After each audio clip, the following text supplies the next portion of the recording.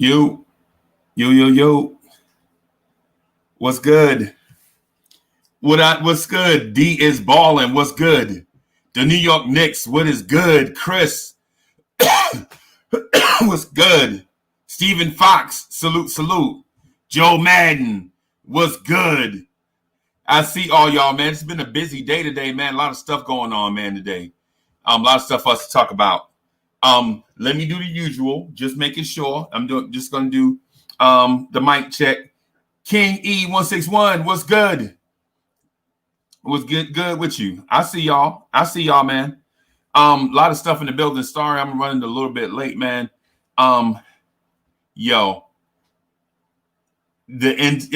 Technology is undefeated. That's all I'm gonna say about that. Technology is undefeated. Felipe 210 in the building. Hector Beauchamp, what's good? I'm gonna do I just want to do the thing I usually do, just making sure I'm on all platforms, or whatever, just making sure everything is straight. For y'all that's watching on StreamYard, and if I miss y'all comments and stuff, I'm trying the best I can to get the comments from both Sportscaster and YouTube. So sometimes I miss y'all, but it's not because I'm doing it intentionally. You know what I'm saying? So everything looks good on one. And let me check the other, and then we get right to it. Get right down to the nitty-gritty. Let me check here what's going on. Let me see. Yeah, all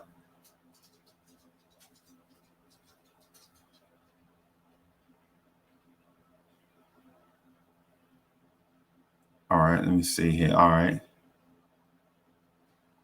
We good.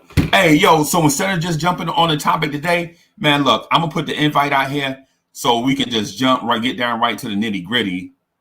Because I know there's a lot to talk about, and I know y'all want to talk about a lot.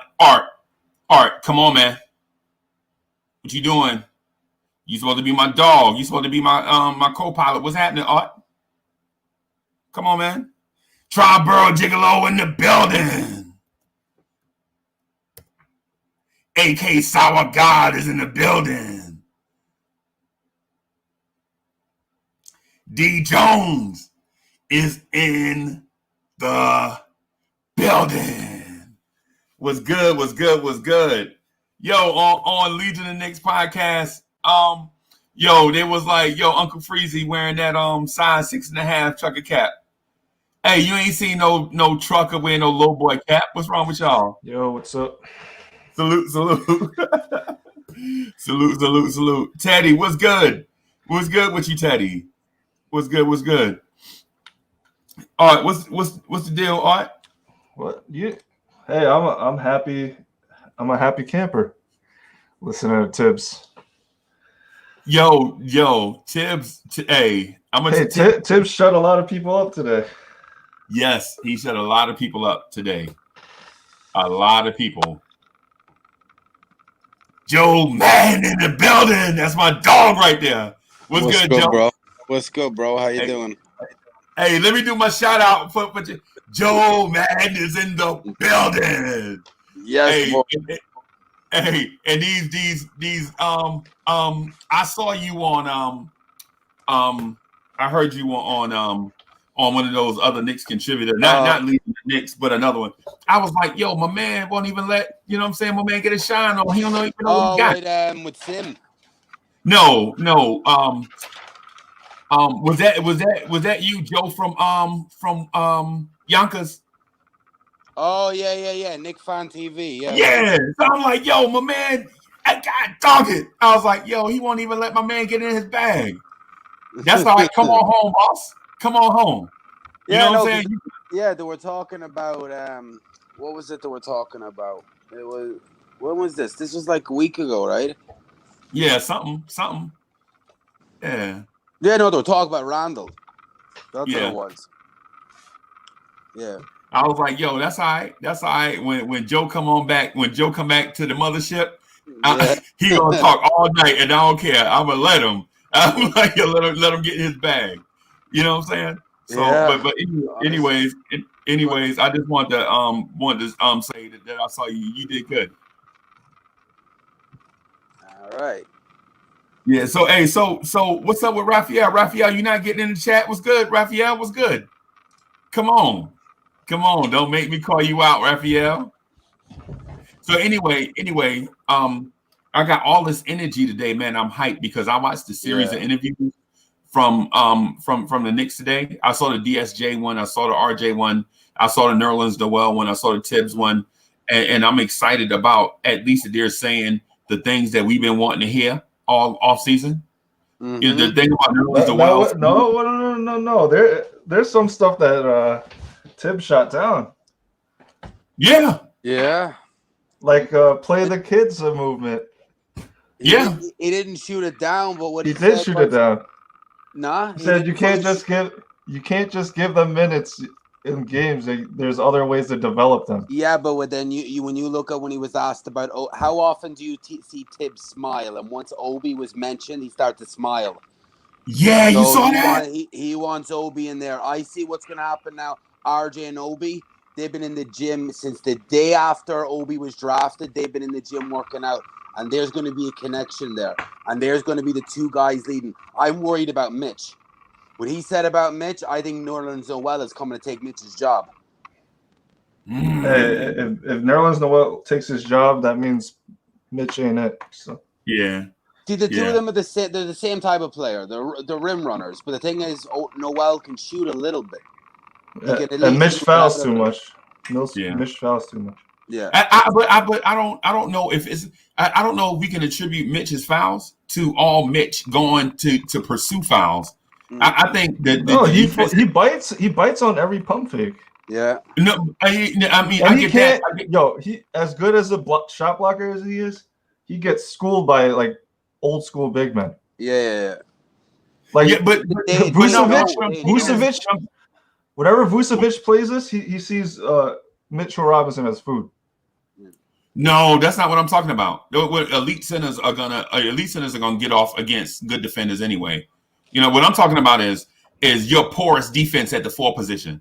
No matter who you put at the 4, the defense was terrible. No matter who you put at the 3, the defense was terrible. Yeah. You know what I'm saying? And your rim protector, regardless who it is, you know when he's getting attacked in 2-on-1s, he's gonna be put in a position to foul. You know what I'm saying? I understand what y'all saying about pump fakes and block chasing and things like that. But what I'm saying is when you're in a situation where certain defenders on the floor are like for instance, if Julius Randle was an average defender, does Mitch Robinson? You saw when Tyson Chandler was here, he wasn't fouling like this.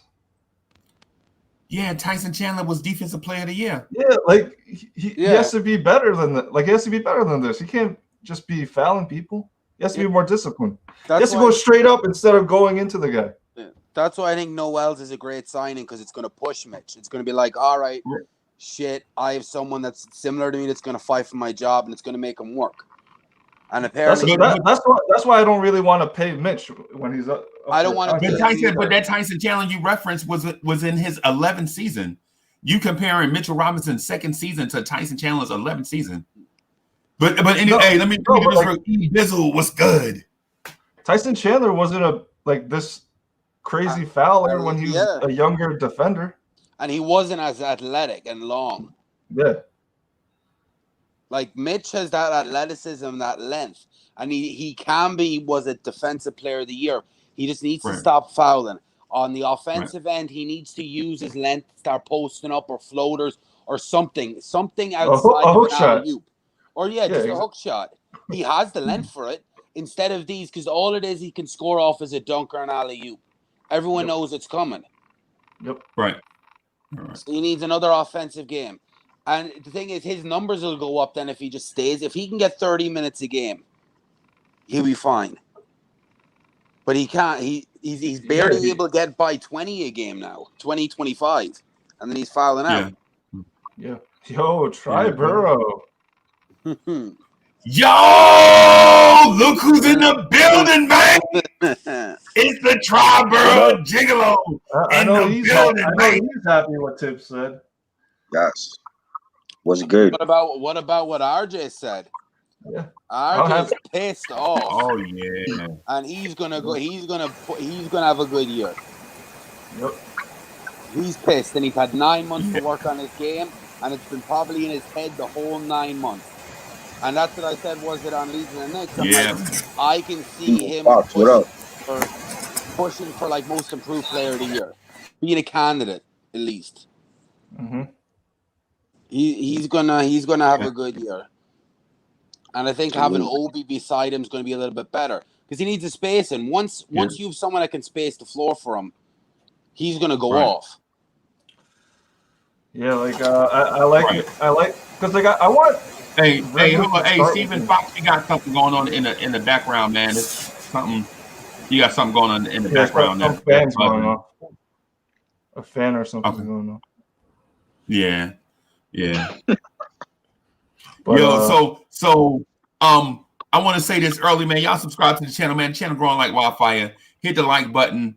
We got, man, these guests that come on, and y'all ain't even guests. It's like, and I keep saying guests, and I don't know what other word that's best suits us, because y'all not guests or co-hosts or nothing like that. It's just like we all get on together. But what I wanted to say is, when y'all come on, man, these people, man, they be waiting. They can't wait to see y'all, man. And I know that sounds like hyperbole, but it ain't. Like, I got on 2 minutes late today, and it was people already waiting to get at it. Yeah. You know what I'm saying? So I was like, people must have jumped straight from Guillermo's podcast, Legion Knicks, to yours straight after. Because I think we finished up at like 11:30 over there. Yeah, because we like I was telling him, we like Jeopardy and Family Feud. You know what I'm saying? Back to back. Yeah. You know what I'm saying? Back to back. So, but yeah, man, y'all subscribe to the channel and make sure that y'all like. We're gonna be here. Hey, Rob the Nick is okay. All right, Rob. Hold on. Rob. Let me do a little something. And the other thing I've been wanting to say too is I appreciate Simma Singh in the building and Bodega Wi-Fi. I appreciate y'all modding for me. That go a long way, because when I be trying to actually do this and talk to everybody in the video chat too, sometimes it seems like I'm distracted. But it's because I am distracted a little bit. Legion of Knicks podcast. Oh my, this dude is Legion of Knicks podcast is a robot, an android. I swear to God. Yeah. Because he just got off like 3 hours. He got off for 3 hours and he's ready to go another 3. That's it. Nick. Yeah, hell yeah. Nick Junkies.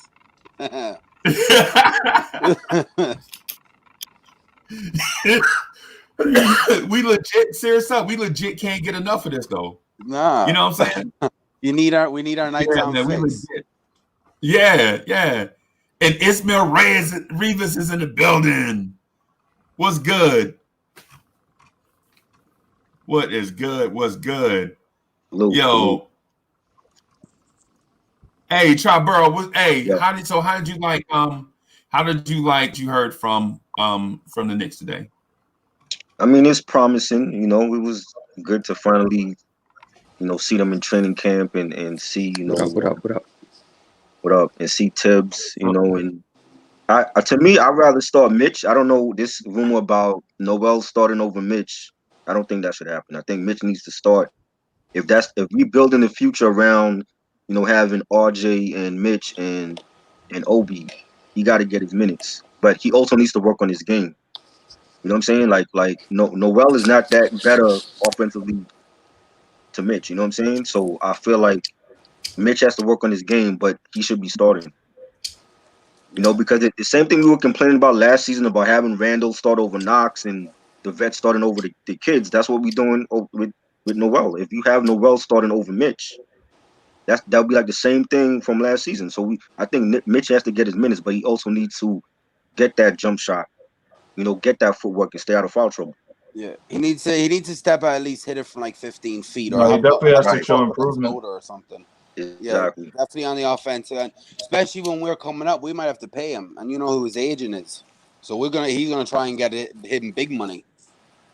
Right. So if we're going to pay him, 12, 15, whatever he's looking for, then he's got to show offensive improvement. And he needs to stay on the court with this foul trouble. He has to stay on the court. You can't pay a guy, 12, 15, 17 or whatever, that he's only giving you 20, 25 minutes because he can't stay out of foul trouble. Right. Yep. I think something that we have to look at that we've seen in the past 3 or 4 years, especially with these young guys, we've had the worst development staff in the NBA. Yeah. That's a fact. So this is the first time for Knox, for Frank, where they're in an environment where you're totally accountable 100% of the time. And Tibbs made a point of it today, where he was like, "Look, listen, you're not getting minutes just like that. You have to earn your minutes." So Frank has to beat out Austin. Mitch has to beat out Norris Noel. He made these points and emphasis to let these guys know ain't nothing being given. That's what I heard. And if they're the future, they have to, if Frank's the future, he has to be able to beat out Austin. Rivers. Of course. Or River. Yeah. Or even Peyton. For real. Knox has to beat out Alec Burke if he's the future. If you can't beat out Alec Burke and you're meant to be the future, you're not meant to be here. Right. Yeah. Absolutely. Freezy, you're making an echo, yo. Freezy. No, Freezy's making an echo. Okay. I don't know what Freezy did. Yeah, there's an echo. There we go. All right. Yeah, I liked what I heard. I like RJ. RJ's angry. RJ's pissed. Yeah. See it in his face when he was asked about it. His eyes, you could see it, and I guarantee it's been in his head for the last 9 months, and he's been working on his game. And as I said before, he's gonna be in the conversation for most improved player. I was hoping to hear from Obi. I really didn't care for Nerlens today. Yeah. I think they're coming in 4 or 5 at a time. So there's going to be 4 more in tomorrow. I think they're doing just individual workouts. I heard that they're not even doing scrimmages. They're just doing individual workouts. Yeah, and I think next week they're doing 5-on-5 and shit like that. I think next week, and then you have the preseason. Yeah, because apparently you're not allowed to have more than 4 people on a court at the same time or something. That's what I heard on Alan Hahn's show. That doesn't make any sense because then you're going to have 50 guys in the roster going into preseason. They probably have certain time slots of players. That's what RJ said. Oh yeah, I'm working out with Obi at the same time as Obi. Yeah, they've been working out. I think Obi went into the gym the day after he was drafted and started working out with RJ. Good. That's what I want. That's the kind of player I want. Yeah. The day after. I know him and Quickly. Him and Quickly have been working. Yeah, Quickly too. They said Quickly in Kentucky. They said there was the janitor had to kick him out at night, and it took him to go home because he was just constantly in the gym working out. Good. I think if you have a nice nucleus of young players, not to say they're going to be uber talented, but if you have RJ, Obi, Quickly, all on the same page. Even Miles Powell, who's I think could be a dog for this team. I'm not saying he's going to be great or anything, but it's not just look. We know we're not talented. His step up game, his dribble pull up is fucking nasty. Oh yeah. But the only thing is that Quickly. The thing with Powell. Oh, Powell. Oh yeah. I wonder how he can shoot off the dribble too very well. Yeah, he played 22% of his possessions were off ball or scoring off ball. This is a guy. He's a versatile player. The only thing I'm just scared of is that if you take the ball out of his hand, because remember at college, Seton Hall, especially last year, he had a 35% usage rate. It's not having that in the NBA. Unless he comes off the bench, even off the bench, he's not going to have that. No. Can he fit into a role now? I think he could fall into that Aaron Brooks type of role, right? Or like Lou Will. Or Lou Will. He's 6'2", though. That's what Lou Will's what, 6'6"? No, Lou Will is short. Lou is 6'2" and a $170. Lou Will is small, man. He's 6. Snowball's ain't no 6 feet, bro. Stop it. Man. He's 6'1", 6'1". 6'2". No, I said 6'2", G. He's 6'1". No. On Wikipedia. Wow, right, he is 6'1". Wow, my brain is garbage. Holy Yeah. shit. Yeah, he's small, man. I could have. Wow. I was actually looking into saying about the Knicks should trade Randle for him. Lou Will's only making $8 million a year. He didn't get signed yet, right? No, Lou Will has 2 years left on his deal at $8 million a year. You think the Clippers will want Randle though? The Clippers, well, they have No, they don't. Montrezl Harrell. Well, they lost Montrezl Harrell, and they need a guy off the bench. They have no bench. They got Serge though. They got Serge Ibaka. Oh yeah, they got Serge. Yeah, That's true. Yeah, but they have no bench though. Like they need a guy to come off and score because their bench is weak. You have Lou Will and nobody else.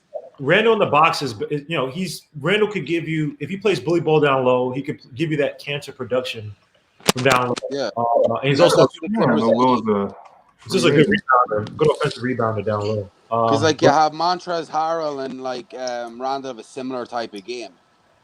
Both of them are dominating inside, but no, there's only 1 year left. Yeah. Yeah.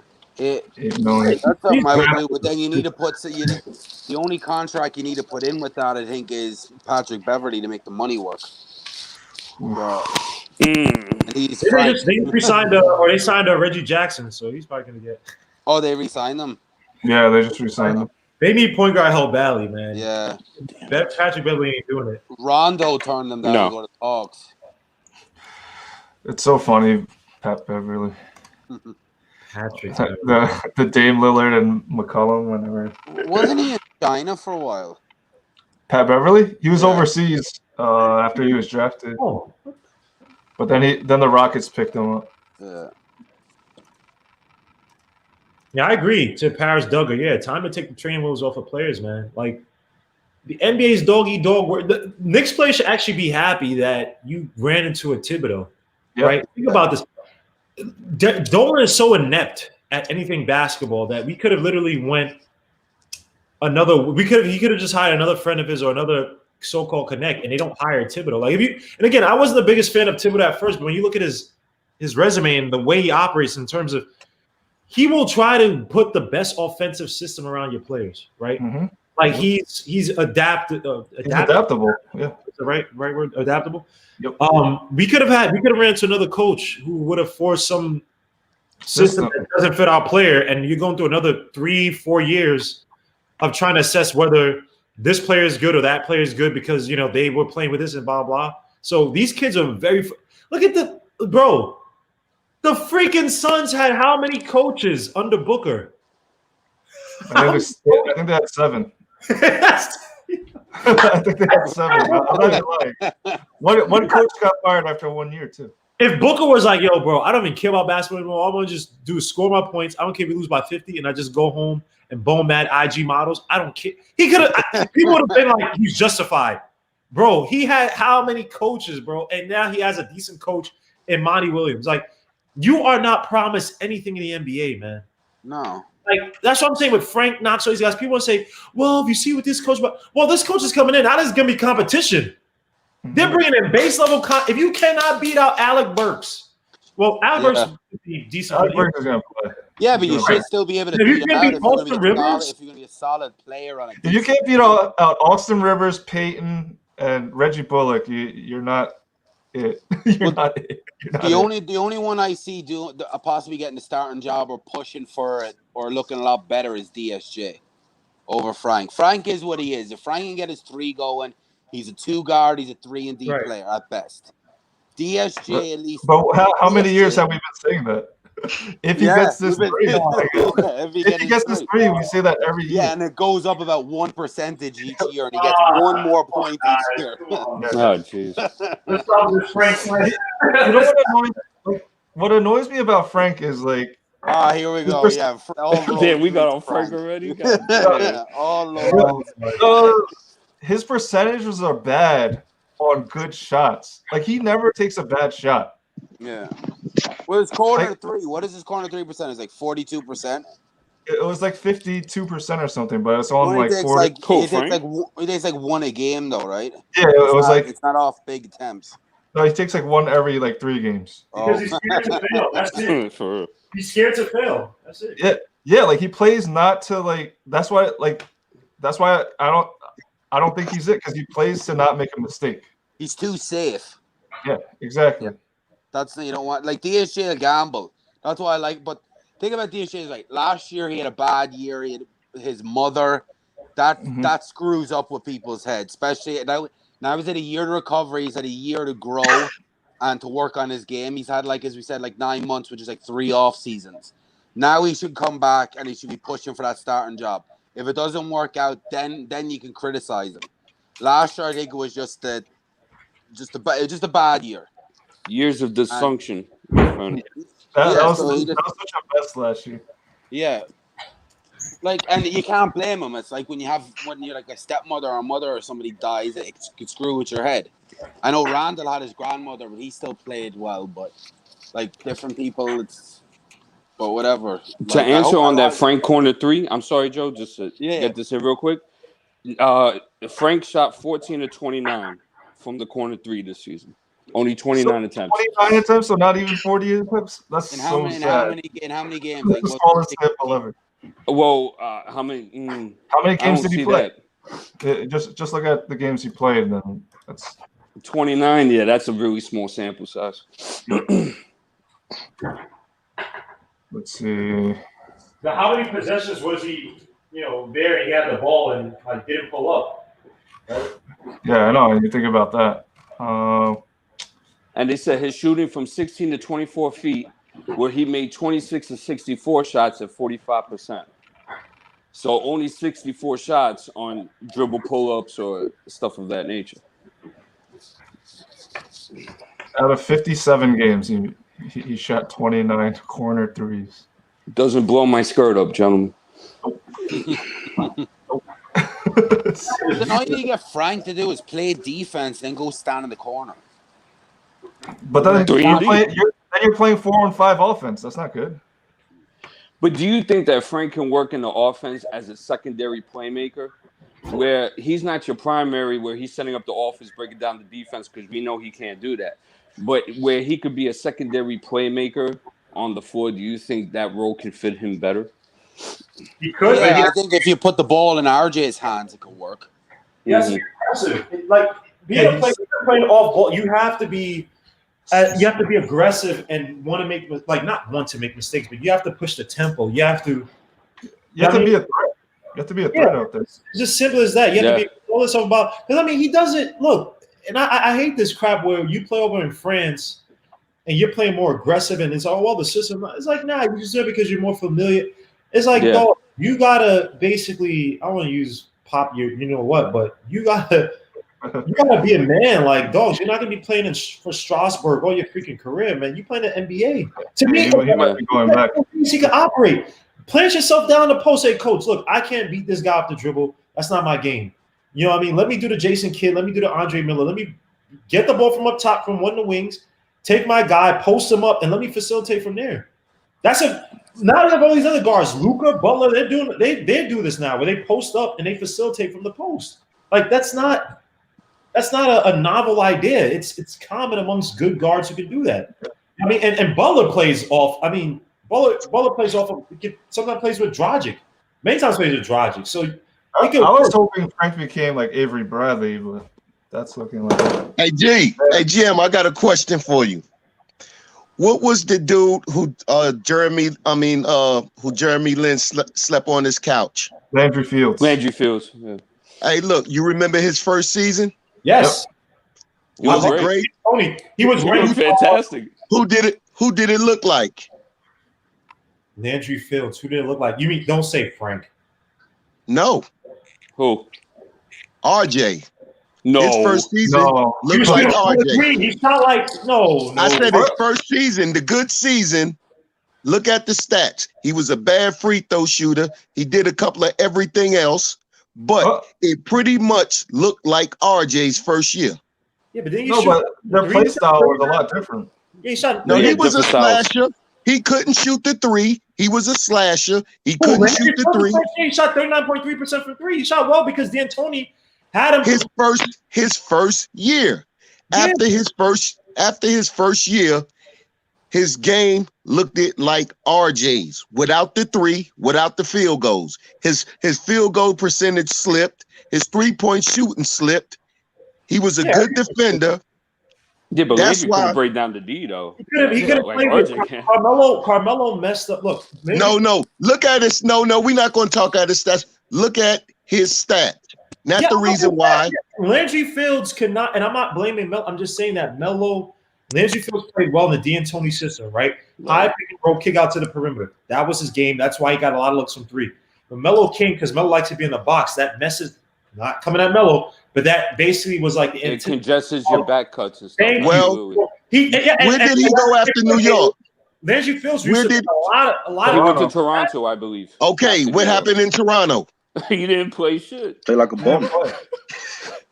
He didn't play. Hey, look, be careful of RJ right now. Don't give him high praise. Watch him. Keep your eye on him. It can go either way. I agree, but I like the tenacity. I like what I'm hearing. But not even just what I'm hearing, but you've seen it where he's aggressive.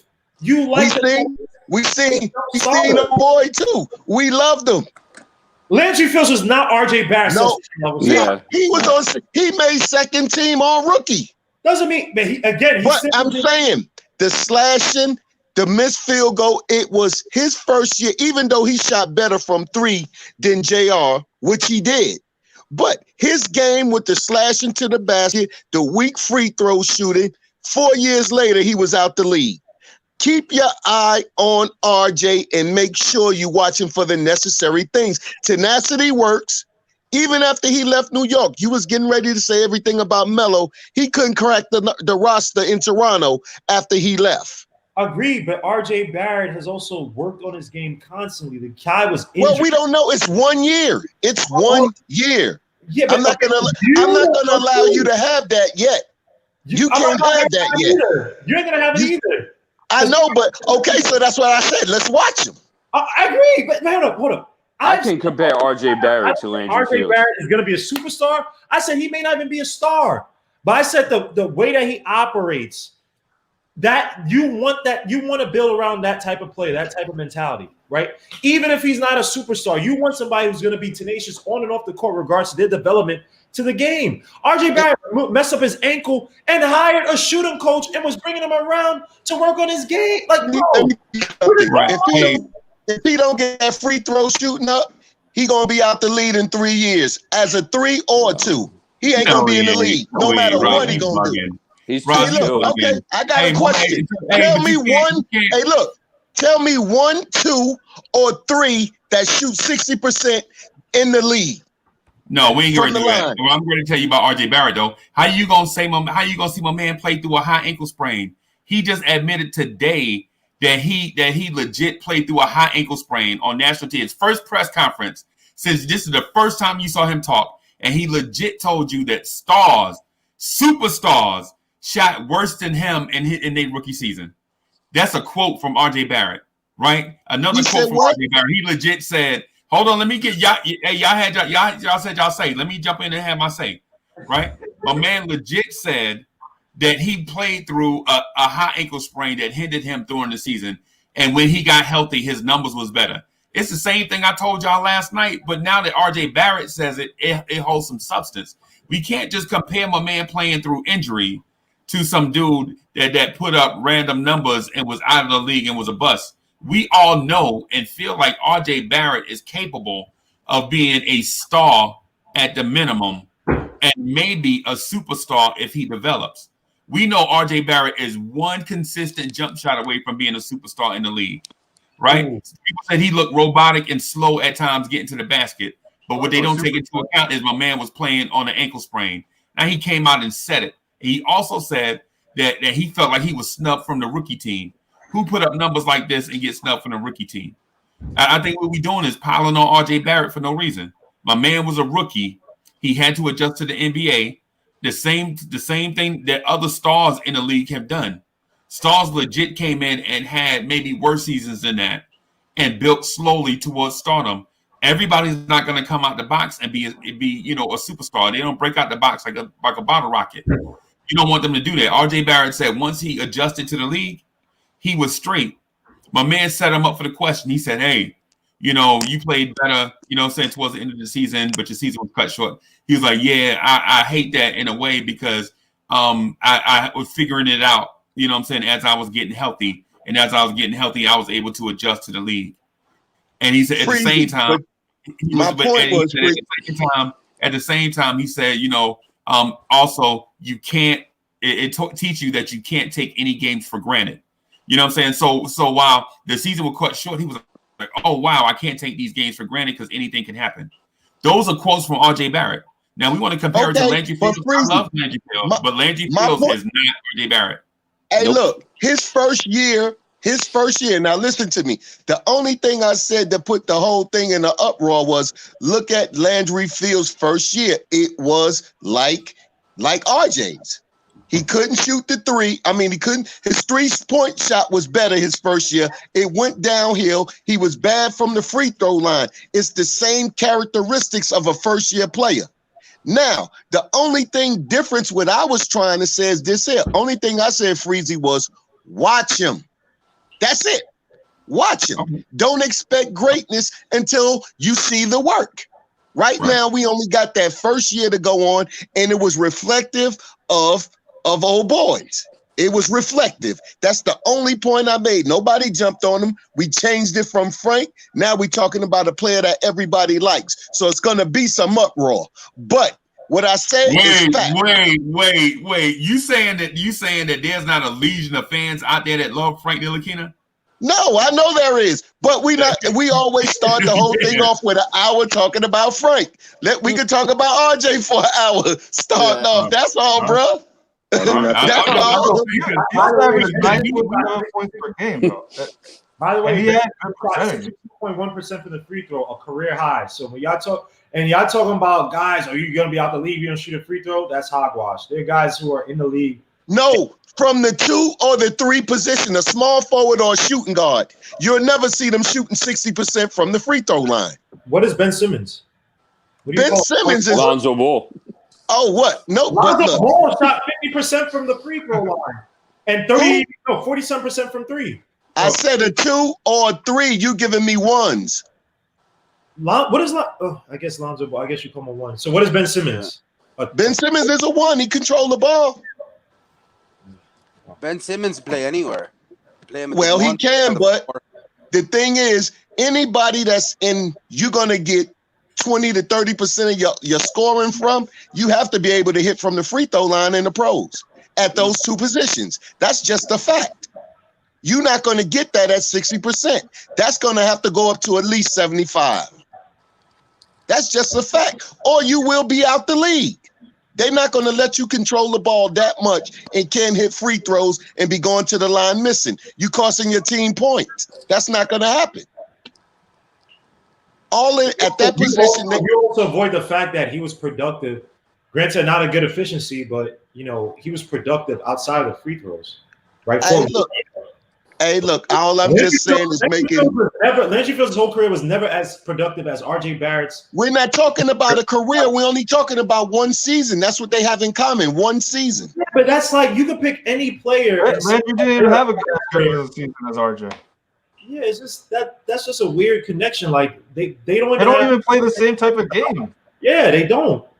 They both in what is RJ's game? They look assists, rebounds, and scoring in their first year. They both did the same things. They both excelled. They excelled in all 3 of those positions, in all 3 of those categories. Assists, was just cutting to the basket, and then they would just pass him for like a backdoor cut. He can move without the ball. So can RJ. It's basketball IQ. RJ's on the ball more. He's taking people off the dribble. Landry never did that. Nope. Landry took people off the dribble the first year. Oh, no, he did not. Maybe off a closeout. That's about it. You say what? I said maybe off a closeout where he attacked the closeout and drove to the rim. That's about it. But you know what? He didn't have that much responsibility as RJ had. But my thing is this. Look at the free throws, and if that doesn't go up, we're going to have a problem player. Well, it went up during the year.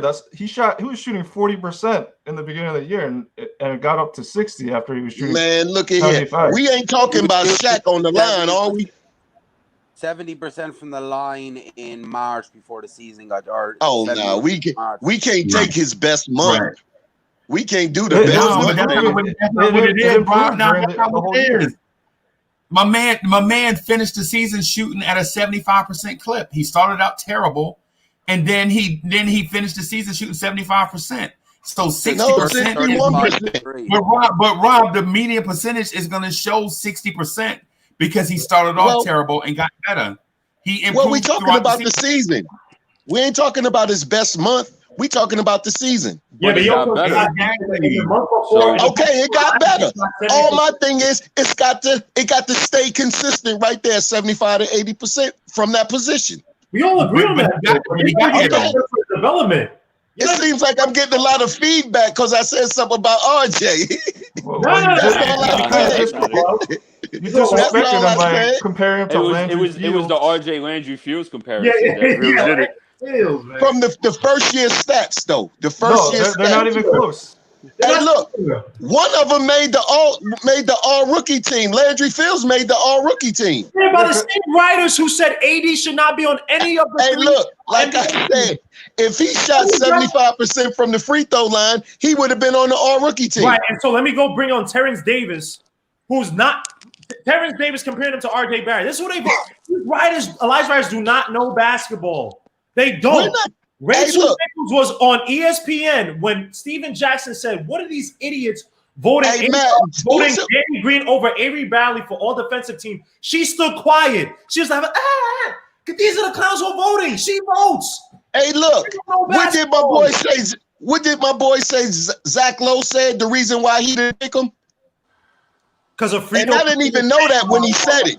I didn't even know that. I came to my own conclusion that probably what it was. What did Zach Lowe say? I would have probably picked him if he shot 70% from the free throw line. Right, and if he missed as many games as Zion, but had better and shot better from the free throw line, are they? I think me personally, Zion shouldn't have made it. Hold on, y'all. Let me ask y'all this. So would it have been better if RJ Barrett missed all those games like Zion did, or play through an injury and try to help his team? Which one would y'all have preferred? He wouldn't have made it either way. It shows a lot of heart that he played through it. It speaks a lot of his character. I mean, my man legit had an injury that a lot of us may have had and know that it's tough to play through. If you had just a regular ankle sprain, you don't even want people to touch it. You don't even want to bump it. But my man had a high ankle sprain, which is, they say the degree is like 5 times worse than a regular ankle sprain. They're like, if you sprain your ankle, you want to sprain, your lower ankle. You don't want to sprain your high ankle. But RJ Barrett played through that, and I feel like he's getting punished for it. Your ankles do not. I have 5 on this foot, and I have 1 on this foot, on my left foot. Your ankles do not heal; it gets weaker, and then I have damage because of it on my 5th metatarsal. Right. So you're talking about a kid who should be sitting out, and he's like, "Nah, let me play." That's going to affect him down the line. And we're sitting here, not you, Rob, but people literally sitting here, Zion, because he had a few games. His first game, he shot, 4 threes, and he's the greatest. Oh, my gosh. The kid can't even stay on the court. He's 290 walking bow-legged, another injury away, but they're voting him in, and they vote Terrence Davidson. Like, come on, though. It's funny when people want to use advanced stats or stats to say somebody shouldn't get in, but they're not consistent with who they do it with. How the hell is Zion on the – come on, bro, because he's the main attraction? Zion Williamson reminds me, not saying his game does, but it reminds me of the same hype when Stromile Swift got drafted. Oh, man, this guy's going to have so much body, but he's a high-flying – that's mostly what Zion is at this point. Even though he has good footwork around the rim, the guy can't shoot like that. Nice, man. No. I'm not ishing on Zion, but the hype is like – if RJ Barrett was not on the Knicks, he's getting voted in. Oh yeah, definitely. Basically, I don't think so. Not with that 60. I don't think so. Not with that 60. Not with that 61%. Rob, that's the first year. I'm sorry, Legion. I'm sorry. Go ahead. Go ahead. No, I was just saying, how does Terrence Davis make it in? Because he played a team that they told you why. They said that he played meaningful minutes on a winning team.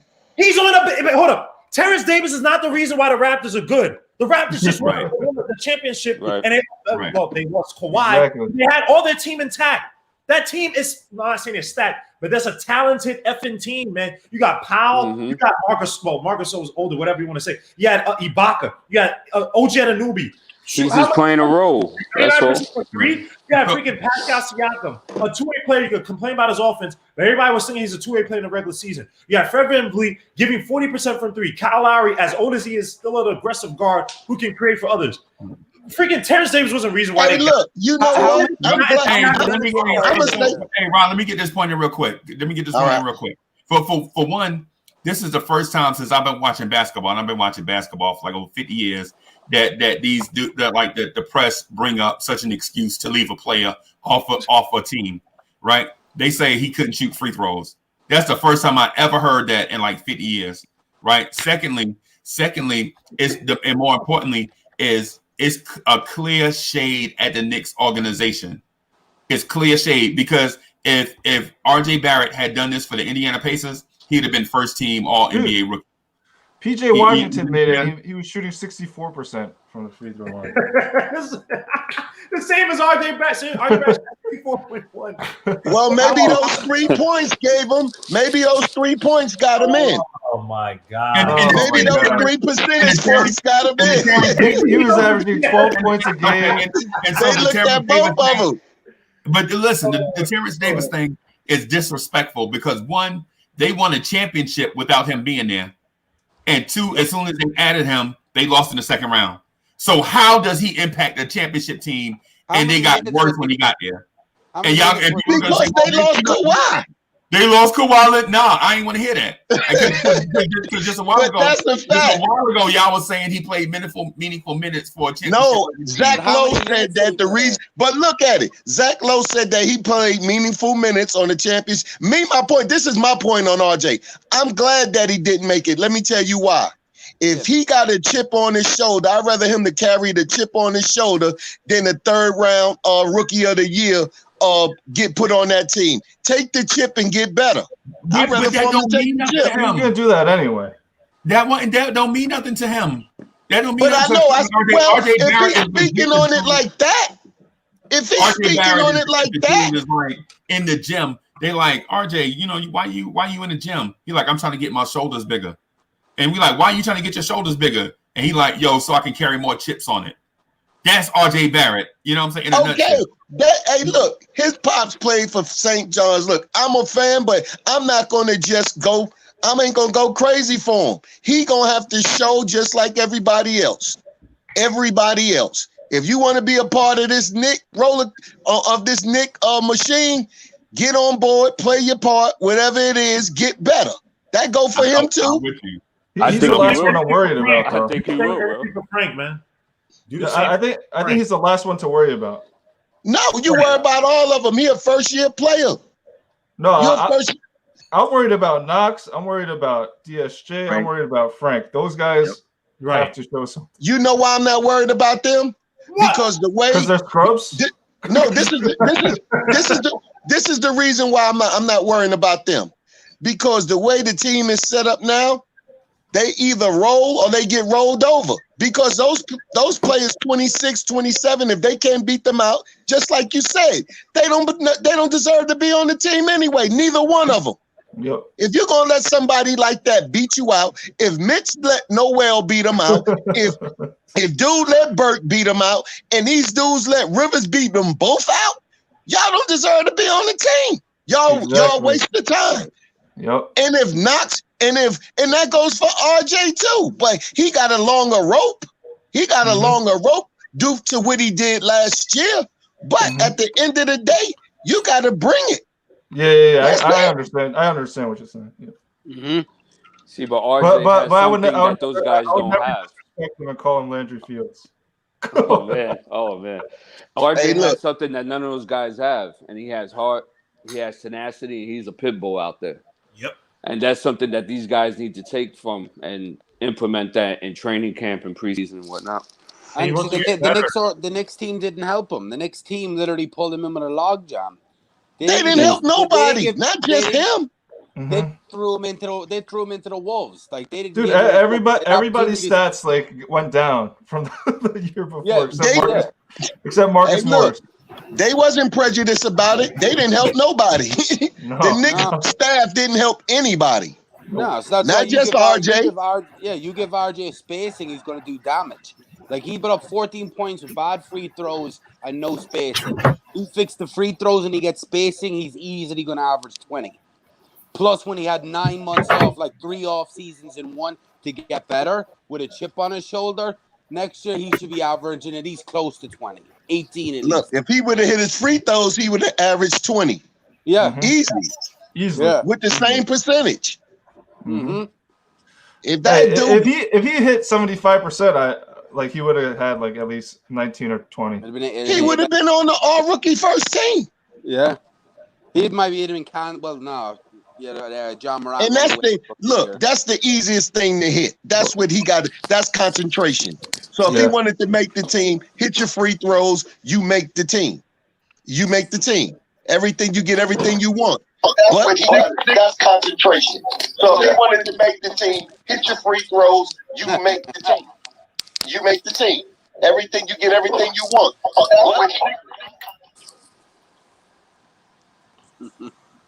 Yeah. Hold up, man.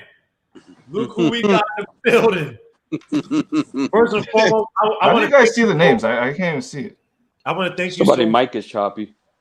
I want to thank you so much for beating the Jets to help us get closer to Trevor Lawrence, man. That really touched my heart, man. Like I was really scared that, when it was like 13-3 or whatever, that we would have a chance. But salute to the Dolphins. As crappy as an organization as you guys are, you did us a solid. So salute to you, man. I appreciate it, man. Thank you. Trevor Lawrence is coming. Hey, I'm getting an echo, Guillermo. That might be me. Hold on. Yeah, somebody's mic is choppy. Oh, that's Ron. That's Ron Cleveland. Hey, what's up, Knicks family? What's up? Hey, man. Hey, I'm enjoying listening to you guys, man. Man. Down here in South Kakalaki, you heard me? South Kakalaki. I can't believe who in the building. It's my friend Ron Cleveland is in the building. It's been a long time. What's good? Yeah, man. How you been? Hey, I'm like the rest of you. Hey, I'm like the rest of y'all, man. Hey, we long time. Hey, man. Hey, I've been working hard, man. Just trying to get this thing off the ground. I see a lot of people doing that thing, man. Hey. To everybody I see in the Knicks Nation starting their own thing, man. Hey, much love. Hey, I'm subscribing to all y'all stuff, man. Guillermo, hey, hey, I'm getting chill bumps, man. When I saw you, man, I said, this dude. I remember us in the trenches with Sim, man. The ground roots, making them phone calls, man, and to watch you do your thing, your analytics, man. You're going to go far, kid. I'm going to tell you.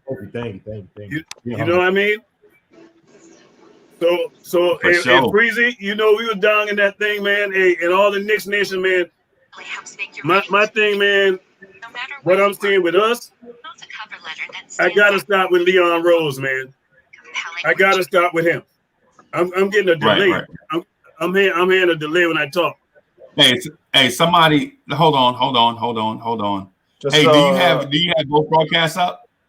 Are you in StreamYard and on YouTube at the same time? Yeah, just mute one of them. Yeah, Mute the YouTube one. Yeah, right. just y'all hear me now? Yeah. Okay. Yeah, that was on me. But man, hey, I'm loving the direction of our team, man. I'm listening to all these national media clowns, man, talking about the Knicks missed out on players. And one thing we know, them days of overpaying for players, that's gone. Mm-hmm. Dude is not over. You telling me right now, if we would, Van Vliet went back to Toronto for $85 million. You don't think if we came in with $100 million, 110, he wouldn't have been a Knickerbocker right now? Exactly. He might. He would have been. It don't make. The guy said it himself. He said he was looking to get paid. He done got his ring. This is his first real check. He would have been a Knickerbocker. We know, hey, Gordon Hayward, he definitely would have been a Knickerbocker because they weren't even talking about Charlotte. Charlotte came out of nowhere and dropped that 120.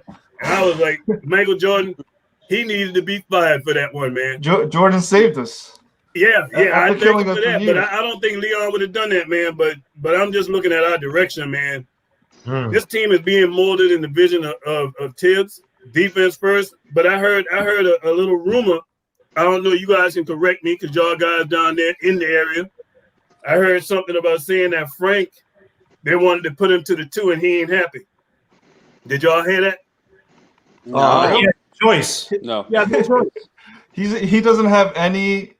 He has no any say. He has no say. He has no say. I'm gonna tell you. You know what I think that signals? When I heard that, I said, "Man, why would they want to do that?" So I started. The Braves start spinning. You know what I mean? So I'm like, that signals to me that they might be starting DSJ.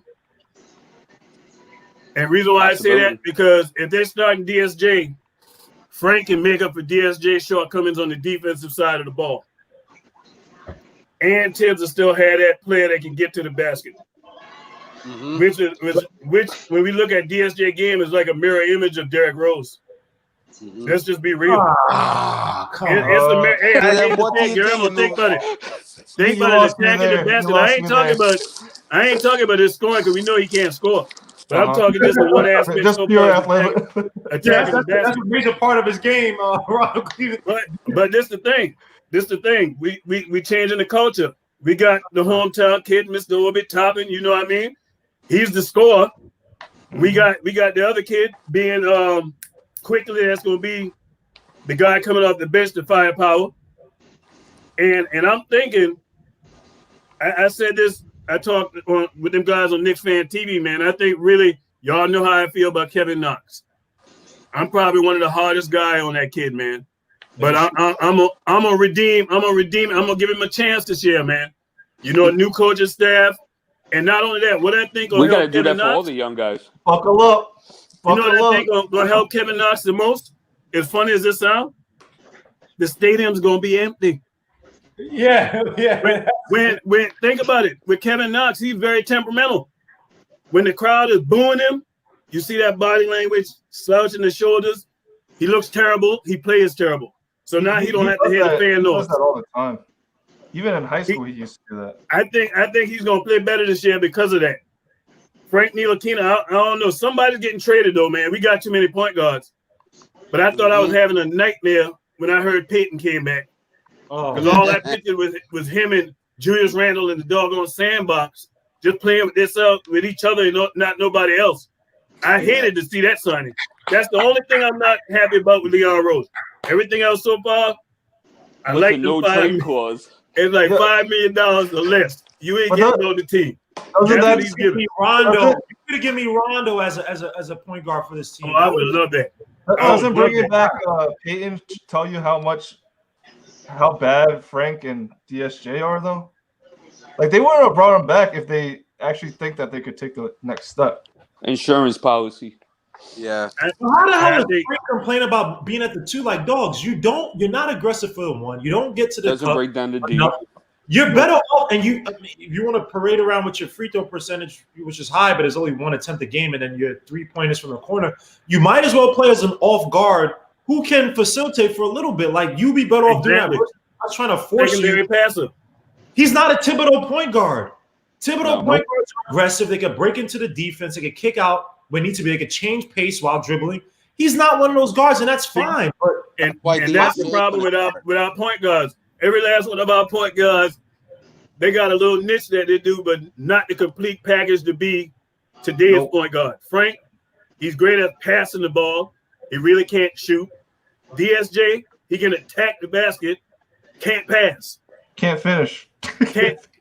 Well, I don't know about that. Now he'll dunk on you. Oh, he could dunk. But not through contact. though. He'll dunk on you in a minute if you sleep. But you look at that Alfred Payton. Yeah, he can't shoot. I can't say nothing. He passes to Julius Randle 26% of his of the time. So that like you said, the sandbox. They love each other. That's why I kind of feel like, depending on what goes on in the training camp, man, I won't be surprised if Quickly jump in that thing and take that thing, man. Quickly can shoot that rock. It ain't gonna take much to take that point guard position. He's gonna be more the 2 guard though. I think Quickly's more of like a natural. You know who might still the 1 guard if he really balls out? Rivers. Miles Powell. Forgot about him. As a piece. As an aggressive. They gonna mess around and slip up. You gonna see Austin Rivers with the job if they slip up. I wouldn't be surprised if we see Austin Rivers. Austin Rivers is nice now. He's nice. But see, he's not a true guard. We don't have different. We have too many like combo-ish guard because like Austin Rivers is not really a pure. Like he's not really a point. He just this is why I have the starting lineup because I'd rather have Obi than Randle, but Randle's probably going to start. Based on what Tom Thibodeau said about Obi today, you don't think Obi's going to start? Yeah, he's for Randle. They got to build a trade to get Randle the hell out of here. I don't think he don't care about that. He don't give a shit about Thibodeau that. Don't care about getting off no players. He just said that. Obi starting. It's going to be the whole thing. He ain't thinking about it from no business standpoint. What did Thibodeau also say? Thibodeau also, he didn't talk about it in detail, but he also mentioned the 4 ways to develop a team, and he mentioned the draft, right? These guys, they can tell you whatever they want, but I'm not saying they're doing a soft tank, but don't be surprised.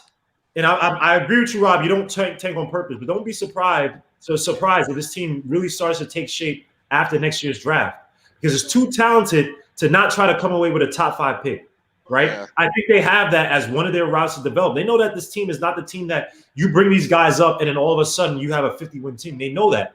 Right, and I'm not saying they play guys on purpose, but I think that they're on the slide preparing for next year's draft. So that means get me some assets for Julius Randle, who I know is not going to be here next year, and we drafted an Obi Toppin, not to take his spot per se, but as the most talented guy he's going to take. Get me assets for Julius Randle because I know. Look, if these guys can trade off Marcus Morris, who I think is more valuable than Julius Randle for his spot, maybe we could try to get a early second rounder, maybe a late first rounder from a team that's desperate enough for a front court guy who could score in bunches down low and rebound, right? They're not dumb. Tom Thibodeau is a coach, but this ain't his team by himself. They brought in a bunch of guys. He's in a mash. What do you call it? A mishmash of coaches who aren't his guys, of front office guys who aren't his guys per se. So this is a collaborative effort. And Leon Rose is like, hey, Knicks, players ain't coming to the Knicks like that. We got to build through the draft. And you tell me you got Kate Cunningham, Jalen Green, Jalen Suggs, freaking all these guys coming in, Mobley and Brandon Boston. And who's the other guy that played with Kate Cunningham? I was just watching Brandon Boston. Scotty Barnes. I was just watching him. Yeah, bro. He was giving Kansas for none of them. Zaire Smith? You tell me I can't go into next year's draft and pick a potential superstar. Don't tank for none of them. I agree. Rob. Yeah, I don't want to tank either.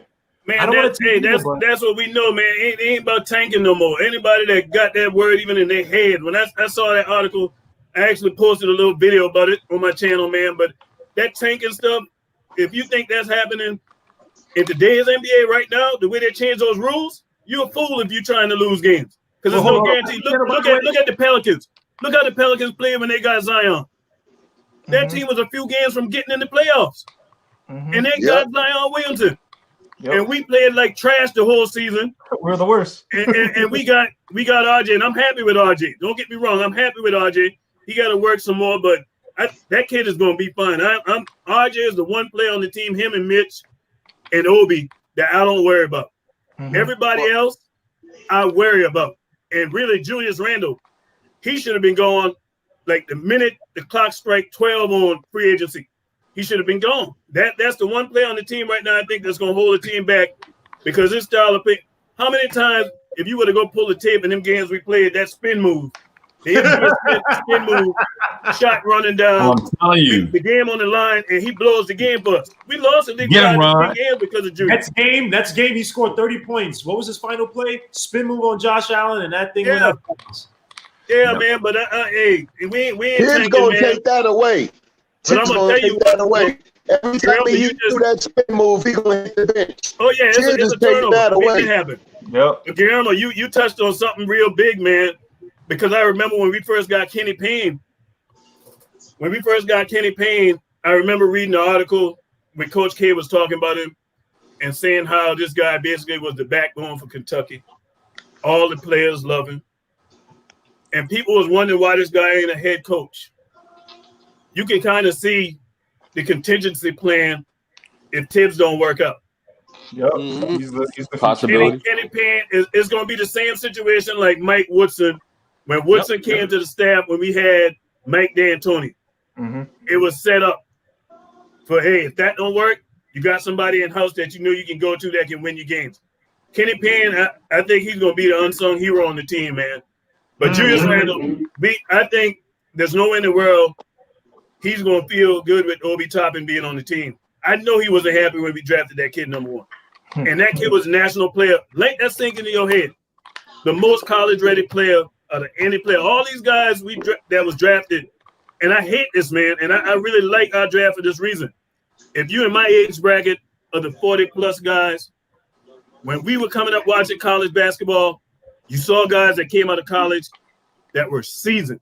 They came in the league knowing how to play the game of basketball. They didn't have to be taught fundamental basketball. 22 was a baby back in the day. That was the norm. 3-year, 4-year players coming into the league. Obi is already. You look at his body. He got an NBA body already. The way he plays the game, I look at him. It's the second coming of Amari Stoudemire. Yeah. And I dare anybody to even think differently. You're gonna see it in the Garden. And every stadium he touches, the kid looked like Amari Stoudemire, but I think his defense is gonna be better because of Tibbs. It has to be. It's gonna be better. You know, but it's a new day in town, man. Hey, Fizdale is gone. He should have been. Man, I think that's the most disappointing thing as a Knicks fan, as a coach, that we've had since I've been a Knicks fan since '91, man. Since '91, I think Fizdale is the worst coach we ever had. Worse than Rambis? Kurt Rambis. I think worse than Kurt Rambis. He was worse than Kurt Rambis. He was worse than everybody. Is because Fizdale came from Pat Riley, man. He came from Pat Riley, so the expectations when we got him was, hey, we was going to have a guy that was going to give us some defensive identity at least. We didn't have a defensive identity. Rambis came from Pat Riley. Offensive identity. Ron Cleveland, Rambis came from Pat Riley too, though. But I mean, not directly, but he played for Pat Riley. You're right. You're right. But that Showtime Lakers. And what I was going to say is in terms of the coaches, man, Kurt Rambis was the slimiest MFer we ever had in the Knicks organization. You when you the backstabber and everybody know you the backstabber and you still stab people in the back, you the slimiest. You know what I'm saying? When Hornacek is trying to coach in a timeout and you screaming at players over Hornacek, if I was Hornacek, I would have fired him. If I want my voice to be heard and my man is over talking me and I can't do my job, he got to get out of here. But you know he couldn't find it. That was Phil Man. That was Phil Inside Man. So, but guess what happened to Hornacek though? Hornacek got fired anyway. You know what I'm saying? If I'm gonna get fired on my terms. Exactly. That's my biggest problem with Hornacek, man. You gotta, as a man, you stand on what you do, man. It's just like us. Right. We grown men, right? Right. Whatever we put in the air, if somebody come and say, "Hey, I heard you say such and such," what you gonna say? I didn't say that. Or you gonna stand on what you say? Right. Yeah. Exactly. And that's what Hornacek should have done. This is my team. We gonna run it. This is how we gonna run it. Not one time, but all the time. That's he never wanted to run that doggone triangle. But that was his opportunity to get back in the league. That's all that was. He didn't want to run that. No. He came with Utah. He wasn't running that in Utah. Hold up. Which we had. Fisher was come on, dogs. Fisher was good. Phil messed that up. Remember when Fisher broke away from that triangle? Yeah. What got him fired? The Knicks started playing better. He got away from it. And Phil didn't like that. I remember Fisher had him at 500 ball when he about got fired. Good. Yeah, and then Melo turned his ankle because the ref tripped him. Oh yeah, I remember that. Right. Yeah. All right, I stand corrected. I guess he was. Yeah, I gotta say, man, David Fizdale was the biggest disappointment just because, the guy was, and then think about this: the guy was with LeBron and D Wade and Bosh, and supposed to, coming off a championship team for that 1 year, and what he did in Memphis, everybody expected him to do good with the Knicks. And that wasn't the case. That wasn't the case, man. But hey, man, it's a new day. Mhm. And Thibodeau, I think Thibodeau gonna be great for us, man. Yeah, look at him now with his big afro. Yeah, he looks weird. As far as Julius Randle getting traded, it's very important that the Knicks team is competitive. It doesn't matter about wins or losses. It matters that we're competitive and Julius is playing meaningful minutes. So when we bulk up his trade value, we can get something proper back in return. Because he's gone. It's just a matter of when. You know, but what's crazy, I hear you say that, but I hear people talk about his trade value. To me, his trade value was already set. I mean, the guy averaged, 19 points a game with 7 rebounds? 9 I mean, everybody knew what he could do. I mean, those are numbers. That's out there. It ain't like the guy played sparingly. He was a starter. So what more trade value can you increase? Right. I mean, let me say this thing real quick before the Knicks don't want to trade him yet. Hey, hold on. That's all that is. We just holding on to it. That's all that is. But his trade value is going to go down. His trade value is going to go down because he's not going to have as many minutes with Obi. Yo, who is this dude, Day A, think he is to come on here and be talking common sense like that? Day A, you get on here like a pro. Oh, yeah? You getting on here like a pro speaking that common sense like that. You know what I'm saying? I got my moments. Hey, spin facts. Hey, when this thing over, hang on for a few minutes, man. I want to holler at you about something. No doubt, G. Got it. All right. Hey, go ahead, Joe. My bad. Yeah, no, I was just gonna say they're on about holding on to Ron to build his trade value. He's gonna have less minutes, so his numbers are gonna go down with Obi. His trade value is then gonna go down. But they know what he can do. It doesn't matter if he's not playing. Long as he's not hurt, they already know what they can get from him. Ron is right.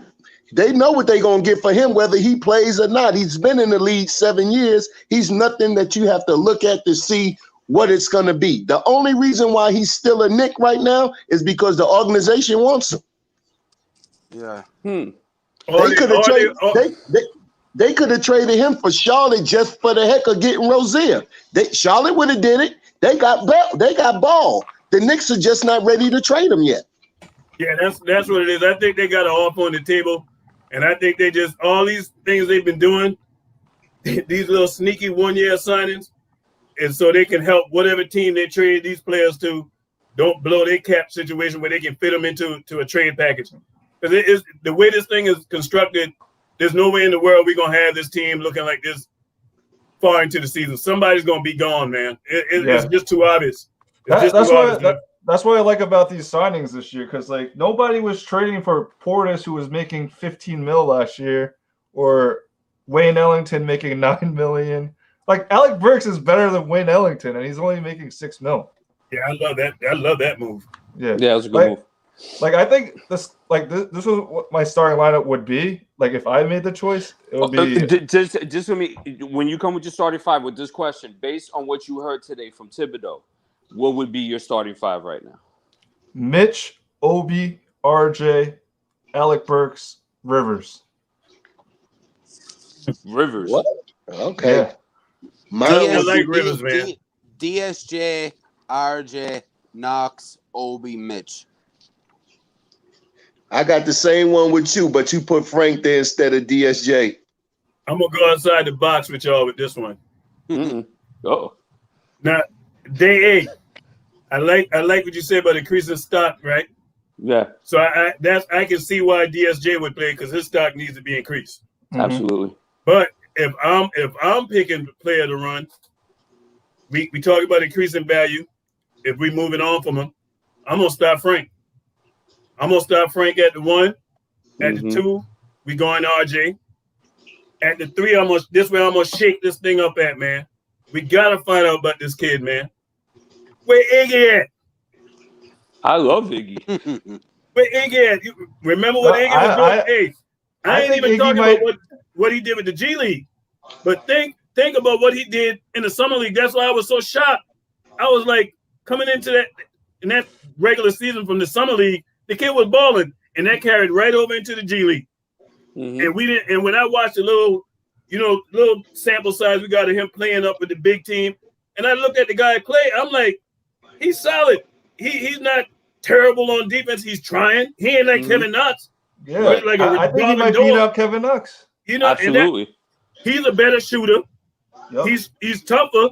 He's He can mentally put tougher. the ball on the floor. He can And he break can down put- the defense and make something happen. Yeah, He plays with yeah. energy. He gets at it, man, and I like him. He's scrappy. Yeah. You know what I mean? Yeah. So that would be my third, my guy at the 3. And 4, you already know where I'm going, man. I'm going down there to Dayton, Ohio, bring the kid back, put the banner on his back, Mr. Obi Toppin, you heard me? And number 5 down there in the Bayou of Louisiana, you heard me? I'm going back down there.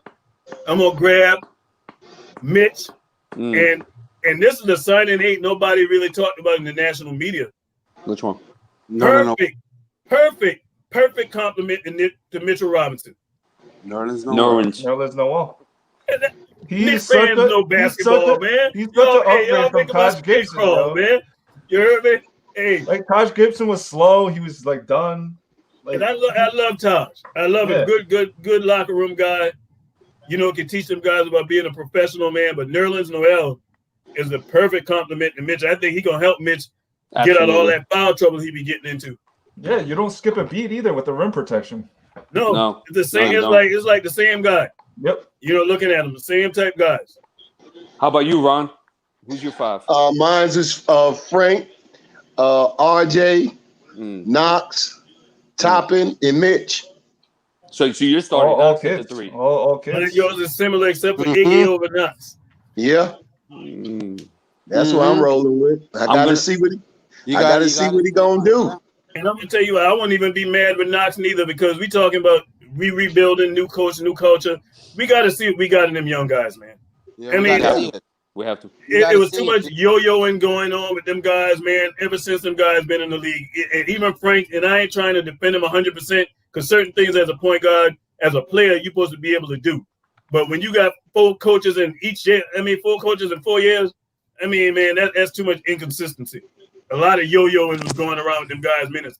And I think Fizdale did Kevin Knox's biggest disservice. Biggest disservice. Absolutely. He did all those young guys a big disservice, to be honest. You up there hanging. He want to go hang out and be friends. Going to the games instead of being a coach. Yeah. I'm going to go with DSJ at the point. I think RJ and Alec could be interchangeable at the 2 or 3. So that doesn't matter. I'm gonna go with Obi just because how Thibodeau spoke of him today I was surprised, to be honest. And I think they're gonna go with Nerlens Noel to start because Obi could play defense in college. Imagine starting him in his first game. He's gonna have a lot of trouble, and to have a veteran like Nerlens Noel to protect him in the paint, I think will be vital for his development to start. So that's why I went with Nerlens. I couldn't even argue with that over Mitch. Yeah. Because both of them the same type players. So you don't lose nothing with either one. Mm-hmm. Mitch comes off the bench. If Mitch can give you a good 20, 25, 30 minutes, being disciplined, grabbing rebounds, being a good rim protector, rim running, he's going to get into the starting lineup. Who's your favorites to break out this year, guys? RJ. I think it's going to be a jailbreak. They all coming out. Oh, yeah? Oh, man, that would be great. A jailbreak. That would be amazing. Everybody going to do something to stay. Everybody going to do something to stay.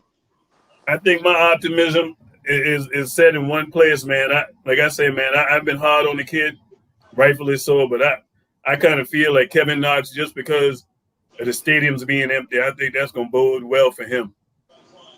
And he's back with Kenny Payne. That's going to help DSJ too. Yep. Yeah, you're right. He's another one with that kind of temperament.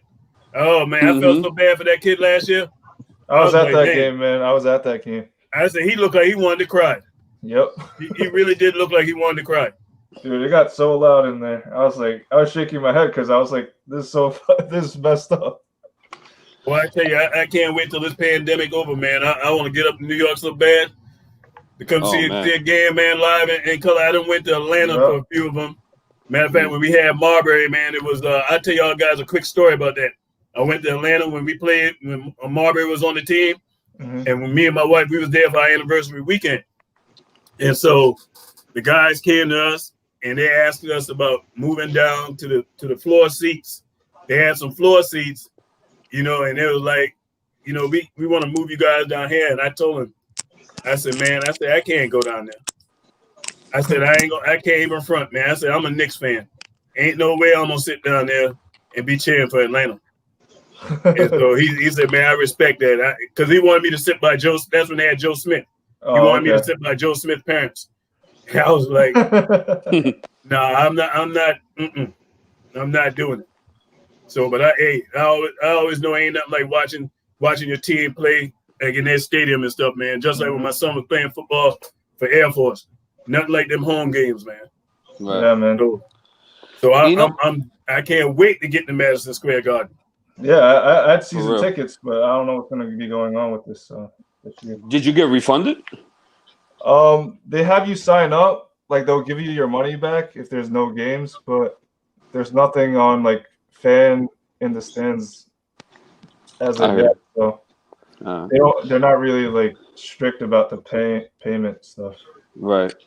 You know what's extra baggage for DSJ and why New York is so hard on him and so critical was because he was the piece that we got back for Porzingis. Yeah. And that just puts extra pressure on him having to deliver quickly.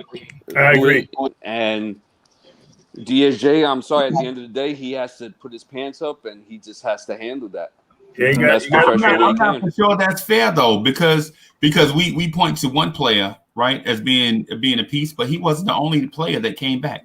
We got DeAndre. He was the most looked at. He was the most looked at piece as right. He was the most valued player. The other players were cap holds, so were for money. Their 1 year deal just to hold for KP and Kyrie. Right. But what I'm talking about is we also got Wes Matthews, who we probably should have traded to a contender, but we released him because he asked. You know what I'm saying? We probably could have got something for him. And we probably should have traded DeAndre Jordan. Wait, hold on for a second. Let me finish my point. So, and we also got a DeAndre Jordan also, who we probably should have traded somewhere for a piece, even if it was just a second round pick down the road. Like when we did the Porzingis deal and we'd have got a second round 2023 second round pick back then, we'd have been like, oh man, that ain't nothing but whatever. But now when we look at it, those 2023 second round picks actually have value. You know what I'm saying? So we probably should have not just concern ourselves with Dennis Smith Jr. And then plus we asked Dennis Smith Jr. to bear that cross in the KP trade, but we also got 2 first-round picks in that deal. Are you going to ask those 2 first-round picks to bear the cross for the KP trade? So we have to look at it in the lens of being fair. I think the reason why Dennis Smith Jr. has to bear this cross is because Frank Ntilikina failed, and we felt like we should draft Dennis Smith Jr. instead of Frank. And I agree. That's a so good you point. say he failed? You say he failed? He's failing. He's failing. He failed. No, he failed. Frank Ntilikina is not the point guard of the future. Oh, everybody, I thought you were talking about DSJ. Yo, I saw that rumors from Alan Hahn, so it might have legs. What rumor? As far as what I talked about earlier? Yeah, that you said in the beginning that Frank's camp is not happy about him moving to the 2. But about Golden State wanting them. You know, Golden State wanted him. That might mean another team might want him, or that he knows another team has interest in him. Hey, look, let me ask you guys a question. Y'all remember what was the kid played from Boston College? Well, Howard Isley. Yeah. You remember like when he played in Dallas, how nice he was coming off the bench, and then we brought him to New York and he couldn't do jack. But then they traded him back to Dallas and he started balling again. It was that system that he was into, that he learned in, that he prospered in. Or was it Utah? That's more like, and his game is more like Frank's. Yeah, it's not too hard to the dribble. But it's a solid game. But it took time to develop. Let me say this real quick, and then I'll jump back out and let y'all have at it. Just let me say this real quick. So the thing with Frank is not a point guard. right? Frank is not a two guard. You want your two guard to be a shooting guard, and Frank is a guard that does not shoot, right? So the reason why I'm saying the thing about DSJ bearing across is we all know Frank is a failed experiment at point guard, right? I'm not saying he's going to be a bad NBA player. What I'm saying is during that trade, we felt like Frank is trash. Let's get DSJ, bring DSJ in here, and DSJ will be the answer. Well, what happened was when DSJ got here, and DSJ wasn't necessarily the answer on a team that had a terrible head coach. So failed. Say the same word now. Keep it 100. He failed too. Who?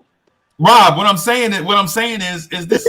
What I'm saying is the reason why people stacked on DSJ is because they felt like Frank was supposed to be the answer, and he's not.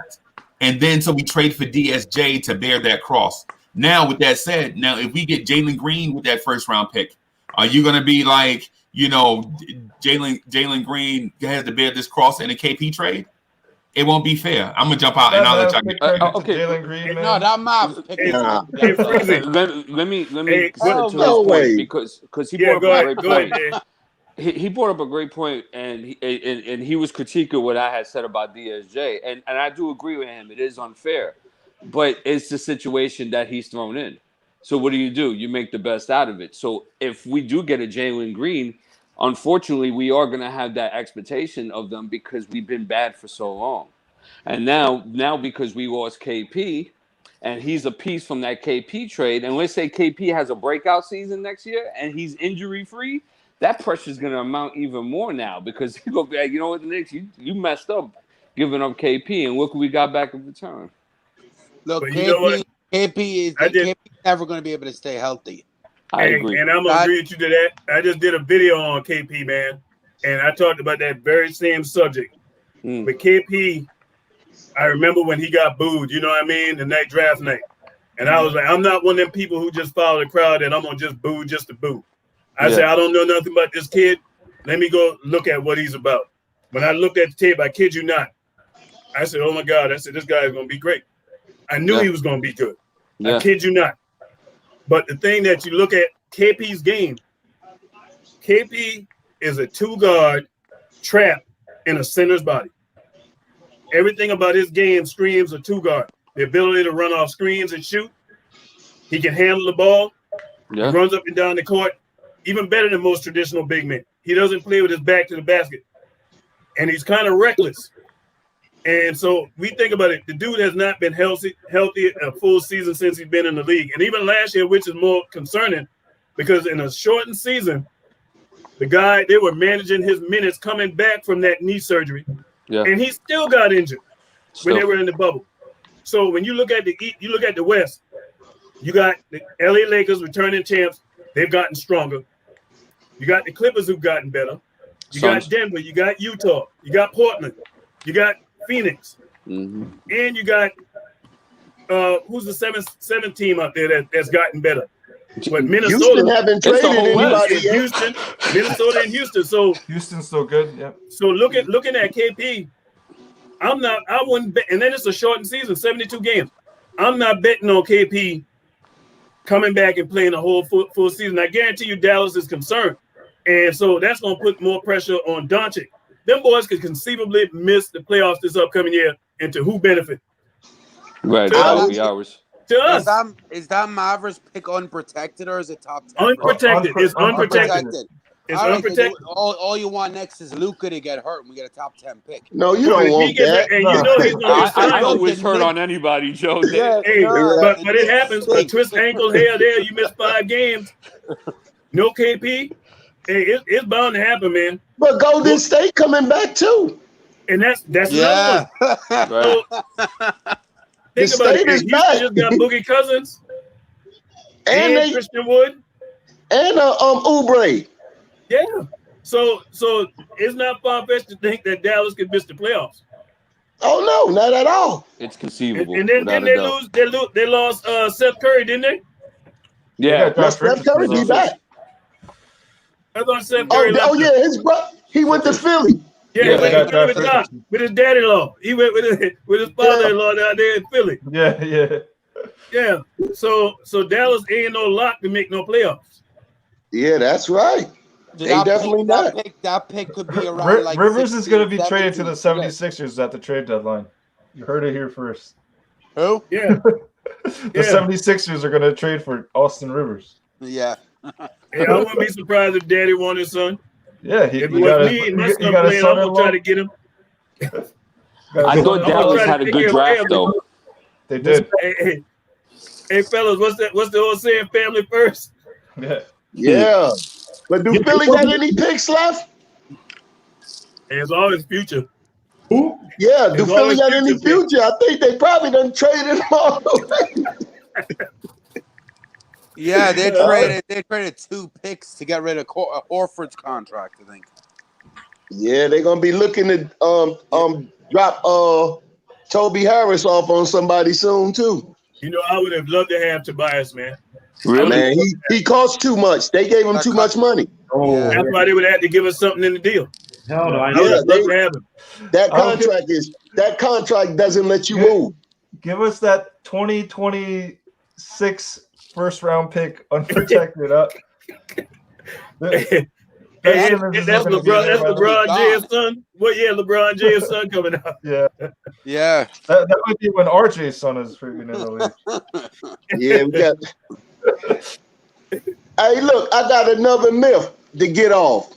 Okay. Give me 5 things that James Dolan did to make him a bad owner. Not media driven. You pushed Y'all want my honest opinion about James? One at a time. I'm gonna tell y'all honestly about the guy, man. Yeah, I mean, we know, he's a short fuse, man. It don't take much to rile him up, and he does, stuff that's questionable. But I'm gonna tell you this: as a fan, the one thing I always want to know is, will my owner spend the money? And he will. Nobody as with a no Knicks fan input. can say, hey, this guy will not spend the money for the coach, that this guy will not spend the money for the player or the GM. He's spending the money. His biggest problem is he got to just get out of the way. Just trust who you got. And I think with Leon, I think he's gotten better at that. I think so Ron, too. Because you got to get 5 reasons. Phil messed up. Ron, everybody got to get their 5 reasons. You got to get 5 reasons. Why? I only got 2 really. Hey, all right. He gonna spend the money on the players, and you know what I mean. He gonna spend that money as owner. That's my main thing, man. He ain't cheap with the money. Okay. Who next? So Carmelo Anthony, trading for him instead of just waiting for him to come in the offseason. Absolutely. Bluffing, and there was no need to make that trade to get rid of all those assets that probably would have benefited Carmelo Anthony. If you talk about Isaiah Thomas hire, that was, a disaster. Not as a basketball mind, Isaiah Thomas drafts really well, but as a could have run an organization. Right, the organization. I think the Steve Mills hire was one of the worst. Horrific. You don't hire your friends for legit basketball. Scott Layden. Scott Layden.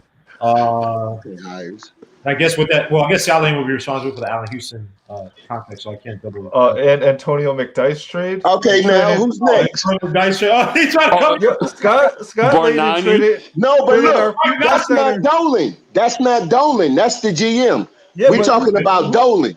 Yeah, but he hired him though. No, the McDyess trade was Isaiah. Okay, you already got that one off. Yeah, Isaiah. All of that falls under Isaiah. No, Isaiah came after that. No, Isaiah the one who did the trade. No, he did Marbury. Isaiah came in Marbury McDyess. No, Isaiah came in 2003, 2004. I'll check it out right now. He did the Marbury McDyess. That was Isaiah. I'm talking about the Camby and Nene for McDyess. Yeah. The Camby and Nene for McDyess. Yeah. Oh, that's under Isaiah. Isaiah did Curry too. Isaiah did Curry too. Yeah, that's Isaiah. That's one of the bad things. Okay, you can't put that on Dolan. That's Isaiah. Who's next? And that kid from Seattle had that one good playoff. Jerome James. Yeah, that's another Isaiah doing. Jared Jeffries. No, but look, y'all went from him I said Dolan is the top. Dolan put the guy in charge. Okay, but Isaiah. But look, you put just like you can't blame Dolan for what Phil did. Everybody cheered when Phil came. Yeah, you can. Rob. At the end of the day, the owner has to sign off on those major transactions. But look, we all wanted Phil. The owner has to, no, even if Isaiah put the, but even if here's what Dolan did. Look, that's true. We all know that, but we're saying 5 reasons what Dolan did. Okay. He picked Phil. We all wanted Phil when Phil came, the Garden would cry. We found out he was trash 2 years later. We all didn't want Phil. A lot of them sleeping on that train. Hey, when Phil walked in the Garden, you saw you can look at what happened on YouTube. The whole place went crazy. Yeah. So with the Michael Jordan connection to that, everybody loved it. But look, Dolan got out the way. Phil destroyed that. I got one. Okay. Dolan blocked, I don't know if it was Grunwald or Mills, from trading for Kyle Lowry. Yeah, that was a big one. That was a big one. Kyle Lowry turned into his own. They're going to trade a Monstrumper and a first-round pick, I think. He was just coming into his prime, too. For Kyle Lowry. Yeah. Okay.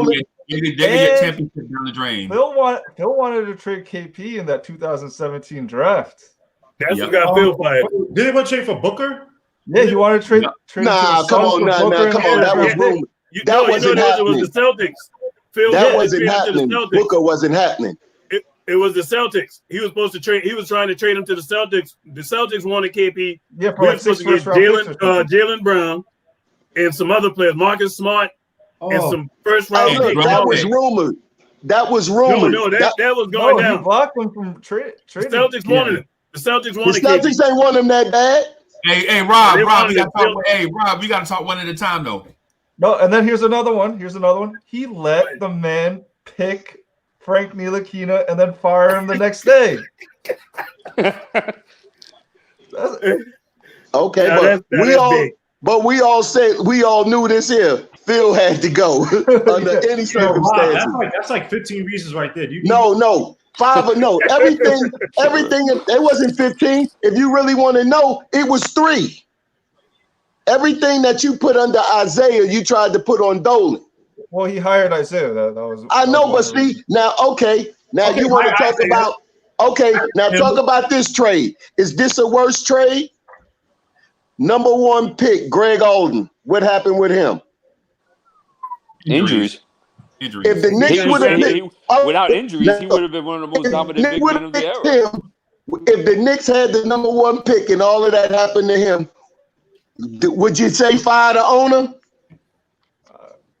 It went quiet in Portland. So you can do all of this dumb stuff all over the league and nobody says nothing about you.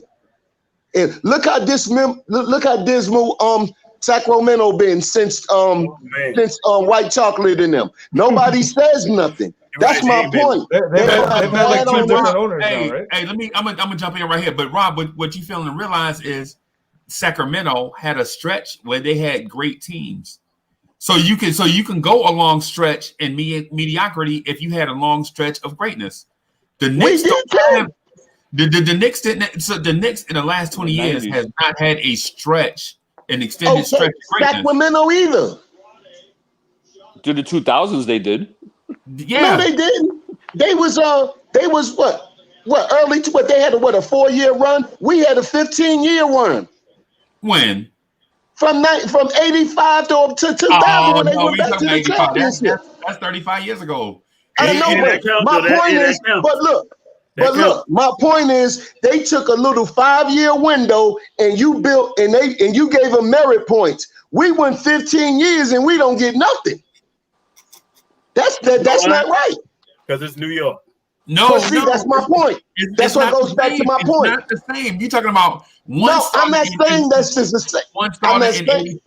No, hold on. You already said your point. Let me. You know what I'm saying? Let me just jump in right here, right quick. You talking about from 85 to 2000? That was a good stretch in the last millennium. It's a whole nother millennium. You know what I'm saying? Sacramento was good this millennium. The Knicks hadn't been good this millennium, dog. For three years. Hey, they went to the Western Conference It was Finals. more for 3 years, man. Yeah, No, and they balled out for about 3 years. If you're talking about peak Sacramento Kings, I'll give you 3 years, but they were good for much longer than that. Because Sacramento have done better than what we've done in that stretch of time. Though they've been able to grab players. My point is not basketball related; it's ownership related. They can go back underground, and nobody says Atlanta did it, Chicago did it. Everybody else can do that. But you can't. But Rob, you can't have it both ways. You can't have it. You can't be in the biggest media market and make the most money and reap the benefit, and then say, "Well, everybody's picking on us because we're in the biggest market." No, Freezy, you coming in on the question. Freezy, you didn't get the question. That's not what the question was all about. The question was 5 things that made James Dolan a bad owner. Now they gave me the answers. So we're just talking about ownerships of other teams that got away with the same thing. Right. And they're not considered bad owners. Michael Jordan's getting away with it. Look, Jordan get a pass. Jordan been trashing that team since they've been down there. But Jordan wouldn't. What I'm saying is Jordan wouldn't get a pass if Jordan was the owner of a team in New York. You can't reap the benefits, and you can't. It's the double-edged sword. Exposure means you get all the good and all the bad. You know what I'm saying? If Jordan owned the Knicks and was running the Knicks like he ran the Hornets, he would be getting killed right now. And that's just like Phil. So basically what I'm saying is just like this here.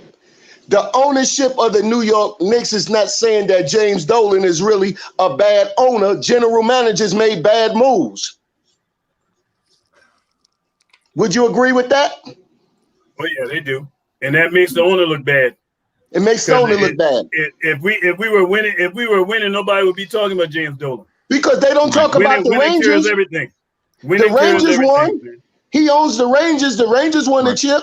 Exactly, and ain't nobody talking about the Rangers in no negative way. Right, but that's my point though, Rob. Is when you gotta compare the markets. You can't just say Sacramento. You know what I'm saying? Because I understand what you're saying. I understand your point, and it's valid. I'm not saying you don't have a valid point, but I'm saying if we're looking at it in context, right? So if Sacramento won 4 NBA championships in a row, it still won't equal the Knicks winning 1 championship. You know what I'm saying? In terms of perception, right? It's just like the Golden State Warriors were the darling. They won 3 out of 5 championships, and they were like the darling of the NBA for a while, right? But even if they won 3 more championships in a row, in my opinion, it won't have the same gravity as the Knicks winning 2 in a row. You know what I'm saying? The same gravity the Knicks won 1. Right. That's what I'm saying. Yeah, so even if you're talking about toiling in obscurity, which is what you're saying these teams toil in obscurity, like they make all these mistakes away from the major media markets, and nobody says anything to them. But even if you win in those cities, even when you win in those cities, it's not the same as a championship in New York. Like San Antonio had a dynasty, right? They were like the darlings of the NBA for a stretch. And people were like, oh, yeah, the Spurs won the championship. It's on ABC. The next day, you see the parade. And after that, it's nothing. People don't care. But if you win a championship in New York, dog, if you win an NBA championship in New York, all the negative stuff over all the years goes away, right? Because we have nothing else to talk about. I mean, legit, if the Knicks win a championship, when they win it, when RJ and Obi are riding on the float, you know what I'm saying, with the Larry O'Brien trophy, it's going to be the biggest sport event in the world. You know what I'm saying? In the world, everybody in the world is going to stop what they doing to look at the Knicks. Okay, I'm a Yankee fan. Guess what? Gremlings are coming back now about why we not winning. And that's the Yankees. Right.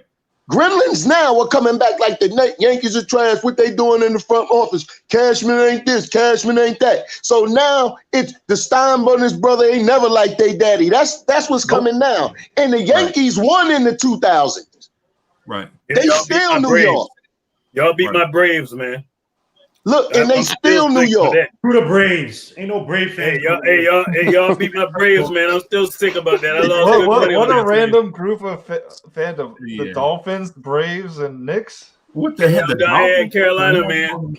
Hey, my thing with the Knicks, though, I became a Knicks fan in '91. Man, I was in the Army in upstate New York in Fort Drum.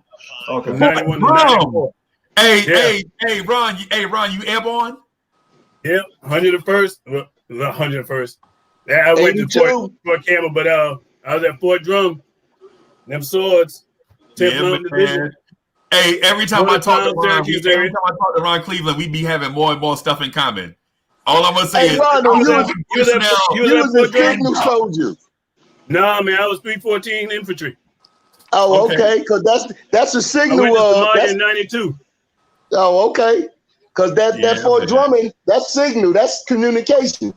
Yeah, man. I was a ground man. Look at him. Hey, Rob, I'm Chemical, NBC. Oh man. Yeah, man. You with them bio suits. Yeah, man. I'm putting everybody in my form. Freezy, you was at Fort Drum too? Freezy, you was at Fort Drum too? No, I was at Fort Polk, Louisiana, Fort Hood, Texas, some Columbia, South Carolina. You been in Killeen? No, I'm Army. I know, but Killeen, Texas, that's Fort Hood. Texas, yes, sir. Yeah, Fort Hood. Yeah. Hey, I used to box out there. I was on a boxing team out there. Oh, okay. Hey, I hope you did better than Dave Robinson did. I used to get in so much trouble, man. They were like, yo. Nate Robinson. Yeah, hey, I thought Nate Robinson was dead. Yeah, I thought somebody was scared, man. I thought somebody got Nate in back of the head when he. Man, the way he went down, they should have stopped that fight after that first knockdown, man. His eyes was lost. Yeah. I was like, they trying to kill him.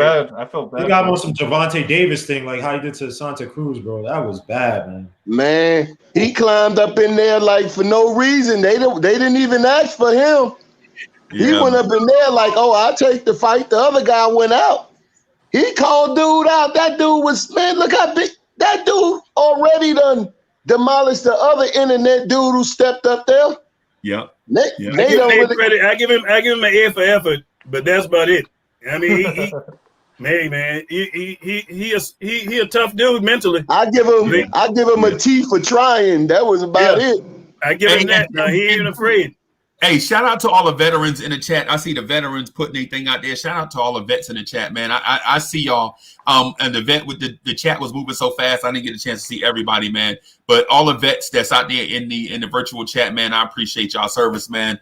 Salute to y'all for putting y'all lives on the line where it seemed like it didn't matter, going to all these weird places and staying just so that we can preserve liberty and enjoy these liberties that we take for granted every day, man. Yo, so my heart go out to all the vets. And, I really appreciate y'all service and Rob and Ron Cleveland too, man. I appreciate y'all service and all that stuff. Yo, because I ain't gonna lie to you, man. Being a vet is tough sometimes, because sometimes you be in these weird places and you think the world going on without you, and then you come back and you can't believe you like, dang, man, you can. Like I legit left, and I was putting dimes in payphones, and I came back and dude had these satchels around their arm, and they was calling them cell phones. And so I was like, damn, I've been gone that long? And it wasn't even that long. It might have been like a year and a half. You know what I'm saying? So shout out to all the vets and everybody, man. Salute. So, but getting back on this Knicks thing, I think what Rob is saying is accurate, man. But I think if you look at the far end, like if you look at one end of the spectrum and see how certain teams get away with stuff, it's just when you look at the other, like if, for instance, if the Memphis Grizzlies win an NBA championship, it's probably only going to mean something in the state of Tennessee and probably the NBA. But if the Knicks win a championship, you're talking about the Knicks are rivals. Global. Yeah, the Knicks are rivals with like the Dallas Cowboys and those big soccer teams and the New York Yankees, and they on a plateau with them. So when they win, it's just it's different. So, dude, it's crazy. Like we've been sucking so bad, but like on the radio, they always talk about the Knicks. Like that's why y'all always packed out. I can't help but bring this point out to you guys. We got to talk about this since y'all going in that direction.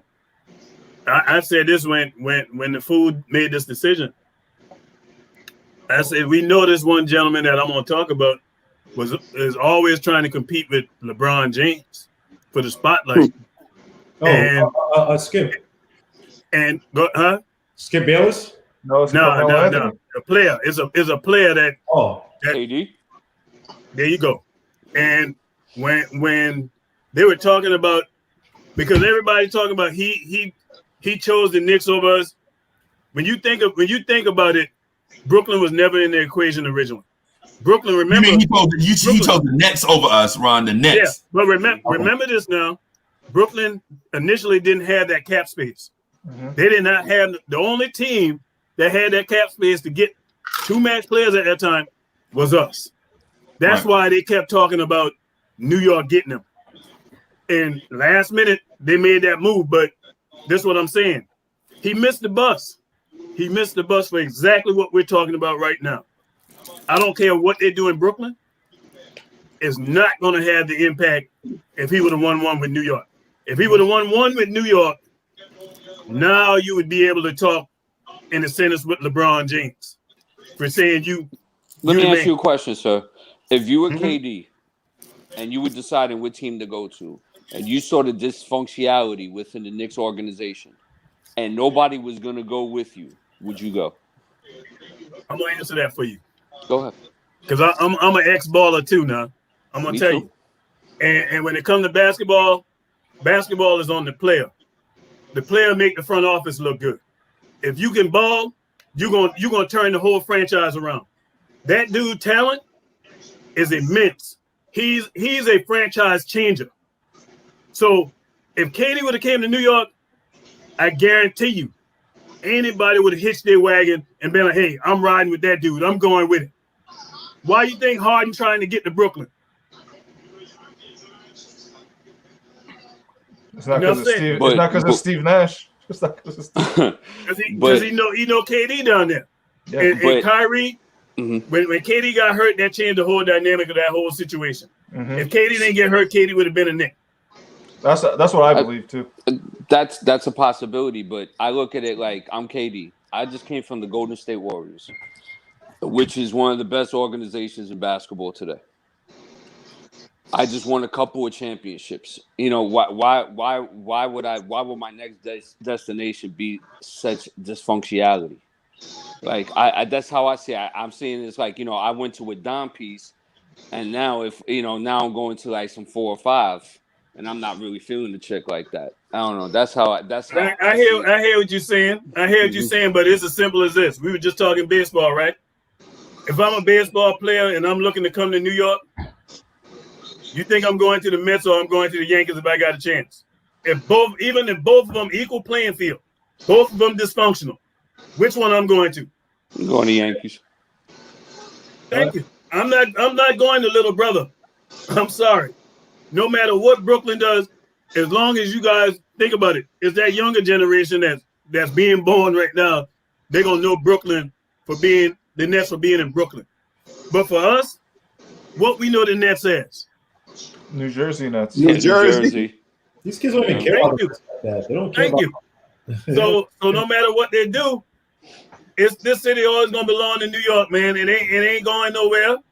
That pressure is too strong in New York, man, and that's why everybody can't play in New York. And some players, you watch what I say, some of these players that's gonna get traded off the Knicks, they're gonna flourish elsewhere. Somebody watch what Frank does. If Frank end up and get to San Antonio with Pop or Golden State, the guy, they're gonna unlock him. They're gonna unlock him. But the light's too bright for people in New York, man. A lot of players come and a lot of players career in New York because they can't handle the pressure. Yeah, but didn't Mills and Perry not even have a meeting with him? No, they didn't. With Katie? Well, they said it was about the medical. Said they want Dolan wasn't signing off. There's another thing with Dolan got involved in, but from what I was told, they said that Dolan wanted to see the medicals, and I can't blame him. If I'm gonna pay that kind of money on you, I want to see them medicals. You know what I mean? Because hey, you talking Achilles, and you 32 years old. So I guess the Knicks already had their mind made up. Yeah, they wanted Randle so bad. So is that on KD that he went to Brooklyn?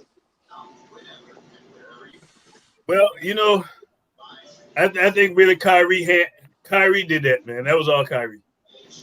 Man, Art is such a smart ass. Y'all heard what Art said? Art was talking about the Knicks wanted Randle so bad. Art, you a troll. I heard it. Art is a troll, man. You reminded me of Max Kellerman with that tape on that jersey, on that Porzingis jersey. No, but once they found out KD was signed to the Nets, what happened right away? They signed Randle. That was the backup plan. That was plan B. Right. That was the worst plan B ever. Well, you know what, I'll say this about Julius Randle, man. If Randle could just pass the ball and don't ball hog and get rid of that spin move. Well, that's his major flaw. That's his major flaw. Not hey, pass the ball. Ron, let me ask you this. You said you had a channel. What's the name of your channel? It's man. It's the Knicks. Hey, okay. Hey, y'all make sure y'all subscribe to my man channel. No doubt. I'm gonna go check my man out.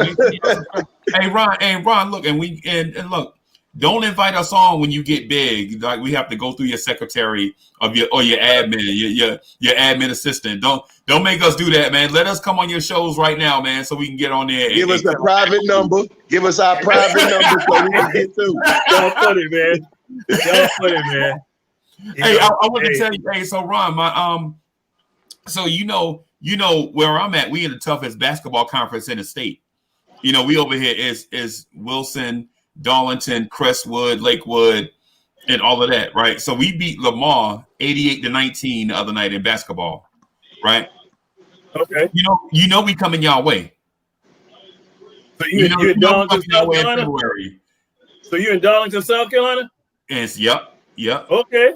Yeah. So you know we coming y'all way. Come February. Yeah, I actually grew up down there in Beaufort, man. Oh, okay. That's why you like the Braves. I'm a Geechee, man. You hear me? I'm gonna say I grew up 5 minutes from the beach, man. 5 minute walking minutes from the beach. Oh, wow. Hey, I meant to say, so when I get on here, I get on with leading the Knicks and everybody, and I tell them, I'm like, yo, Ja Morant didn't look like, a legit NBA point guard when he was playing basketball and all that against my sons. He just looked like an athletic dude. And people are like, oh no, Ja Morant had to be. And I'm like, I'm telling y'all, this dude was legit like 5'11". And I'm talking about when I saw him as a senior, he was like 5'11", 6 foot, about 140 pounds. Mm-hmm. But he was so fast that you was like, if he ever grow or put it all together, he gonna be something. The way he played at AAU was not how he played in Murray State. Completely different guy. Hey man, I'm gonna tell you something. When you see that kid live, he's probably like the fastest dude you ever seen. The only person I've seen that was faster than him is this dude named John Abraham. Used to play for the Jets. And I know people are like, wait a minute, John Abraham faster? Dog, I'm telling you, John Abraham was legit. When I saw him, he was legit 6'1", about 225. And he was like the fastest dude in the state. And I'm trying to get him to come on the channel, by the way, for okay, yeah, man. Hey, that'll be lovely, man. South Carolina kid. Be nice if you can get Zion too. Hey, that the word on the street. The word on the street is that's my cousin. His pops, me and his pops went to school together in Darlington. Wow. Yeah, I don't know him like that though. Zion over here by me. Zion about 45 minutes down the street from me. Oh yeah? Yeah, he in Spartanburg. Yeah, okay. He about 45 minutes down the street. Yeah. Hey, all these South Carolina guys I'm around tonight. Man, what's going on? Hey, I'm in North Carolina. Oh, hey, North Carolina, South Carolina, it's all the same, man. It's the Carolinas. You heard me? My son live up there. My son live in Easley. Okay. Yeah, he graduated from Where's Brandon Ingram from? I don't know. Where is he? North Carolina. He's from North Carolina too. Yeah, Brandon Ingram, North Carolina. Yeah, I know. You know what? That's who I wanted us to get. I wanted Brandon Ingram so bad. Yeah, man. And this free agency, I said, hey, throw everything at him, because that guy is the second coming of KD. When I look at his game, it's KD all the way. New Orleans is not giving him. Hey, so my man Travi Trav said, I'm capping for John Abraham, bro. I'm gonna tell y'all something. Athletes from New York and New Jersey is different from athletes down here. I'm gonna tell y'all something. Athletes down here is different. Don't be just because somebody from I'm saying. Hey, I'm gonna tell you something. Them down south boys is different. Don't y'all be sleeping? Y'all be like, oh yeah, but his handle's so nice. But when you talking about straight up athletes, dog, Zion is legit 280 something, and probably one of the fastest dudes in the NBA, jumped the highest and the strongest all at the same time. You know what I'm saying? So weird. I mean, yeah, but he is a freak of nature, man. Straight up freak. Hey, you remember David Thompson? Oh yeah. You remember David Thompson? They talk about all these verticals and stuff. Man, my uncle told me that David Thompson took a quarter and put it on top of the backboard, right? Mm-hmm. And then he was like, hold on, give me 2 dimes and a nickel, right? And my man gave him change. He took the change, took the quarter off, put the change up on top of the backboard, right? And, I remember hearing about that. Yeah, and y'all like, so what? What does that mean? My man legit jumped in the air and hung in the air long enough at 6'4" that he could take something off the top of a backboard and put something else on top of there, and then came back down. Y'all ain't never see that. That's freaking nature stuff. That's that down south athlete stuff. You know who else from down in Carolina too is Jermaine O'Neal. Yeah, Eau Claire High School down there in Columbia. Yeah, and Chris Middleton from Charleston. Yes. Yeah, I'm telling you, man. It's you can get when I talk to people when I talk about sports, man, is don't get enamored with an athlete that's super shiny, like his handles is super tight, or he got wiggle and all that. What you should look at is athletes come from everywhere. Oh yeah. And the athletes come from everywhere, man. You don't sleep on somebody just because they come from a different place. Mm-hmm. This is the same thing I was saying about Luka. It was like, well, man, Luka's 6'10", 230 something. He ain't gonna be able to do that in the NBA. I'm like, hey, don't sleep on Luka, bro. Don't. Hey. There was a lot of negative critique on him when he was coming in. Yeah, like they were questioning if he could break down the defense and get past people, and his jump shot was unreliable. Which I mean, it is to a certain degree, but nobody thought that he was going to do what he's doing now. Right. Hey, Trav, what I'm saying is don't sleep on where people from, because you know what I'm saying. Don't look. In other words, don't just look at a basketball factory, like Kentucky or Duke, because Kentucky and Duke are going to put out busts, right? They might have 1 or 2 great players, like generational players, that migrate to those places. Like North Carolina used to be the place for cats to go. UCLA used to be the place for people to go, right? But you can get great athletes from everywhere, man. I mean, if you do your research, if your scouting department is smart enough to understand that certain skills will and won't translate to the NBA, you can find an athlete from anywhere. Like, they got to be willing to travel, man. They got to be willing to travel, and the internet then made things where it's accessible, man. And when you talk about players coming from all over, I'm gonna call a player name in football that I know y'all guys know. Greg Jones. Yeah. He's from Beaufort. Wow. Yeah. Hey, Trout, I'm telling you, okay, I'm gonna just say this and then I'm gonna go ahead and move on. But bro, just because my man played defensive end, don't mean he was slow. I'm telling you, this dude was the fastest dude in the state of South Carolina. And you gonna laugh, you're gonna be like, South Carolina fastest dude. Hey, dog, I'm telling you, speed is speed. Speed is speed, and you don't have to be a little guy to be fast. I mean, look at Frank Ntilikina. Frank Ntilikina is 6'4". Is he blazing fast? No. That's what I'm saying. And so you know what I'm saying? So you can't just judge a book by its cover, man. You gotta legit see these guys. I mean, my guy Obi Toppin's from New York. Yeah, hey, and that's my rookie of the year. Hey, like T.O. say, that's my quarterback. That's my rookie of the year. You heard me? That dude, man. Yeah. I can't believe he slipped. There's no way in the world he should have been the 8th pick. I think if you I thought Cleveland was going to scoop him. Yeah, before the draft, I was just like, oh, I'm not even going to waste my time because he's not going to be there at 8. Yeah, like don't even get your whole draft. Yeah, in our mock draft, I had him going at 5. I had him going at 5 to Cleveland. Right. Right. The top 3 was right, but 4 I didn't see Patrick Williams going there. No, we didn't see that. Nobody saw that. Yeah. What do I think about Lonzo Ball? I mean, not Lonzo, but yeah, I would love to have him in the trade. But little brother LaMelo, what y'all think about him? He needs to be disciplined. Like some coach has to be like, "Yo, stop taking these half-court shots." His daddy. Yeah. We'll see. He scares me a bit. I don't think Charlotte's coach is so buttoned up. I don't think he's gonna be able to put up with what's his name? Joe something Lorena Bodega, whatever his name is. James Borrego. Their coach. Borrego, yeah. No, Borrego, my bad. I'm sorry, but I don't think he's gonna be allowing this dude to take 30-foot 3-point shots unless he's a San Antonio guy. Yeah. Unless they're looking to. Unless Charlotte is legit looking to open things up in a way that Trae Young opened things up for Atlanta. I don't think he's going to need to shoot that much because he has Devontae Graham, Gordon Hayward, Rozier still. Yeah, Rozier. Mm-hmm. Like, he has weapons around him. He could just be like. I tell you what, I would have loved to have Rozier for Randle right now.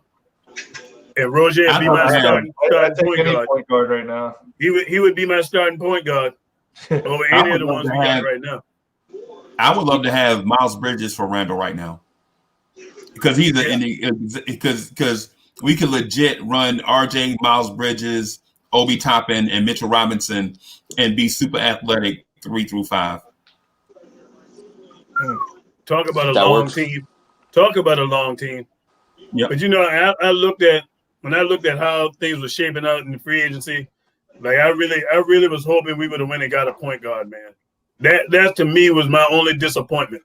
They tried. The thing is, they tried and then they just got rejected. Like, and I know it's all about the dollars, and if it don't make dollars, it don't make sense, and you can't be overpaying, man. That stuff is that's what when Rob, when you was talking about our problem as the Knicks team as a whole, man, that's been our biggest problem for years.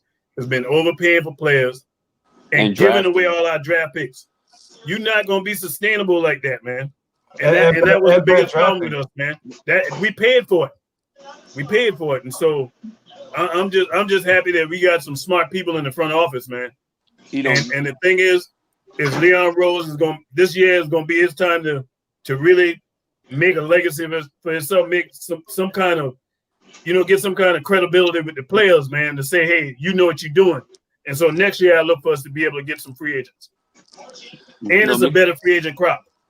Me and my buddy, we did a draft list of what the Knicks had done over the last 20 years. Oh, no, my bad, 25 years. And we were depressed because it was just so much bad scouting. And especially in those years in the 90s where they were competitive and they were making Eastern Conference Finals and stuff like that, they had some opportunities to pick up some really good players. And they settled for guys like Hubert Davis and Greg over Anthony. Latrell. They took him over Latrell Sprewell. Yeah, correct. And so I think they took. But Latrell wasn't Latrell. Latrell started playing basketball as senior in high school. He did. He was a second-round pick. Nobody knew about Latrell. Yeah, nobody expected him to be that. What he became. Yeah, and Hubie Davis was nice in college. Yeah, he was nice. I'm a North Carolina fan when it comes to basketball. Mm-hmm. So, but with that being said, I ain't no Jordan fan though. That's crazy. Yeah, Hubie had a nice career, but a lot of picks in the 90s that the Knicks were getting right then there, they was just trade bait to get somebody in there to keep it moving. They was title chasing then, so a first round pick wasn't going to really help them at the time that they was moving. Yeah, but I don't think I was born yet for the Kenny Walker pick. Was he like supposed to be the next guy? Like, yeah, Skywalker. That's what he was out of Kentucky. He was like, he can jump and do all that, but then come to find out he got in the pros, he couldn't shoot. Couldn't shoot. Couldn't dribble, couldn't shoot. But he can jump over everybody. And he was supposed to be the Bernard King replacement. We was like, oh hell no. I was getting ready to say, that's what really hurt us, man. when Bernard started having them knee problems, you know what I mean, and they were ushering in that new era. If Bernard could have stayed healthy for another 3 to 4 years, when we got Pat, yeah, they was ready. The Knicks would have won. The Knicks would have won the title. I think also giving away Mark Jackson and Rod Strickland. Oh man, that right there, that they traded away. Who they gave him away for, right? Oh God, don't depress me. Go. Charles Smith and Doc Rivers. Oh fuck my life. Yeah. And Doc Rivers was pretty much past his prime, and Charles Smith, I still have nightmares of him under the basket. Man, go up and dunk the doggone goal, man. Yeah, I know, right? He was soft in Pittsburgh when we watched him. We was like, we didn't like the trade when they made it, not for the simple fact that you traded Mark is what you let slide. You had Xavier McDaniel that was giving Scottie Pippen fit migraines, everything. Another South Carolina boy. You're gonna trade him for $5. You're gonna let him. You're not gonna re-sign him for about $4 million. And they was right there on the verge of getting right past them. Right. Once they did that, they bought them soft players from the West Coast. It was all over. And he talked about that too. That he wanted to come back to the Knicks. Yeah. He thought he was coming back. Hey, look, we wanted him back. Then that's why I don't like Pat Riley to this day. Them guys, and I'm gonna tell you, Mace, man. Mason was ahead of his time, man. The way that kid used to handle that going forward. Hey, loved him. Love Anthony Mason, man. People he was that dude. Talk about Oakland was the heart and soul. Nah, man. Not in my book. It was Mason. It wasn't just Mason. Y'all remember Anthony Bonner? We had two dudes the same size doing the same thing. Three now. We really had 3 goons on the team now. Right. Hey, them boys would have slapped you in a minute on the court. I saw Larry Bird get up and bump into Bonner, and Bonner was about to hulk out, and Larry Bird bumped into him and turned away, and he stared Anthony Mason dead in the face. So he was like, "Yo, I'm trapped. Yo, the Knicks got goons." You know what I'm saying? Yeah. And I'll even say this. Yo, and they had Anthony Mason playing conventional power forward, right? And Anthony Bonner was kind of in that same role, like the third string power forward. And he was like, yo, I saw Anthony Bonner get a rebound and just break out and take it coast to coast and yam on Sacramento, right? And we was like, Knicks fans were like, what the hell did we just see? We just saw a dude 6'8", 250 grab a board and go coast to coast and yam. That's back when we used to catch the Knicks on Channel 9. Y'all remember that? You know what I'm saying? Yeah. And then Anthony Mason, like the next trip down, gets the thing off the board and take it coast to coast and yam. And we're like, oh my God, what is this? Anthony Mason, you know who Anthony Mason was before his time, man? He really was. When I look at his game, it was a mirror image to what LeBron was, man. Yeah. And why I say that is because you got to look at the eras of basketball. Back then, a power forward was not going to handle the ball the way LeBron handling the ball. If LeBron would have came in that era, LeBron was going to be. They would have put him on a wing. Yeah, they would have put him on the wing. He would not be handling that ball. But Anthony Mason, man, Mason was able to pass that ball like a point guard. He could post you up in the post. He had a nice little mid-range jump shot. Yep. I mean, the dude was a monster, man. He really. So salute to his family, man. Hey, miss that dude, man. Yeah, that was the heart and soul of our Knicks, man. And when he got traded, the complexion of the team changed. Yeah, we got We got washed up Larry Johnson. Yeah, and you know what? And now you watch Draymond Green, right? You watch Draymond Green. These young kids watch Draymond Green, and they're like, "Oh my God, Draymond Green changing the game." Draymond Green ain't changing the game, bro. Anthony Bonner was doing that stuff back in the '80s. You know what I'm saying? Back in the '90s. But I have to bring this up, man. We get nostalgic and talking about our Knicks, man. But when they talk about, and Rob, this is what I wanted to talk. I want you to hear it. I know you're gonna know this player I'm talking about. Okay. Man, when I tell people all the time, they'll be like, man, Jordan this and Jordan that. I'm here to tell you right now, if Len Bias, Len Bias would not have died, Jordan would not have had 6 rings. No. Because he went to Boston. Yeah, he went to Boston. He went to Boston. He would have been with Bird. Oh, yeah, that would have stopped a lot of that. You know who else was on that team that died? Because it was like Reggie Lewis. Reggie Lewis. There you go. Reggie Lewis. No. Yeah, that team, Bird said if Len Bias would have lived, he would have played another 3 years. Yep. Because he was ready to transition.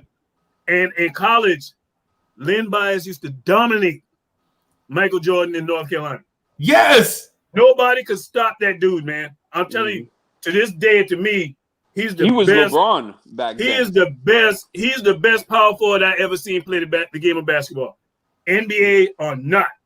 That dude, man. I remember when I'm gonna tell you, Len Bias is the reason why I said I would never try cocaine.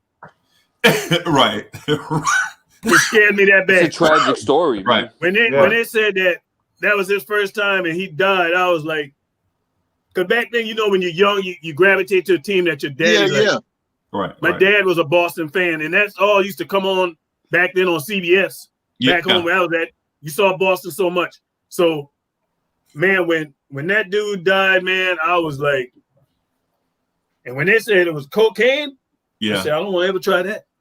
Hey, and you know what? And so I was a little teeny bopper, man. Had me a little halfway job. Maybe I was bringing home like $70 a week. You couldn't tell me nothing. You know what I'm saying? Back then. So I sit down after I get off work, man. I sit down and I watch NC State. They up by like 17 on Maryland, and they going and Len Bias got 3 points. You know what I'm saying? Like he made a basket in a free throw, and a dude from North Carolina State pointed at Len Bias. And I was like, I told y'all ass y'all wasn't nothing. We gonna blow y'all out. Len Bias came back out in the second half. I'm gonna just fast forward the story. Maryland wins by 9, and Len Bias finished the game with 43 points. Right. 43 points, dog. Dude was legit, man. I'm telling you, the dude legit. They played North Carolina, and it was a matchup. I think it was like some young guy. With North Carolina, and I think it was like Jordan and might have been Brad Daugherty or somebody. It was another young star, like #1 pick from North Carolina, because North Carolina used to have all those dudes back in the day: James Worthy, Sam Perkins, Kenny the Jet Smith, all them dudes. So they look at Mike, they look at Len Bias, they like, yo, we just better than y'all. We got more stars. You know what I'm saying? We gonna blow y'all out. And come to find towards the end of the second half, they have to triple team Len Bias with Michael Jordan. They have to legit send Mike Jordan and 2 other #1 picks to triple team Len Bias, and he still finished with 35.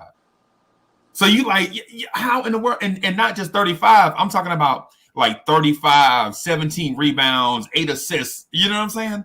So you crazy numbers, man. He did all that, and he played both sides of the ball. And gave me the same kind of energy on both sides of the ball. It wasn't no plays off with him. Right. You're right. They like, yo, they said my uncle said Wilson got Len Bias charges for CDV. And I was like, what are you talking about, Unc? He like when he go up, he grabbed the rebound so hard, he slapped the ball when he grabbed it when he bored, and he's spanking the ball out here. And you know what I'm saying? So I'm like, God dog, boy. This dude, Len Bias, I'm gonna legit say this, and it's gonna sound like I'm capping, right?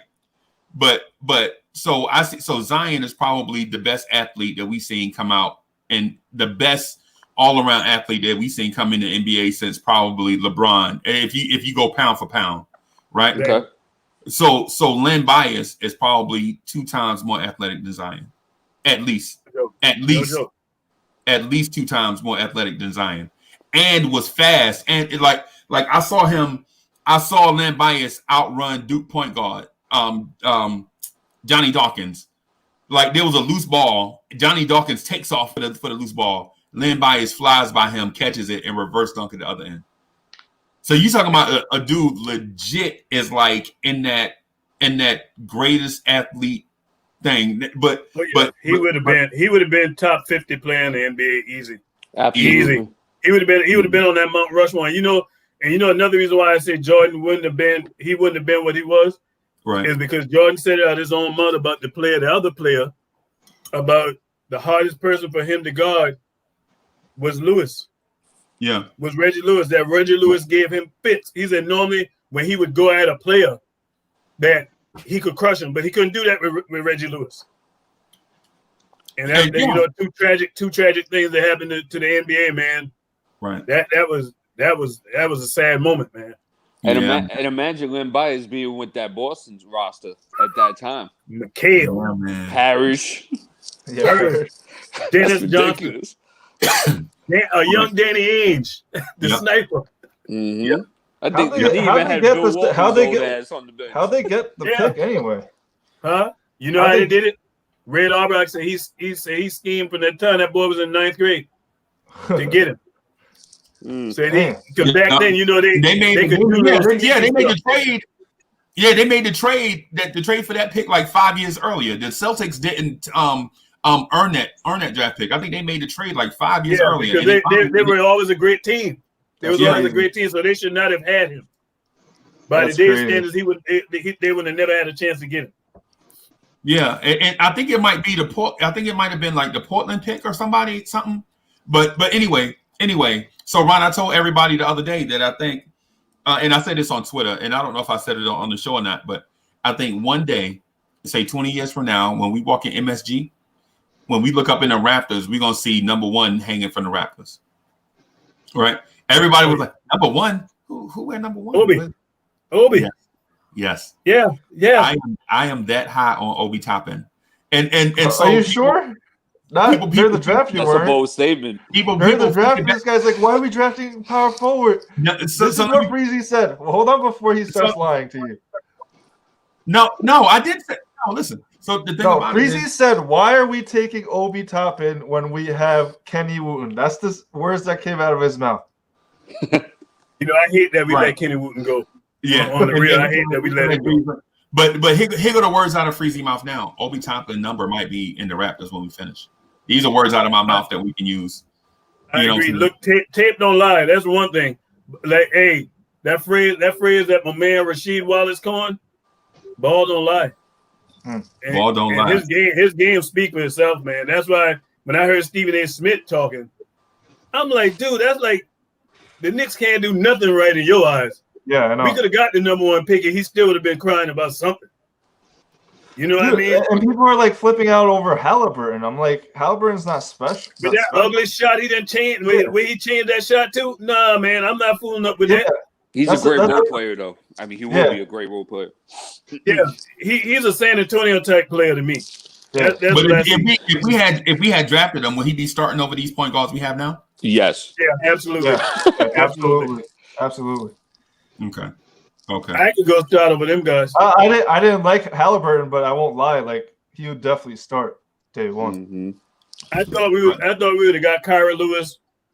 That's who I thought, because all reports was coming out. They were talking about Kyra Lewis a lot too, talking about how they wowed him and all this. Man, I was like, okay, we're going point guard. I ain't messed up with it. But then when I saw that we went and got Obi. Because when they got closer, that's who I was saying on Knicks Fan TV. I told them guys, man, hey, I'm looking at Obi, man. That guy is. If you look at him, if you trying to rebuild, for me, it ain't about selling no tickets. You know what I mean? It ain't about selling tickets. It's about how will you impact the team. Right. That guy is an impactful player on the same level with Zion Williamson, if not better, because his shooting, I think, is better than Zion. Zion is a little mechanical with his shot and take a long time to shoot it. Mm-hmm. I would have been happy if they would have taken Denny. Okay. I'm not a big Denny guy. Really? I saw him play a lot in Europe. Denny, the European kid? Yeah, it is real. And he impressed the hell out of me, man. He does everything. And you're going to see just like Freezy said, man. Hey, if you can ball, man, and they'll find you. They'll find you. Mm-hmm. I would have loved to have Danilo Gallinari back this year. I was hoping he would have came back. Let me break your hearts one more time. In the 1999 draft, we could have gotten Ron Artest, and we chose Frederick Weiss. It's always a French guy that we take over. Wasn't he the one that never came to the Knicks? Yeah, he never came, and he never even came to the league. He got dunked on by Vince Carter. And you know who else we missed that year? Manu Ginobili. This is his bad scouting. I don't want to hear about expectations. I don't want to hear about the we had the right people in place. Scouting. You're right. We didn't have the right people in place. Yo, and like people were trying to say like, oh, Ron Artest would have been like a dirtbag here, but like we had Ewing, Sprewell, Allen Houston, Charlie Ward, great nucleus. Yeah, we would have had a great culture around him. He wouldn't have been a dick. And Mac, he was playing in St. John's. He was right there. You see him every week in our backyard. Yeah, there's no reason why that kid should have got out of the hometown. Dude, there's no reason for that. It's always a French guy that we pass on the great New York kid. We also took Frank over Donovan Mitchell. But a lot of people didn't see Donovan being what he ended up being. Yeah, but I mean, if you got a chance to get him, the problem with us, man, is we've just had, and y'all know this, man, as long-suffering Knicks fans, it always seems like we don't just have one problem. We have multiple problems. We've had bad scouting. Year after year, and then we give up on a player too soon, and they go someplace else. Channing Frye, and another David Lee. He should have never got out of New York. Yep. Mm-hmm. David Lee was the classiest, but David Lee was the classiest person in the organization while he was here. Yeah, he was. He was the classiest person in our entire organization from top to bottom while he was here. The fact that we let him escape just shows what we value and what we don't. Yeah. You know what I'm saying? I mean, he was 20-10 and could have been the face of the organization. Yep. And at the time I was mad. At the time I was mad at the entire organization because I was thinking like, why are they basically saying we can't have a white guy be the face of the organization is what I was thinking. You know what I'm saying? Is he too plain? What's going on? I couldn't come up with a legit reason why the Knicks was dissatisfied with his 20-10 All-Star appearance type guy at a position that he had an All-Star appearance, right? Yeah, he was an All-Star. But we didn't have a 20-10 power forward since I couldn't remember. Like who played power forward for us and was 20-10 before David Lee? I can tell you. I can even tell you. That's what I'm saying. So why wouldn't you just get a guy to build around David Lee and go forward from there? Why did we have to do star chasing? I mean, the guy can pass the ball and everything. I didn't want them to trade Jamal Crawford. Yeah, that was another dumb move too. And Zach Randolph. Yeah, and Zebo. Dumb move. And the only thing Zebo did was go down there and create the grindhouse down there in Memphis. Yeah. Right.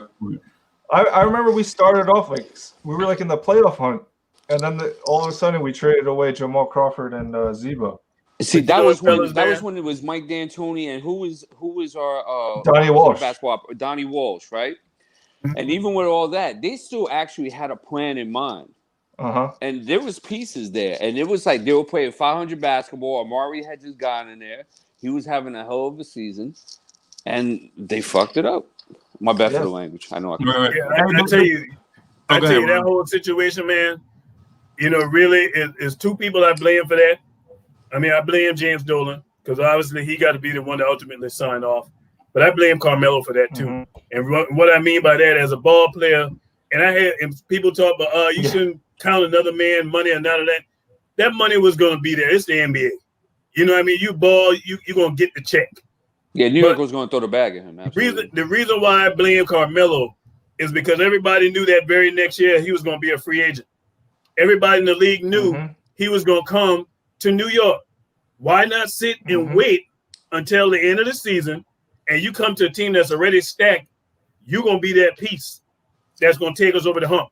And but the lockout was looming, though. There was an independent lockout. I wouldn't care about the lockout. I mean, he already had money. Think about it, in endorsements, and he was on that. He was on that the deal he was on with Denver. That's why he didn't become a part of that big three with LeBron and them, because LeBron told him not to sign that long deal. So he had the cash.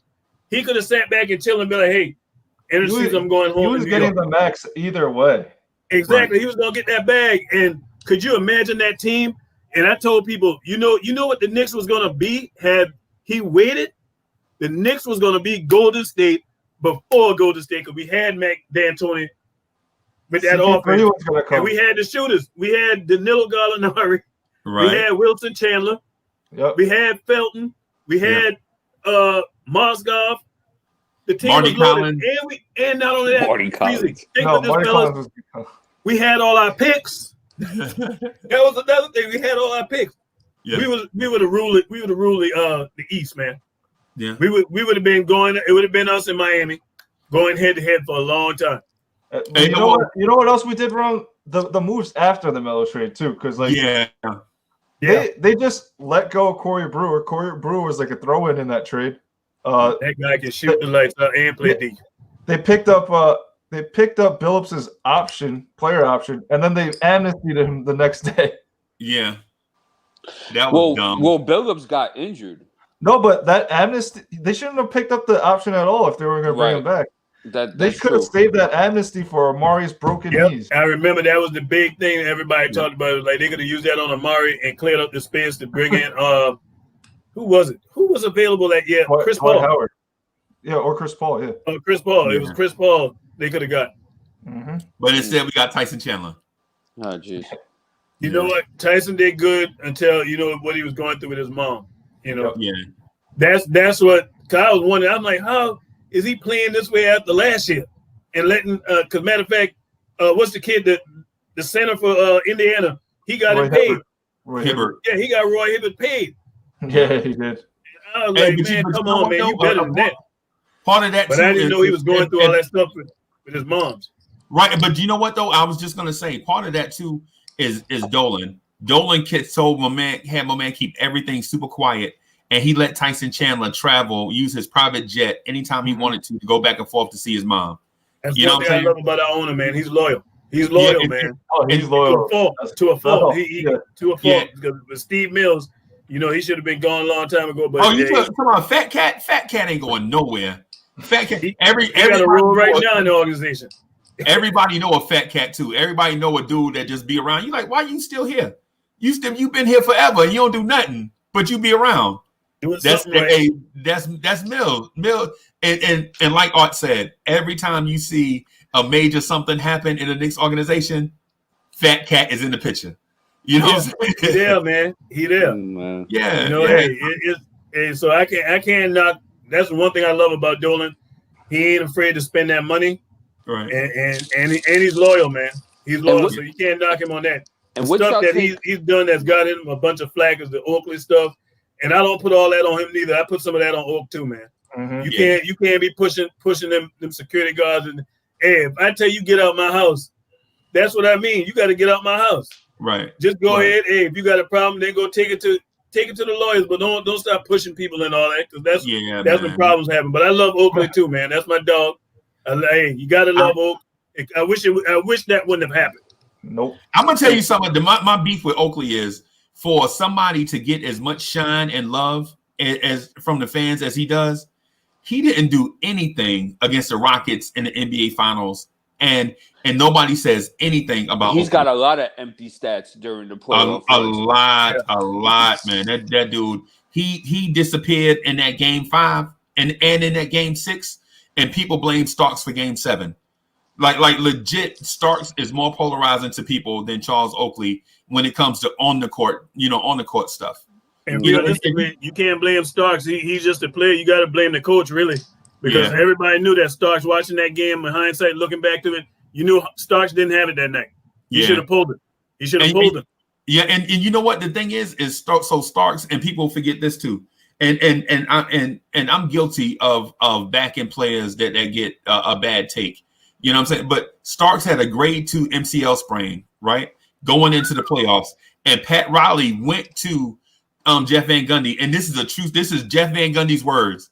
He was like, Pat Riley told him to go to Starks and tell him that he was not going to be on the playoff roster because of his injury.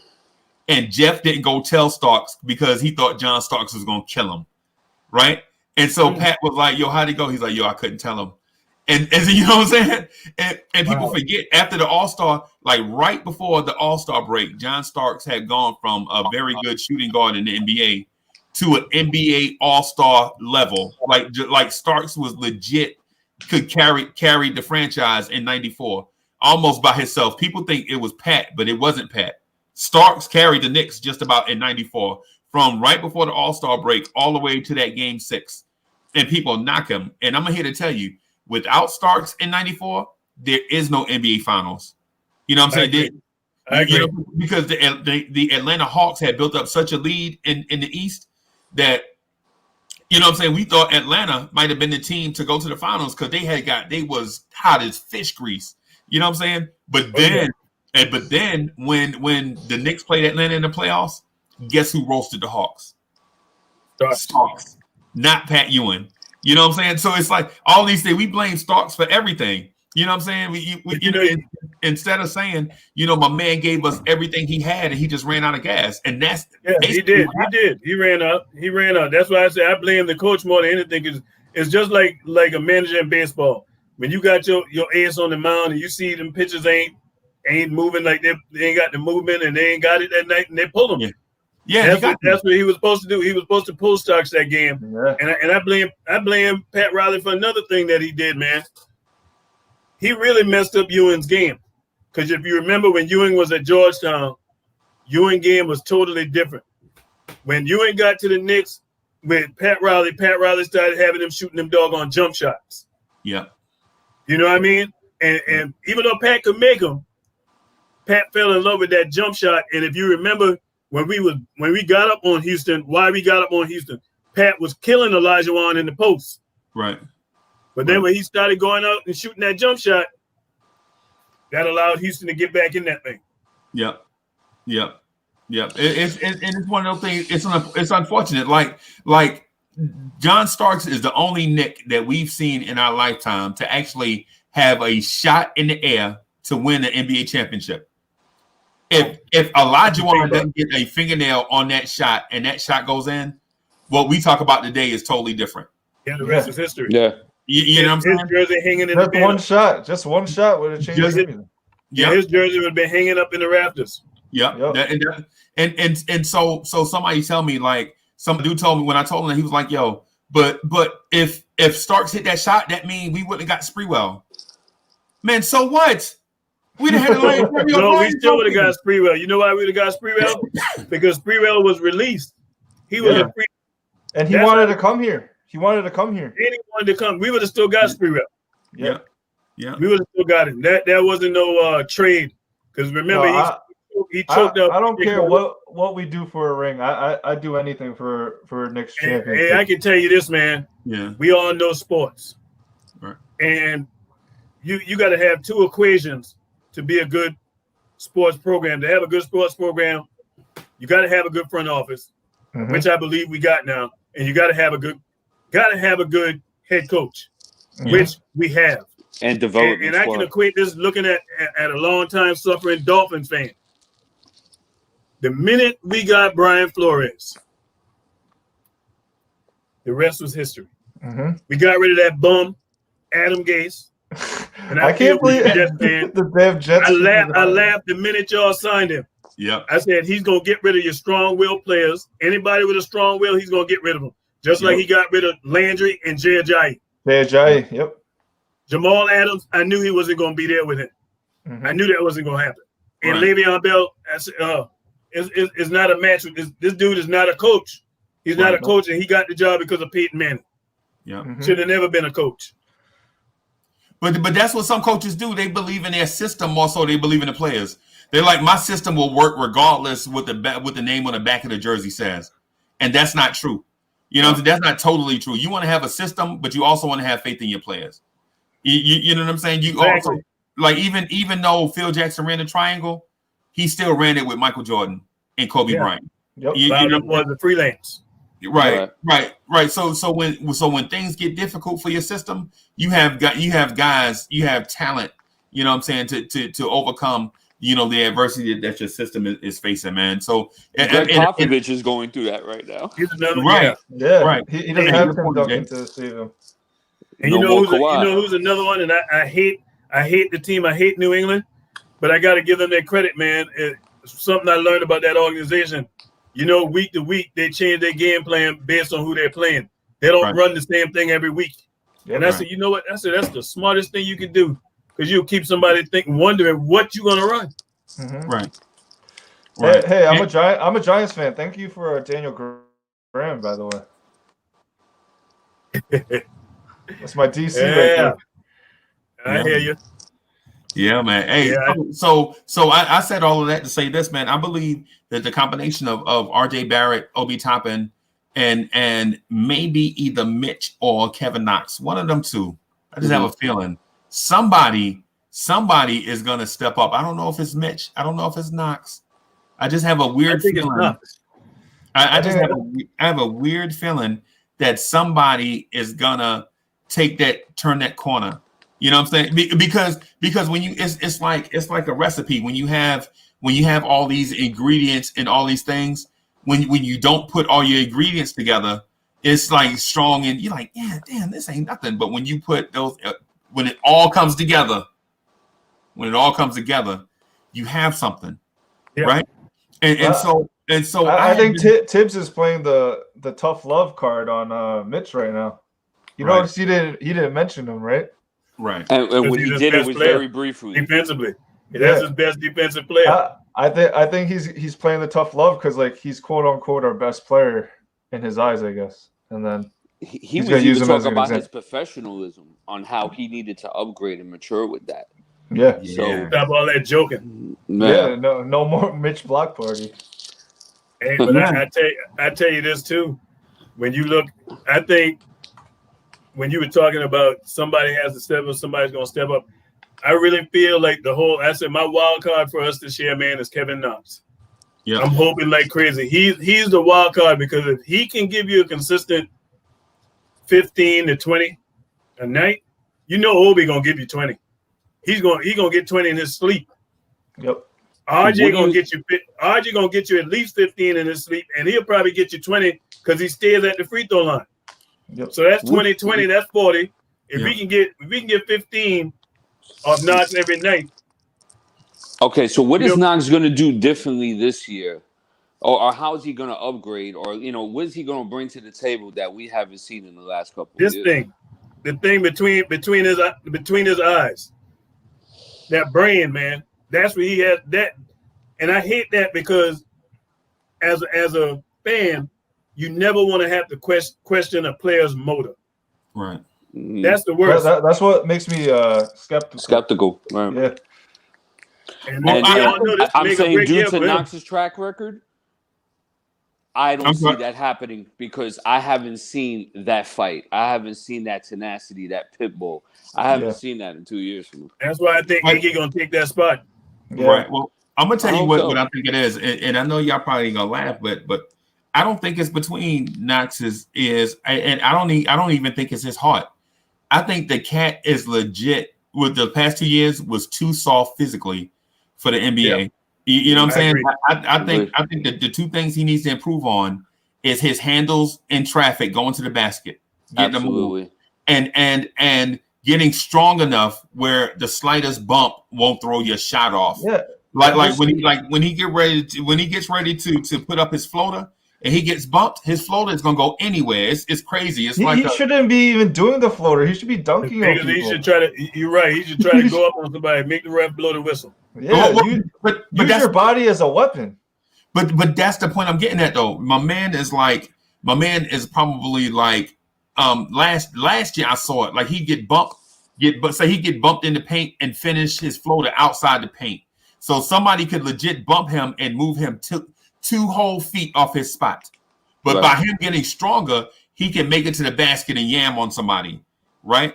Or he can get past somebody and do his pull-up jumper. You know what I'm saying? But it takes handles and strength. And I see you, Danny Landis, was good. And the thing with Knox too is that right now this is what he does. He catches and shoots, and he straight line drives to the basket. Like there's no wiggle, there's no anything, there's no step back. So he's got a lot to work on. He has a lot to prove. Well, he's gonna have to do an adjustment on that shot too. He shoots the ball way too high. I mean, you got to have. It's good to have arc on the ball, but his shot he shoots way too high. Hey, but you know what? Too the other thing too, and me and Art were together when I brought this point up, but I'm gonna bring it up again, just for the sake since we talking about it right now. Another part of the Knox digression is that if that's a word. Was playing with low IQ players. Like Knox would legit do the right thing. And I'm not saying he's high IQ, because I still think at the end of last year he was low IQ. But the times he got it right, others on the floor didn't get it right. Like Dennis, like I use the example where Knox was cut into the corner off the DSJ pick and roll. And instead of DSJ throwing a lob over the top of everybody just for Knox to get it, Knox to slam it home. Yeah, he tried to throw it through traffic, so it goes through Randle and his defender, and by Knox, and then by the time Knox catches it, and he bobbles it, and it drives Legion of Knicks crazy. Legion of Knicks like he can't even catch a pass without bobbling the ball. I'm like, dude, I agree with you, and that's my problem with DSJ, man. DSJ is just not an NBA player to me, man. I'm sorry. When I look at him, I see street ball player extraordinaire, highlight reel. But I don't see somebody who I would trust to make the needed plays when the game on the line, make the right pass. That's not his game, and I don't care if that hasn't been your game to this point. As long as you've been playing basketball, it ain't gonna become your game.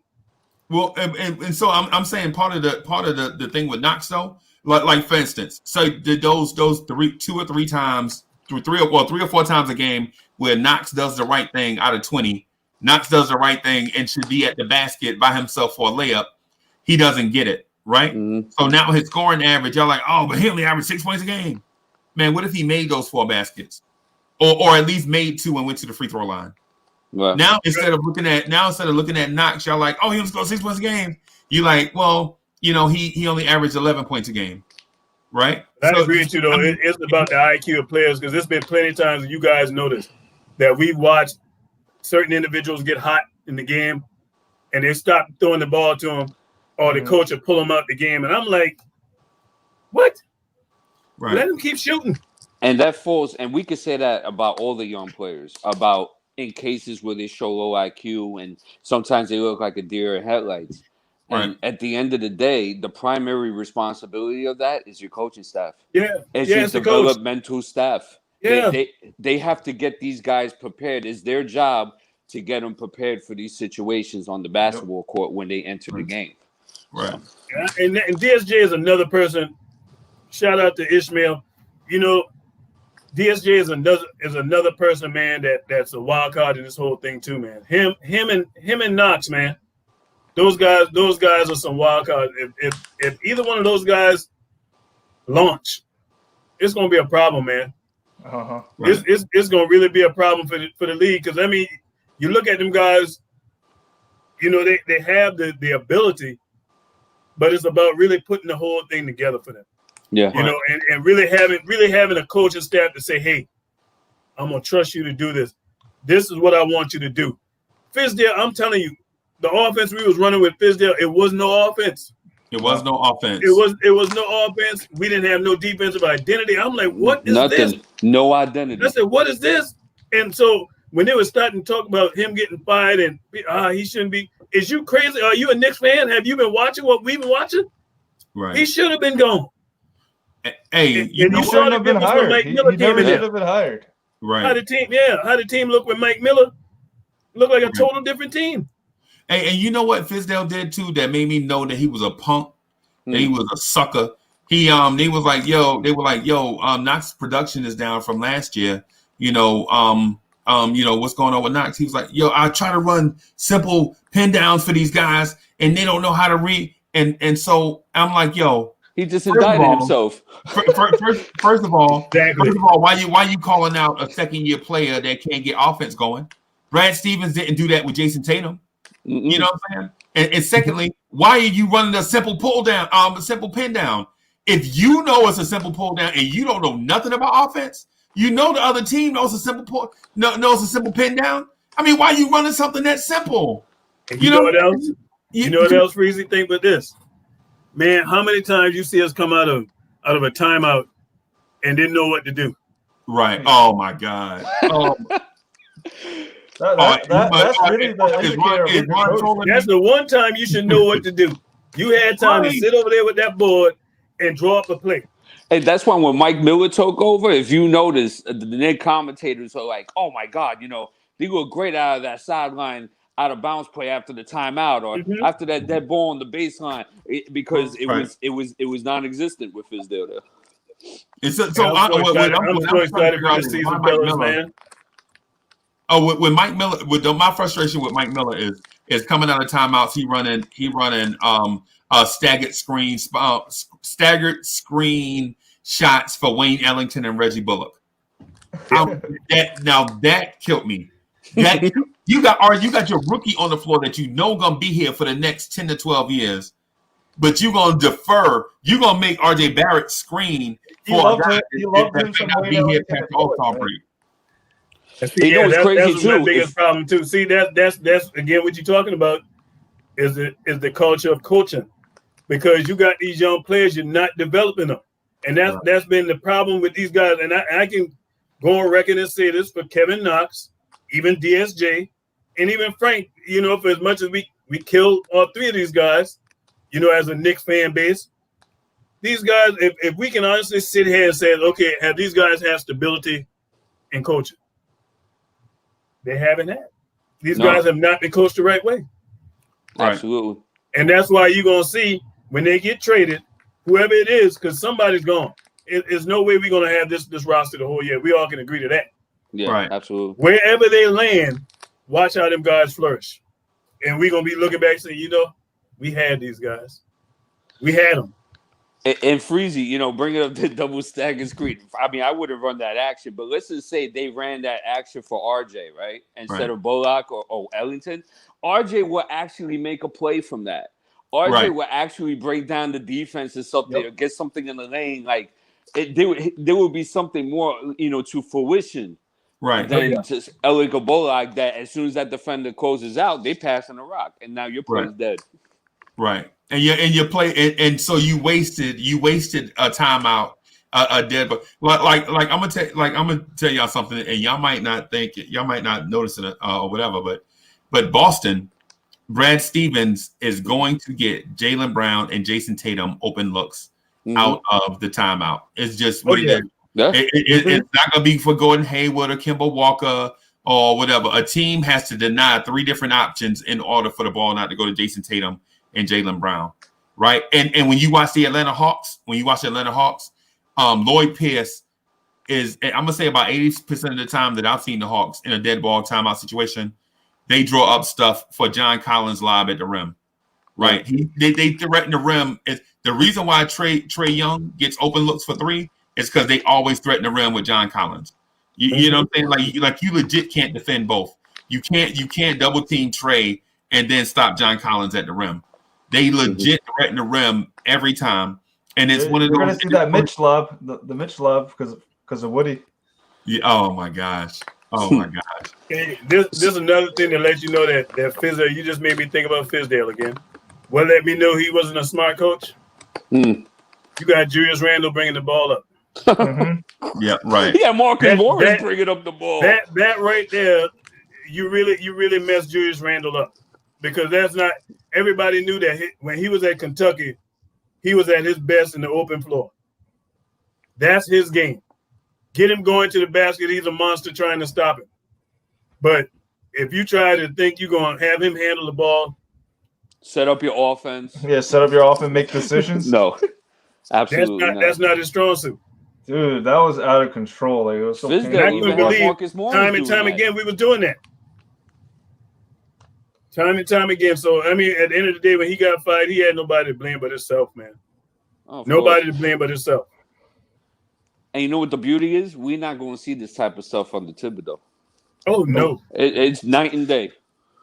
You're gonna see discipline. We should have hired Thibodeau a long time ago. We actually had an opportunity to, I believe. Yeah. I know we had, for a fact, we had a chance when we hired D'Antoni. And then. You mean to get Tibbs?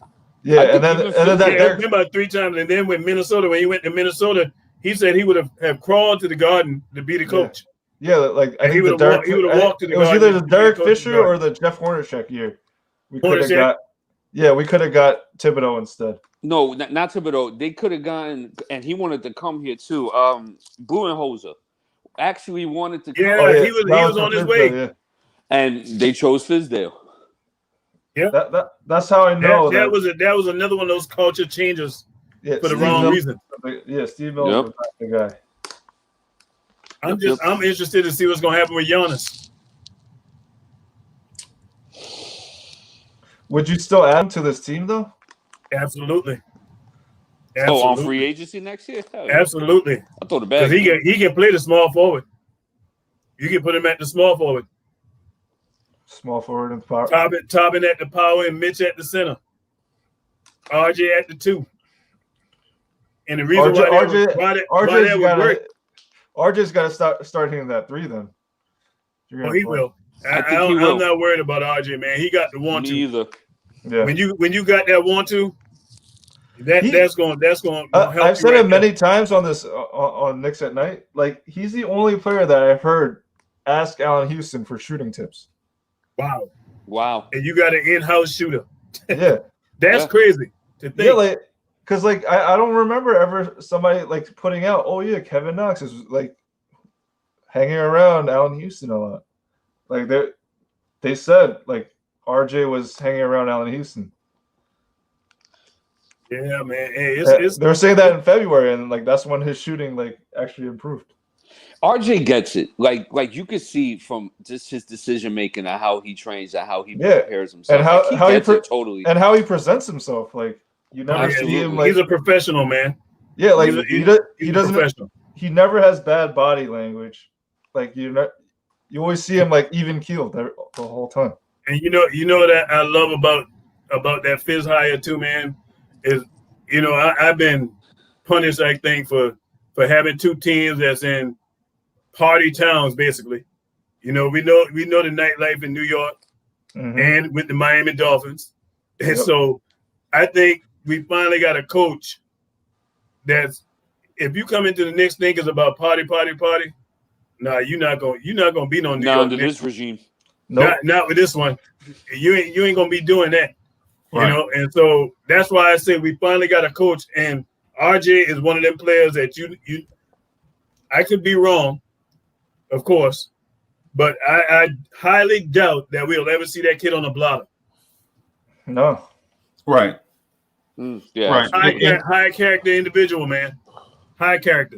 I'm here to tell you that I think the Knicks are going to be better, like a better team, faster than what people think. Oh, yeah, that's me too. I think we're going to compete in a lot of games. Like I was saying in Knicks Twitter, like I was like, don't be surprised if we steal a couple wins. Like, how many wins y'all think this year? I thought about that. I think 35 out of 72 games scheduled. 35. That's really high. I put between 20 is my max window. 28 and 30. That's between. That's my. What was yours, Freezy? I think I'm somewhere in between both of them. And without it, so without sounding like I'm tiptoeing through the tulips, I think it depends on how much we get out of Obi early on. Like if we build momentum with Obi and RJ, I think we'll be closer to that 35 wins that Ron said. But if it's one of those deals where we rolling out there with LP and Julius Randle and it's the same old veteran laissez-faire situation, I think it's closer to what Art said. Is it? It's a 72 game season, right? Yeah. They would have to go 35 and what? 35 and 37. 35 and 37 is basically what Ron is saying. That might be a 7 spot. that might be actually. The East is definitely better. That's for sure. Better than it's been in a long time. But the thing is, like, I don't think Charlotte's gonna be that good. Like, you gotta. Hayward's gonna like not play some games. He's gonna miss about 10. He's gonna miss 10 to 15. Yeah, at least. And Mike will be looking crazy. And then Detroit's a joke. Detroit's a joke. Cleveland's a joke. Detroit made some moves low key though. Yeah, I Detroit. think Atlanta gonna be the biggest improver. Just looking at what they do, or the biggest disappointment. Yeah, one of the two. They're gonna either be the biggest improvement in the league or the biggest disappointment based off all the money they spent. Right. I can see that. I think, but I also think they have a youth movement that they may want to speed up too, because I think the Killian Hayes, Sekou Doumbouya thing might be a real thing, but I don't know if it's a real thing this year.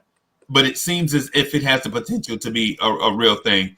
Maybe 2 years, 3 years down the road, but it definitely has the potential to be a real thing. Just like the RJ and Obi thing has the potential to be a real thing.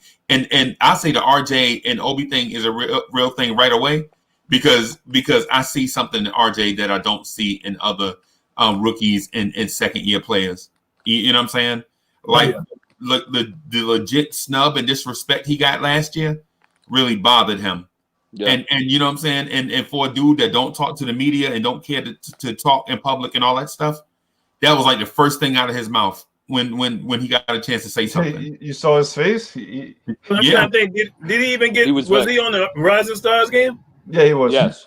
Okay, he was the MVP. He was the MVP of the Rising Stars game. No, he was on the losing team, so he didn't get it. Oh, okay. He was on the world. He was on the world team. With the world team. Right. Yeah. Okay, the world team. Because I don't know why I felt like I didn't see him on the. He had a good game. He had 27. Yeah. 6 and 6 or something. That's what it was. That's what it was. He was the MVP, but he got snubbed. That's what it was.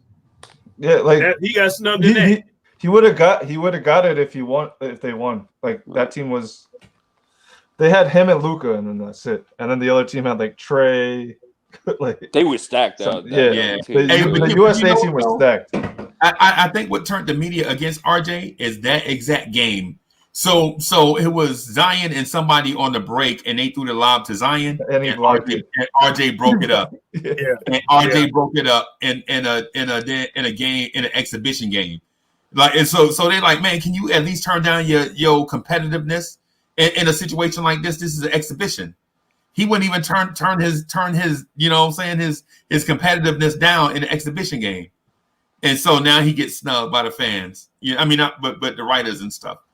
But the thing is I would rather have a RJ competitive drive than a Knox competitive drive. Hell no, without a doubt. You could take Knox, if you could take RJ's brain and put it in Kevin Knox's body. Man, that'd be nice. Yeah, you'd be a great basketball player, bro. And I'm not even trying to make no jokes. I mean, I'm just being serious. I mean, we all know the guy he don't have the motivation. He don't have that drive, man. He don't have that dog in him. I'm sorry, I don't see it, but I hope like crazy that the guy turned the corner, because as long as you wear this thing here, man, I'm all for you, man. Once you're gone. Hey, you gone. But even Jared Jeffries? As long as you're in the Knicks uniform, I'm one of them players who's loyal to the team, man. I'm one of them fans that's loyal to the team. Hey, I said even Jared Jeffries? No, man. No. Hey, if he was in the uniform, hey, I got to pull for him. If he taking a shot, I got to pull up for him. He was so bad. But if he once you leave, and you know the only exception I must say was Carmelo Anthony. Because I do, and the reason why I think for Carmelo I got a soft spot is because I hated how they tried to end his career like the guy was trash. I didn't like that. You know what I mean? When you see a lot of these bums in the league that shouldn't even be in the league, and Melo's better than them guys. You know, they're getting contracts. So I think Melo's the only exception for me that got a soft spot for a player that have left the Knicks. But I'm with this thing right here, man. Yeah, man. You know? Yeah, I got him at a competitive 25 to 24 wins this year. A competitive, like they're going to be in a lot of games. Yeah, we're going to be cheering for the fact that we see developing and stuff like that. We're going to like it. I don't see the 22 that Vegas puts. Like that's way too low. 22 is way too low. Because way too low. Because Tibbs is way better of a coach than Mike Miller, and we got 21 last year. And how many we won with Mike Miller? How many we won with Mike Miller last year? 21. And then look at the roster. Yeah, the roster construction compared to this year. Yeah, the roster fits way better than last year. And the thing that we're not taking into account is the development of RJ Barrett. Yeah, like RJ Barrett is no longer a rookie. You're talking about if everything's the same, everything being equal. Now you take away Mike Miller and add Tom Thibodeau. And then you take away Taj Gibson and replace him with Obi Toppin. Yeah. You take away Damian Dotson and replace him with Emmanuel Quickly. Yeah. You know what I'm saying? So are you still talking about 21 wins? We should at least win 30. We should at least win 30. Right. At least 30. And on the high end, 35. I think hiring Tom Thibodeau gets you to 30, period. Because I think there'll be situations where Tom Thibodeau can outcoach the other coach. Yeah, he probably gonna steal about 5 games by himself. Right. Yeah, like if we stole games against Houston and like Dallas, like we're definitely gonna steal like some games this year with worse coaches. Like the reason why I said 25-24 was because I was just looking at our division, and we have a really tough division.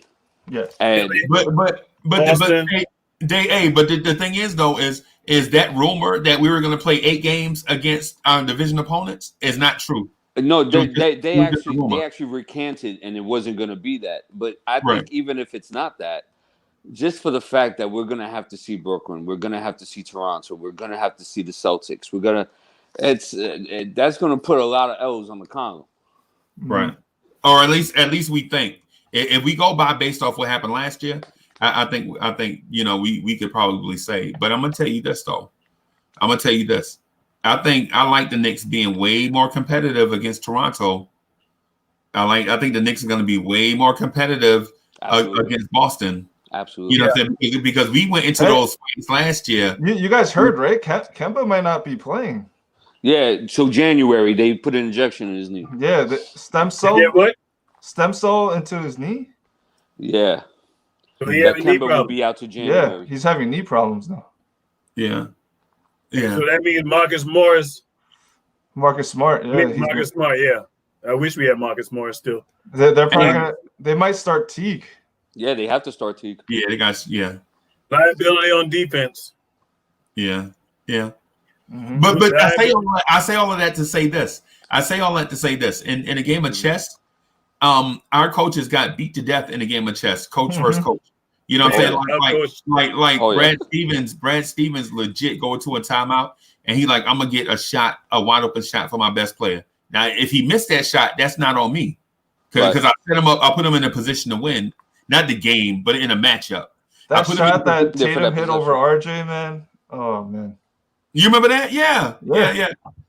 But I said that to say this. Now, when you got Thibodeau, I think Thibodeau is gonna do the same thing, like put our best player in position to win matchups during the course of the game that lead to final matchups down the stretch where everybody has to execute. Now, when you're talking about execute down the stretch, we used to get beat because for one, we had veterans that didn't care. As long as the check cleared, they were straight, right? And then we also had guys with low basketball IQ.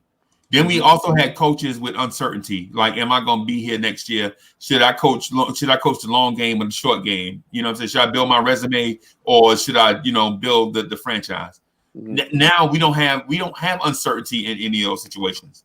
We have a legit long-term plan. So now when we get to the end of games and you see Tom Thibodeau draw up a 20-footer for RJ Barrett to win the game, you know what I'm saying? If RJ make it, then it's all RJ's our closer. If RJ missed, he got something to work on, and the coach had faith in him. You know what I'm saying? Yeah. So our regular season, the schedule is out. No, not yet. Just Christmas Day schedule. You mean to tell me they should have been and came out with that? Yeah, man. You really can look at that thing and start breaking that thing down once their schedule come out. Well, we know on the 11th and whatever they see Detroit. Yeah. And then they got 2 more preseason games after that on the 16th to 18th. You know the bones I had with the NBA, man. What I didn't like, and that's why I do like this aspect with the NFL and what they do. When they change over to a new coach, you get that extra time. The OTAs, yep. In the NFL. But there's no reason why we today, well, December 1st, yesterday, They should have allowed Tibbs, or even a week before then, to start training camp. Any team with a new head coach should have got a week earlier. Right. That's a good point. That would have been nice. That was a good point because the playoff teams got all that extra time. The bubble teams got all that extra time, and the Elite Eight didn't get any extra time. Nothing. You know what I'm saying? And it's not fair. So the Knicks ain't played a game since March. Right. So ironically, when we beat Atlanta. Ironically. Ironically. Last game. Yeah. Yeah. So yeah, man. So I'm thinking I'm not ready to say that we'll be a 500 team or even close. I'm at a point though. What I will say is that I think RJ is going to take the next step, and I think Obi is going to hit the ground running. Yeah. When they talked to him about Tom Thibodeau talked about him, Tom Thibodeau lips curled up like the Joker, like he wanted to say something but he didn't. Tom Thibodeau is not that guy that smiles in public. He ain't that guy. You're right about that. You know what I'm saying? Tom Thibodeau is serious. You know, he is serious about his business. And when they asked him about Obi, and you can see he almost wanted to smile, that let you. And he told you.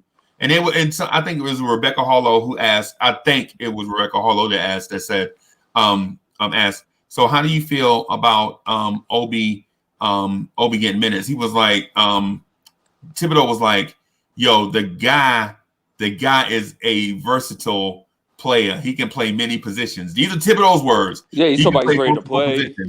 And he said he's the most ready offensive young guy or something. Shooter. He said the shooter, the most ready offensive shooter he's seen in that he's seen. So it's like, so wait a minute. So you telling me the man can dribble, pass, and shoot already? Yeah. You know what I'm saying? Yeah. That's why the clock is on Randle. Oh my God. Hey, we know this. That's why when Day A said, you know, what about the win total?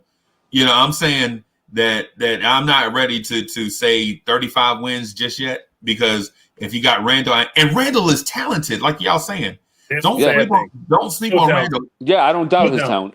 He's just a poor decision maker. Mm-hmm. You know what I'm saying? Well, what Tibbs does is he brings the best out of his guys, though. Yeah. You know, did you catch what Tibbs said today when he was like, you know, one of the things we have to do is that we have to learn how to be on the same page. We have to learn how to trust each other. And I know he was talking about Julius Randle.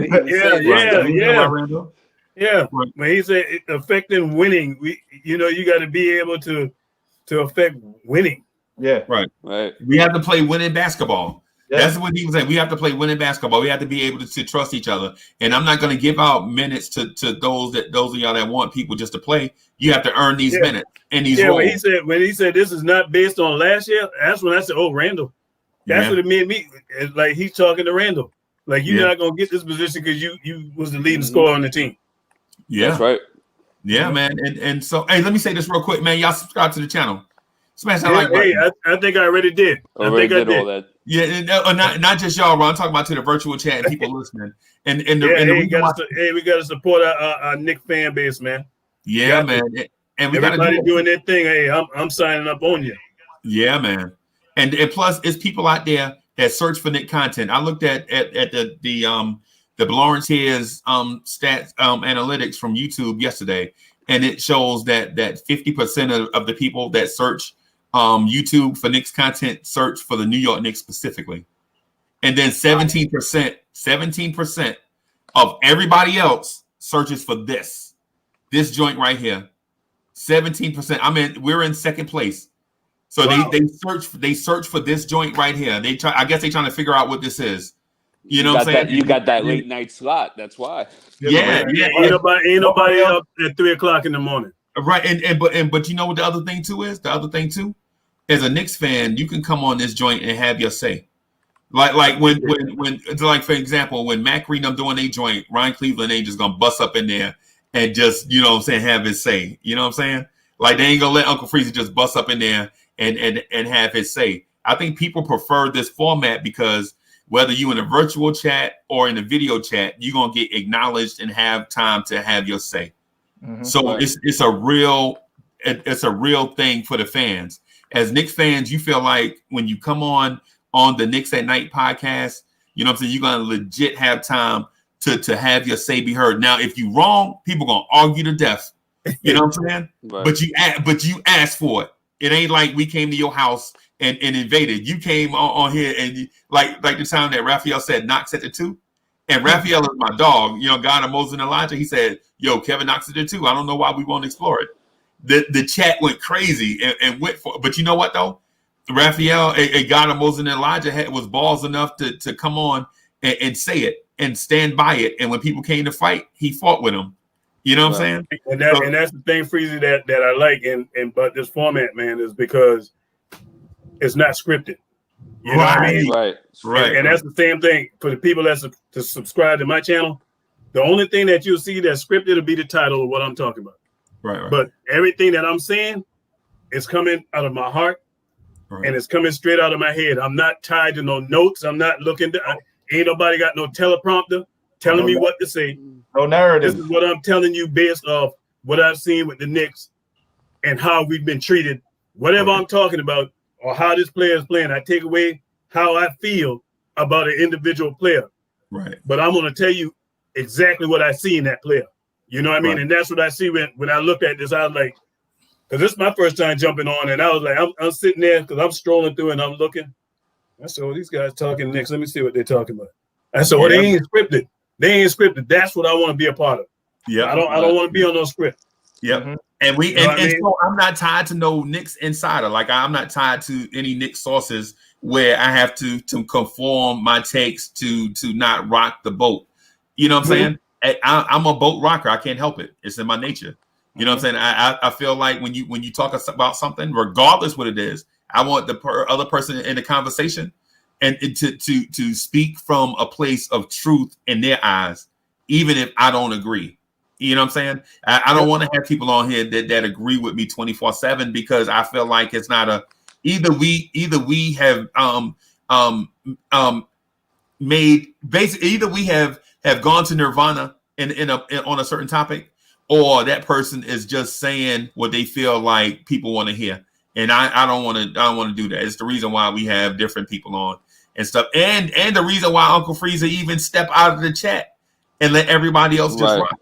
You know what I'm saying? I'll step away and let people rock because the thing about it is you want to make sure you get a diverse conversation because nobody likes a monologue, man. Nobody wants to be preached to for 4 hours. You know what I'm saying? No, hell no.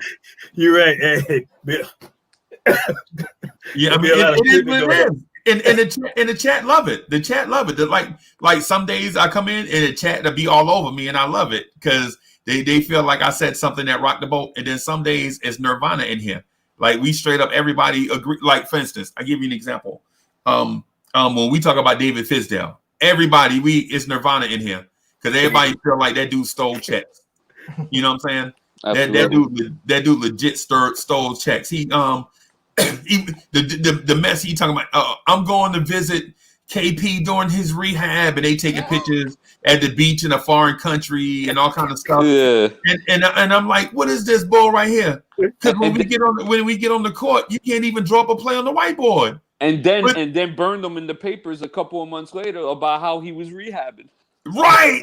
Yeah. Oh. I'm gonna tell you. I felt the writing was on the wall with that situation really before he even made that trip. I said, Mark Gasol, that was a wrap. We knew KP was close to the Gasol brothers, man. Right. So you know that phone call was made and say, hey, don't trust this dude, man. Right. He gonna sell you out. And what happened? He got sold out. Right. But you never go in front of the media and voice negative feelings about how you feel about a player or even your coach, man, as a player. You handle that behind closed doors. Right. As a fan, I don't want to hear that. Yo, I was at the first practice after that trade, and like Mills was like just talking so much shit about KP. That dude's a snake, man. Who Mills? He was. Mills. Wow. He was like, yo, yeah, he didn't want to be here. Like blah blah blah. Like we couldn't have that. Like I don't blame him. Yeah, he wasn't like that initially. It wasn't like that initially. The guy wanted to be here. He wanted to be here so much so that he sent a message by not showing up to that final meeting at the end of the season. He was trying to send you a message. Then you didn't listen. I don't 100% put the blame on him though, like because like Mills and Phil were not it. Like I wouldn't have confidence in them building a team around me. So, but like still, he should have handled it a little better. Yeah. But you could tell them guys didn't see eye to eye. Oh no, because even that Ntilikina pick, there was a split front office on that pick. Yeah, Alan Hahn said Hornacek wanted Donovan Mitchell.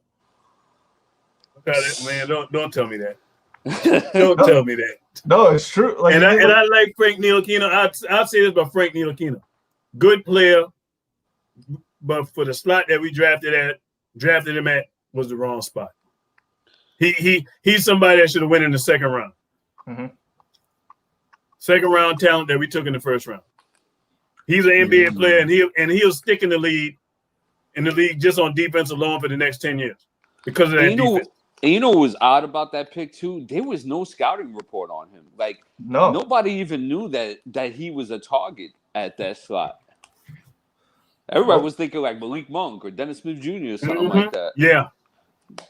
Yeah, and like I think like size was what got him over. I think Phil didn't even watch him.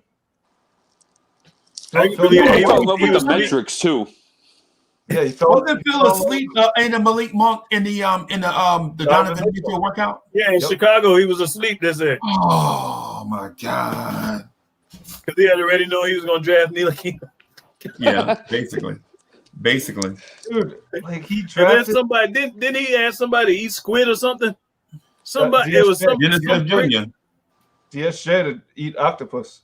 Yeah, it was something crazy. I was like, man. You see, it was important if they brought in Phil like that. It was important for him to be on the sidelines. Yeah. I felt like he should have been coaching as much as he was inputting, and that's what they should have said. Hey, look, if you're gonna be doing this, and really for that kind of money, he should have been coaching and being the president GM. He should have carried both roles. Man, $12 million for 5 years. Phil Jackson, right? And you heard the stories about that, right? They were saying how. Like Dolan just kept up in the ante. Yep. Until Phil kept telling him he didn't want to do it. But hey, it's like anything. You keep coming with that bag. You have a price tag out for anything. Yeah. Like, hey, Ted DiBiase made that phrase famous back in the days. Everybody got a price for the $1 million man. You heard right. That's right, bro. Right. In this case, the $1 billion man and James Dolan. Everybody got a price. Yeah, man. And this year, I think what I expressed, like I talked about what happens on the court with our point guards and why our point guards have been whack, right? Like I legit Knicks fans are obsessed with pick and roll offense, right? As soon as you talk offense, the first words out of people's mouth, the pick and roll.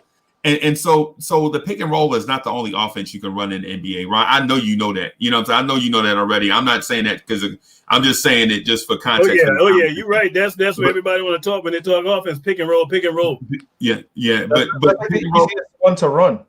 But because of its natural, because it gets natural openings for two players, right? Yeah. And it creates a two-man rush versus one player. You know what I'm saying? Because one player is in front and the other defender is trailing because he was picked, right? So, but the thing is when you have say in the case of a Frank Ntilikina, right? I think Frank would if you move Frank if Frank has to play guard, I think you have to run more of a flex offense where you get natural screening, like where you have other ball handlers on the floor, and Frank gets natural screening and openings through movement. Right, and gets the ball off that screen. Right. A secondary handler.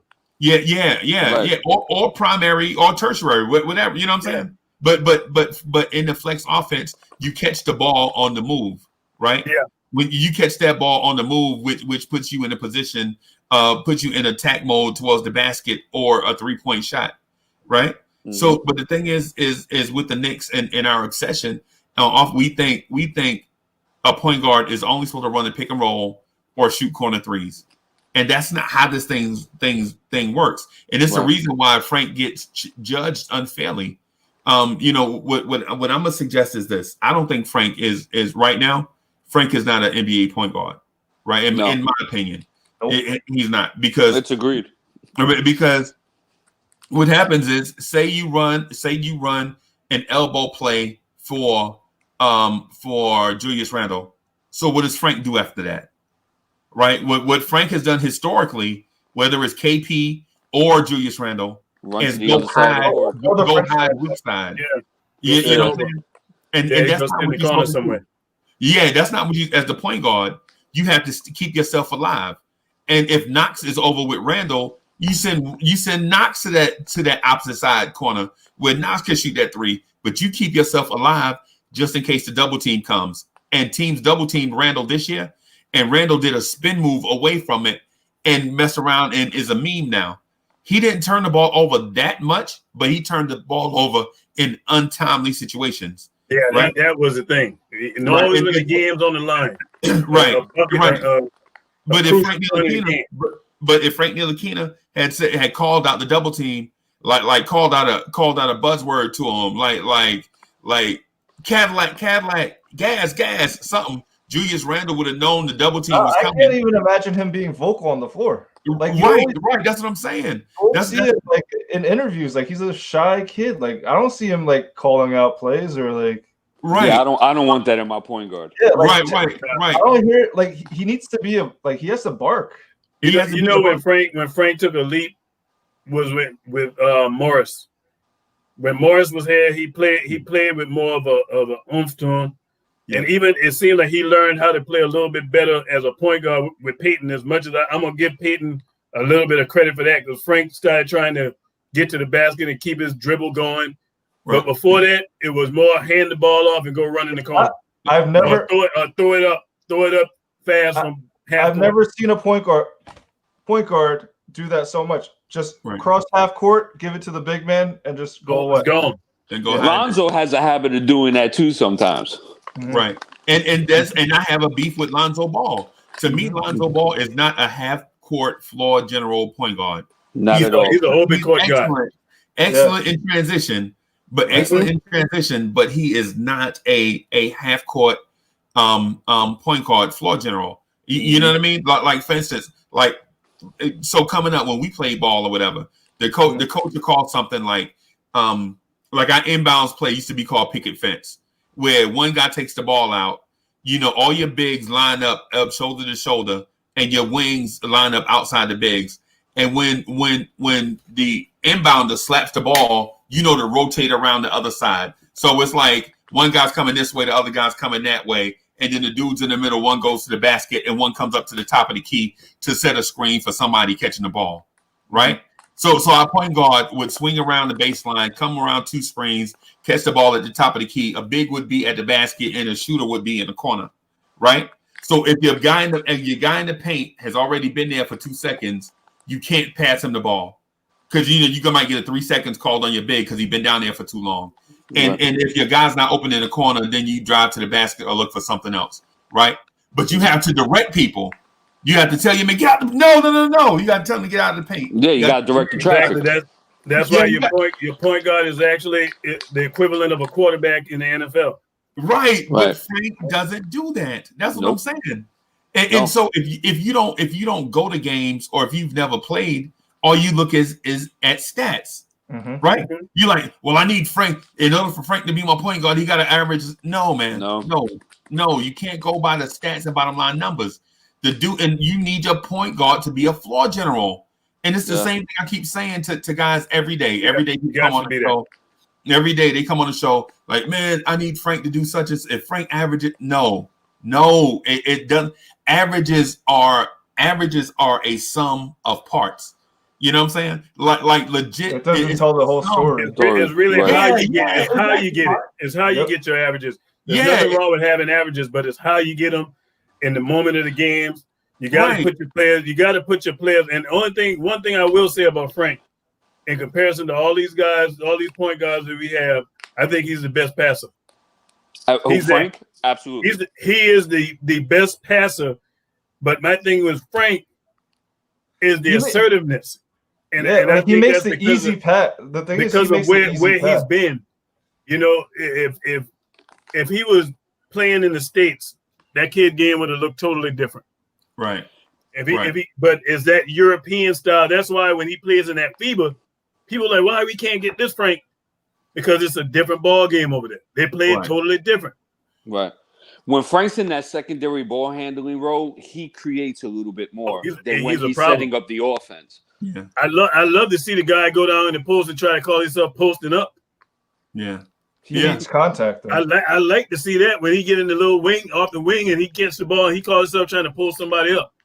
And if he would have dunked on KP, oh my goodness. Right. That would have been the biggest post. He has the most almost posters. So many. Yeah, hey, and all I do is smile every time I see him try one. I say, well, at least the kid trying. Hey, and if he'd have dunked on KP, the name of this show would have been Frank at Night Podcast. Wow. I'm telling you, because the Frank is legit. The Frank Nation legit is deeper than I think there are more Frank Ntilikina fans than there are Beyonce fans. I'm telling you. You know what it is though, really? Because I admit I love Frank too. I think I love the fact that he's unselfish. But sometimes I be screaming at the TV, man, hey, take the doggone shot. You know what I mean? But I think what it is, man, is we've been really starving for a point guard for so long, man. Is that we just hoping that this guy can take the reins. But when you look at certain point guards on our team, and we know who they are, and I get tired of talking about them. You know, we know that they ain't gonna ever be that point guard. But you look at Frank, you're like, hot dog, this dude got the tools.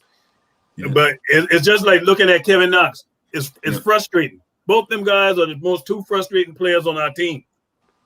Because you look at them and you're like, man, they should be better than what they are. They should be.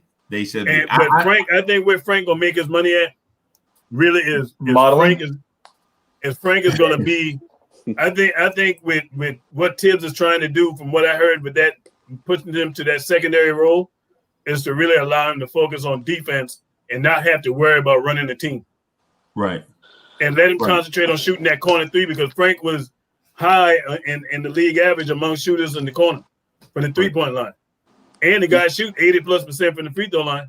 Yeah. Well, we went over those numbers. We already debunked it. He didn't shoot – well, you weren't there. That's why. But he didn't shoot a high volume from that corner. No. So it's a I meant to ask you about that. I looked on NBA.com and it shows Frank was 20 for 40, but you said a different number. Where'd you get your saucing from? I want to make sure that I'm accurate. I got you right now, G. Give me a second. Because when I looked, it was like for I take that 20 out of 40. Frank was 20 for 40. No, it was like 20 out of 29 attempts or something. 20 out of 29? No, 14 out of 29, I think. That's what he said. 14 out of 29, so that's about 40-something%. I'm going to find it right now. Okay. So I looked it up and I saw, and so I don't know if it's the same, if it's like corner, deep corner, wing three, whatever, but we saw that. We actually talked about that on Twitter. Okay, listen, I went on radio.com. Okay, and it was called Ntilikina Growing as a Player, but still has a ways to go, right? Okay. So then they were showing this small little snack size here, right? So this is what it said here. It said Ntilikina has shot 14 of 29 this season from the corner three. Okay. At 48%. Okay. And from 16 to 24 feet, he made 26 out of 64 for 45%. Okay. That's small. He's a corner shooter. I take that small sample size, 29 shots from yeah. That's 29 shots out of 66 games or something. That's bad. Yeah, that's ridiculous. Yeah. That just proving our point. He's not assertive enough. He's not taking enough of them. Right. But in the ones that he's taken, he's made 14. Yeah. That's the problem. That's what comes back down to his assertiveness. He's not taking enough of them. That's great. Yeah. If you notice Thibodeau today, he named Frank, he named Obi, he named Mitch. But when it came to the point guards, he just turned them as the PGs. Yep. I like that. He said, I like that. Not Frank. Yeah, he just named them as the PGs. You didn't say Dennis. He didn't say Frank. He didn't say nothing like that. So that tells me a lot. You know what that tell me? I don't like to try to read in too much, but I try to read on what I see or what I hear. What that tell me is the door is still open for them to go get a point guard. Yeah, and that might be why they got all these pieces. We know somebody's getting traded. What are we trading for? That's the question. Yeah, that's the question. I think it just reverts back to the simple things. Like we legit need a floor general that's smart enough to understand what basic level offense is. If we can get to basic NBA, and I'm talking about basic modern NBA offense, we'll be a decent team. You know what kills us, what shoots our foot off is we don't make good decisions in the half court, and then we double down on it by not getting out and running and getting open looks in on fast break situations. And that's what made me mad too, Freezy. You know what I mean? When I looked at all these point guards that was available, man, that know how to run a team, and we didn't get any of them. I mean, you had Rondo out there. I wanted Teague. Dennis Schroeder. I wanted Dennis Schroeder. Yeah, Dennis Schroeder would have been nice too. He would have been lovely. He would have been the guy, and the guy plays both sides of the ball. Right. If we're running with the theory that we might be getting a point guard, I mean, who's available that we would really want and feel that would really bring that type of aspect to the offense to get these guys better, to get them organized, to be a floor general? Who's available? And even Reggie Jackson was available. Kate Cunningham. He just signed with the Clippers. He just signed with the Clippers, but Reggie Jackson was available. Yeah. You know, we could have got Reggie. And you telling me I know Reggie better than anything we got on our lineup right now. I would have took Rubio from OKC. Right. Yeah, Rubio would have been nice. I would have took him too. All these guys named we done called so far is better than every point guard on our roster. That's so true. And so I want to shout out Big Oso. Big Oso said we aren't a good team. And listen, I'm going to say it like this. I think the team has a bunch of good pieces, right? And potentially if the chemistry is right and the coaching comes in and does what they're supposed to do, the development staff and everybody, I think we'll be a decent lottery team. Not the number one pick, but a decent lottery team. You know what I'm saying? But if our good players take the next step, you know what I'm saying? Like if Randle is better under Kenny Payne, you know what I'm saying? If Obi is the guy that I believe he is, like I believe the savior just walked in the door. Now and I know that's strong words, whatever. The dude ain't played now minute yet. Mm-hmm. And for those up north that don't know what now is, that means a lot of different things. So my man ain't played damn minute, but I believe this dude is the guy. And I know people are going to be quick to criticize him because of, it's easy to criticize and critique, right? But I'm here to say I think RJ and Obi, I think present mismatches to the NBA that you just can't just get from anywhere. You can't just pluck a guy. You can't get him out of the bargain bin. You can't grab a RJ Barrett out of the bargain bin. It's the reason why he went third in the draft. And Obi Toppin, a dude that's 6'9", that can handle a little bit, can shoot a little bit, it has a high basketball IQ. You don't find those everywhere. You just don't find freak of natures anywhere. You know what I'm saying? I think especially at that position. Yeah. Especially at 6'9". You don't just find a guy like that. You know what I'm saying? Because I think Kevin Knox and Obi Toppin are the same size, right? I think Obi's a little taller. Knox is 6'9", if I'm not mistaken. Oh yeah. Check. Could be. I believe he is about 6'9". But you see, so Knox is a good athlete, right? But then you see Obi Toppin, and you're like, wow, great athlete. Wow, you see the difference. Night and day. Two dudes the same size. You're like, wow, what a difference. You know what I'm saying? In terms of athleticism and such. My bad. Knox is 6'7" according to this. No, he's not. He looks taller than that. He looks taller. No, because RJ is 6'7". And Knox is taller. Knox is definitely taller than RJ. Yeah, right. Even when you look at Frank standing next to Kevin Knox looked. I mean, like he got about 3 inches on Ntilikina. Yeah, easy, Right. easy. Yeah. Yeah, three. Yeah, he got 3 inches on him easy. Like And back in the he day. ain't small.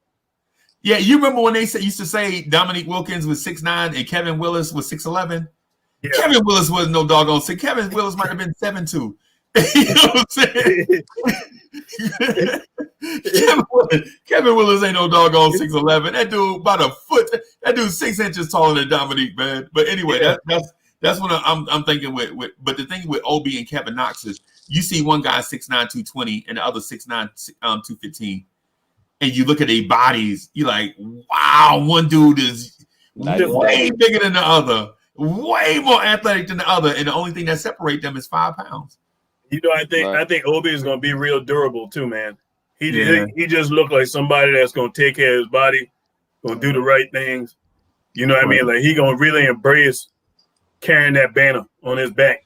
I'm telling you, I sit there and think about it. I said, how would I feel if I get to play for my hometown team? Right. Yeah. That weight you're gonna carry, it's gonna force you.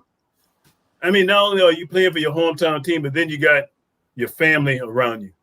Right. That love that team that you play for. Yeah. Man, hey. Oh yeah, you showing up. That's motivation. And it ain't gonna be no nights off. I can guarantee you that because he knows that these things gonna be on him. So Freezy, what are your averages for Obi in his rookie season? I don't know about averages, man. If you're just projecting, you're estimating. Based on our roster. So I'm gonna say I'll say OB is probably at the high end, 18 points and 6 rebounds. At the low end, 13 points and say 6 rebounds. How would 13 and 6 how would you feel about 13 and 6 at the end of the season for Obi? If Randle starts a whole bunch of games, I wouldn't mind. That's understandable. Okay. You know what I'm saying? If Randle's starting, you know what I'm saying, you can't expect Obi to average 20. If he's got limited minutes like that, 13 and 6 is reasonable. I'll take 13 and 6 any day. But if he's playing a good bulk and he's around that, right, that's a failed rookie season in my eyes. Right. Oh yeah. If he's playing a bulk of minutes and he don't average at least 18, something's wrong. But I really look at the kid, man. But I don't see that happening, crazy, man. All I see is 20s. All I see is 20. I mean, his footwork around the basket is another thing, man. To me, when I look at his offensive game, there's nothing he can't do. Yeah, right. He does everything, and that alone is gonna make it where, because you imagine a power forward trying to guard him up top on the wing. No, I don't see. He's gonna blow by him. Stretch fours can't guard Obi Toppin. Let's just get that out of the conversation now. No, it's not gonna happen. And that's another thing. Think about it now. In the East, who are all the power forwards that he's gonna be matching up against? That's what I would like to know. I don't know, Ron, because if you're talking about regular power forwards, I think it may be the guys that's going to play his position that's going to have to match up against him. Yeah, I think it's kind of some are tough because there's Siakam, Jason Tatum. Yep, Giannis. Tatum. I don't think Tatum will be able to handle him. Sabonis won't be able to handle Gordon. Them guys, Sabonis. He'll score 20 and he'll give up 20. Yeah, easily. Sabonis ain't a defender. But he's a bruiser too, though. You know what I'm saying? He can take you in the post. This kid is a bruiser too. So but you ain't just get in the post and score on Sabonis. With Sabonis is the mismatch is on the perimeter. Like he can't legit. His foot speed is not enough to stay with quick power forwards. And that's why they probably should move him to center. But they already have Miles Turner, you know what I'm saying, at center. And Miles Turner cover up a lot for him too now. Don't forget about that. But in terms of so here's my example: Obi Toppin versus Lauri Markkanen, right? Lauri Markkanen, he's eating him up. Yeah, but he's a stretch. But Lauri Markkanen's a stretch 4, right? Okay. So Obi can probably stay with him. There now, Obi's defense. I don't want to get into that, but because we already know what it is. But say in terms of all the stretch 4s in the Eastern Conference, your Davis Bertans, your John Collins, your Lauri Markkanens, your Kevin Love. Eat them guys, man. These dudes are not stopping Obi from scoring. No, that's what I'm saying. He'll do 20. Yeah. But and so that's the reason why when Day A asked me, I was like, I guess it depends. You know what I'm saying? Because I think Obi can beat them on that. But what I think he'll eat off of that is when he closes and defense come in, he can kick it out to Alec Burks in the corner. Dudes like that. Yeah, that's the thing I like about Obi more than Randle. He could pass. Like, he got a high IQ. Yeah, right. And so that's I just wanted to finish this real quick, but that's the reason why if his scoring number is down, like his scoring number is down, I value his assist number being up. And so a lot of times when we look at guys, we say, 19-9. But you know what I'm saying? What did he make the right basketball play to get to that 19-9 is what I'm talking about. So even if his numbers are 13 and 6, if he's averaging like 4 assists, 4.5 assists, maybe even 5, I value that more than 17 points. And then you got to take into account, Freezer, like what you're talking about is the unaccounted assist. And what I mean by that is the pass that leads to the assist. Oh, the hot right. You know what I mean? Yeah. That don't go in the books. Stuff that you don't see on paper. And so that's the reason why I say, and when we judge RJ and Obi, I think that the stat that we should value the most with them is the win column, right? And sometimes they're gonna get, young players are gonna get the unjustice served to them cold, right? Because they won't have enough manpower to beat teams that have a better roster and a better coach some nights. Mm-hmm. And no matter how much no matter how much heart they show on the floor, they just not gonna be able to beat a superior roster, superior ball IQ, superior coach, and superior organization. It's just not gonna happen. So say they roll out. So say they lose to the Celtics 117 to 111 in overtime, right? They just get outmanned. That kind of loss is actually a W for us. Absolutely. And so even though it's in the L column, it's still a win because our young guys played in a high leverage game, right? And took a playoff team to the max. You know what I'm saying? And the team and the Celtics will be like, man, the Knicks, they trying to beat us tonight. Yeah, this was the Knicks from last year. We were blowing them out by 20. Yeah, that's what I'm saying. We had to work to beat them tonight.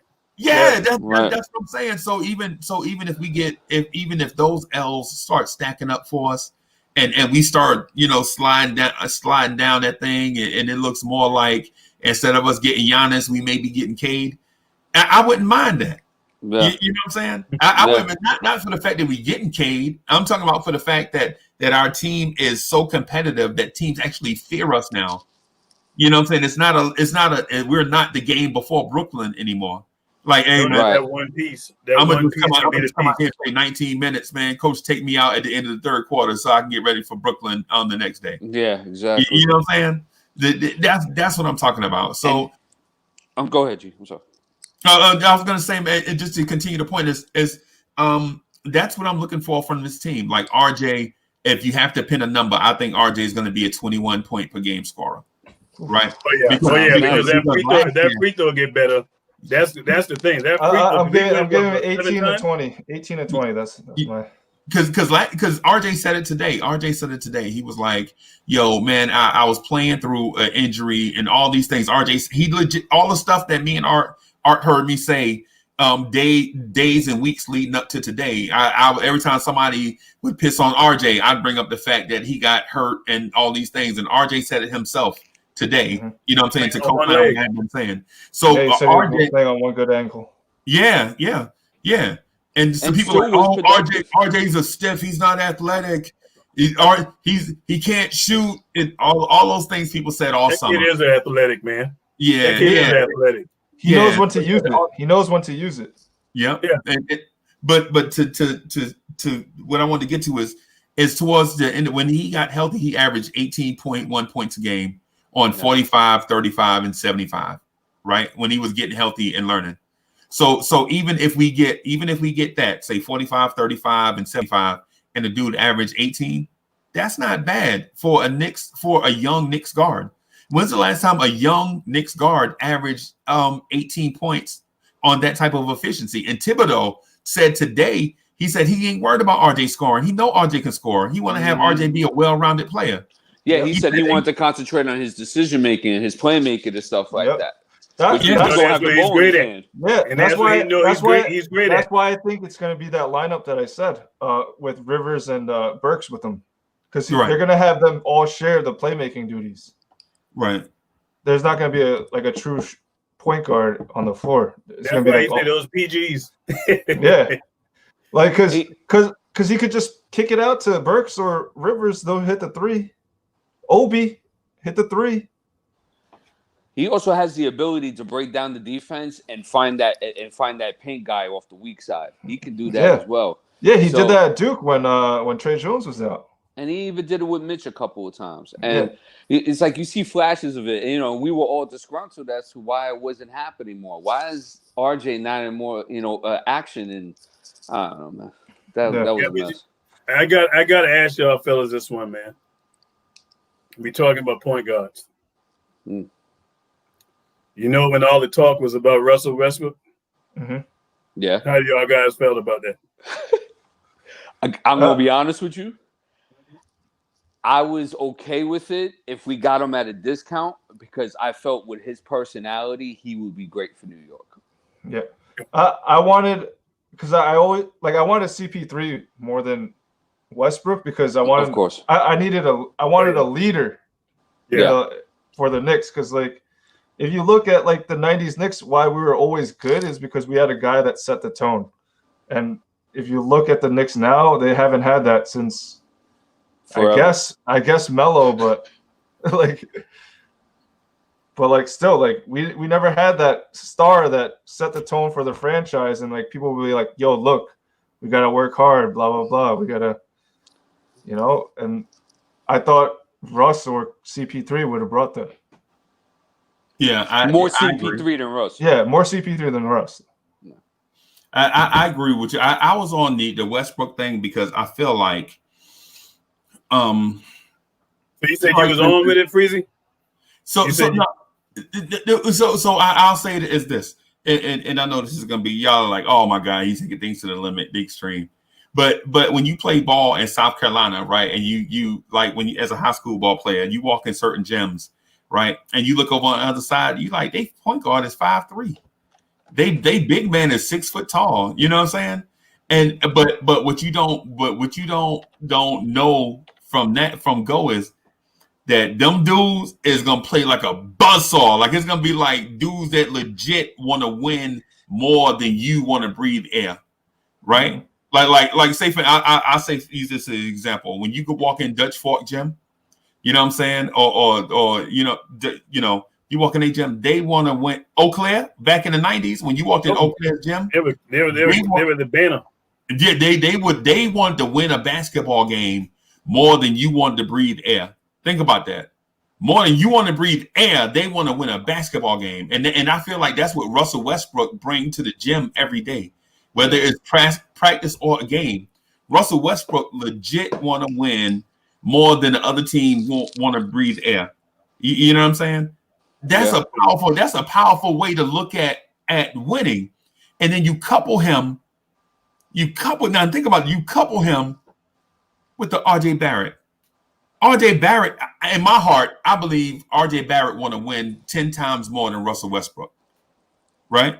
And then the reason why I say that I keep bringing up this story about how Mount Verde Academy lost to Chino Hills. RJ Barrett missed a free throw to tie the game to go to overtime, and he fell out on the floor and cried at 14 years old. Lonzo Ball was 17 years old, leaning over him, patting him on the back, like, get up, kid, man, there ain't nothing but ball. It ain't nothing but basketball, man. You'll be all right. Lonzo Ball at 17 is telling RJ that at 14.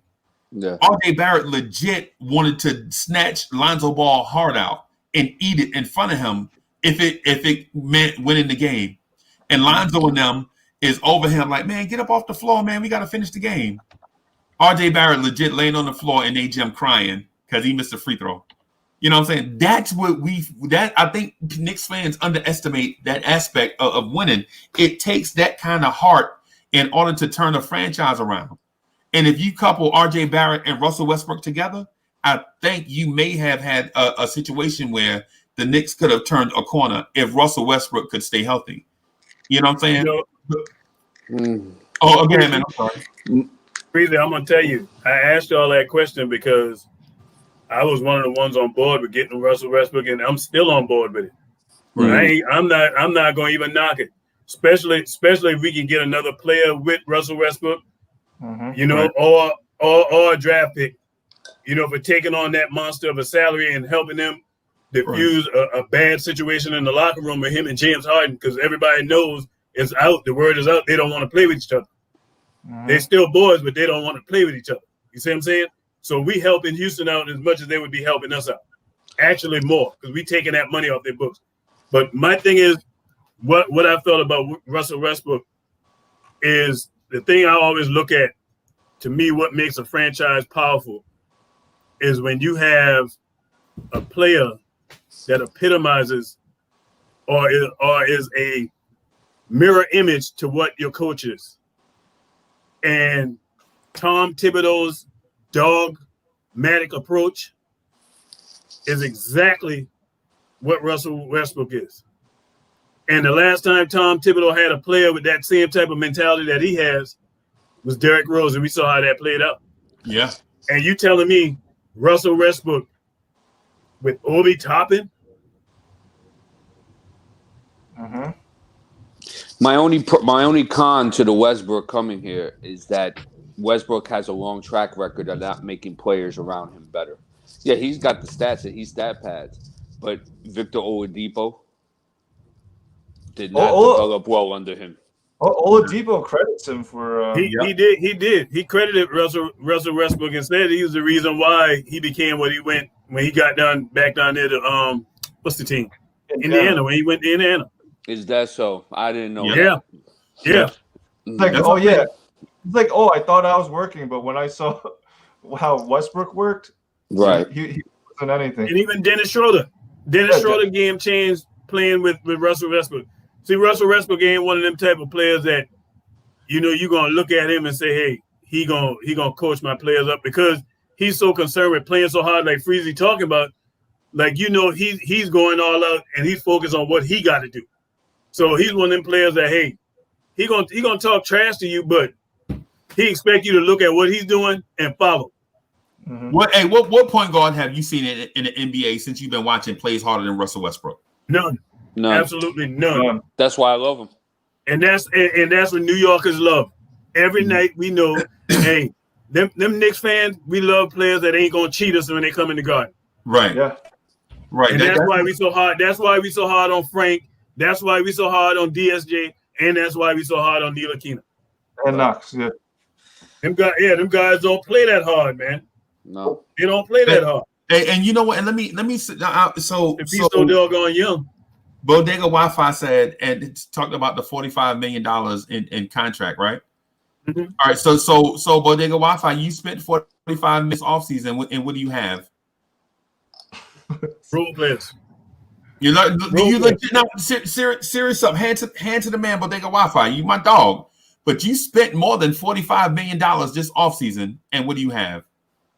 Role players. So we complain about. So we complain. I tell you this, Breezy. I tell you this, and I know none of us going to disagree with this one. You put Russell Westbrook on our team right now, I guarantee you playoffs. I guarantee you playoffs. We talking 30. We talking 30 wins with what we got right now. You put Russell Westbrook on the team, I guarantee you playoffs. With the squad we have now? With the squad we have right now. Because the one thing with Russell Westbrook, for them stats that we know he gets, the guy passes the ball. That's the one thing I know. He passes the ball where people can do something with it. You didn't call him Mr. Triple Double for nothing. Right. You don't get 7 assists a game if you're not if you don't pass the ball. Okay, thank you. So everybody talking against Russell Westbrook, man, I'm like, the only thing people can talk about is that money of that contract. That's all they can talk about. But if you're telling me I can get Russell Westbrook today as a GM and you're gonna throw in a player or a draft pick, buy Julius Randle. You telling me you wouldn't move Julius Randle and DSJ for Russell Westbrook and And a pick heartbeat. or a pair of black. Right. Right. I drive into the airport. Right. Exactly. I might drive him to Houston. Exactly. Exactly. And I'm telling you, I think that's the deal that's on the table. Right. I think that's the deal that's on the table, and they're just waiting for Houston to say, "Okay, we ready to make the move." Once they find out for sure that these two guys ain't gonna be able to play together, as what's being reported, because they're still mad about the coaching situation in Houston. Yeah, they hit the and owner they didn't too. get Ty Lue. So when they find out that this thing ain't gonna work with them, look for that thing to get blown up. Yep. And I'm here to tell you that I think what it is Knicks fans get enamored with winning the lottery as opposed to winning the championship. You know what I'm saying? So yeah. So the thing is I know Cade Cunningham is a fantastic player, and I think he's going to be 20 points, 5 rebounds, 5 assists out the gate. Easy. Right?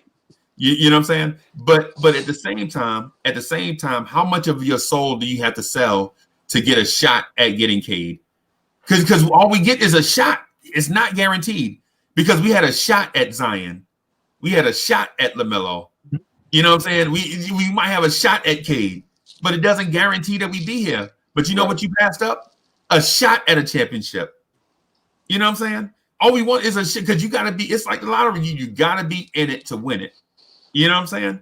And so the thing about Westbrook is people like nitpick these certain things about Russell Westbrook. Like he doesn't make teams certain teammates better on the floor, say in live game action.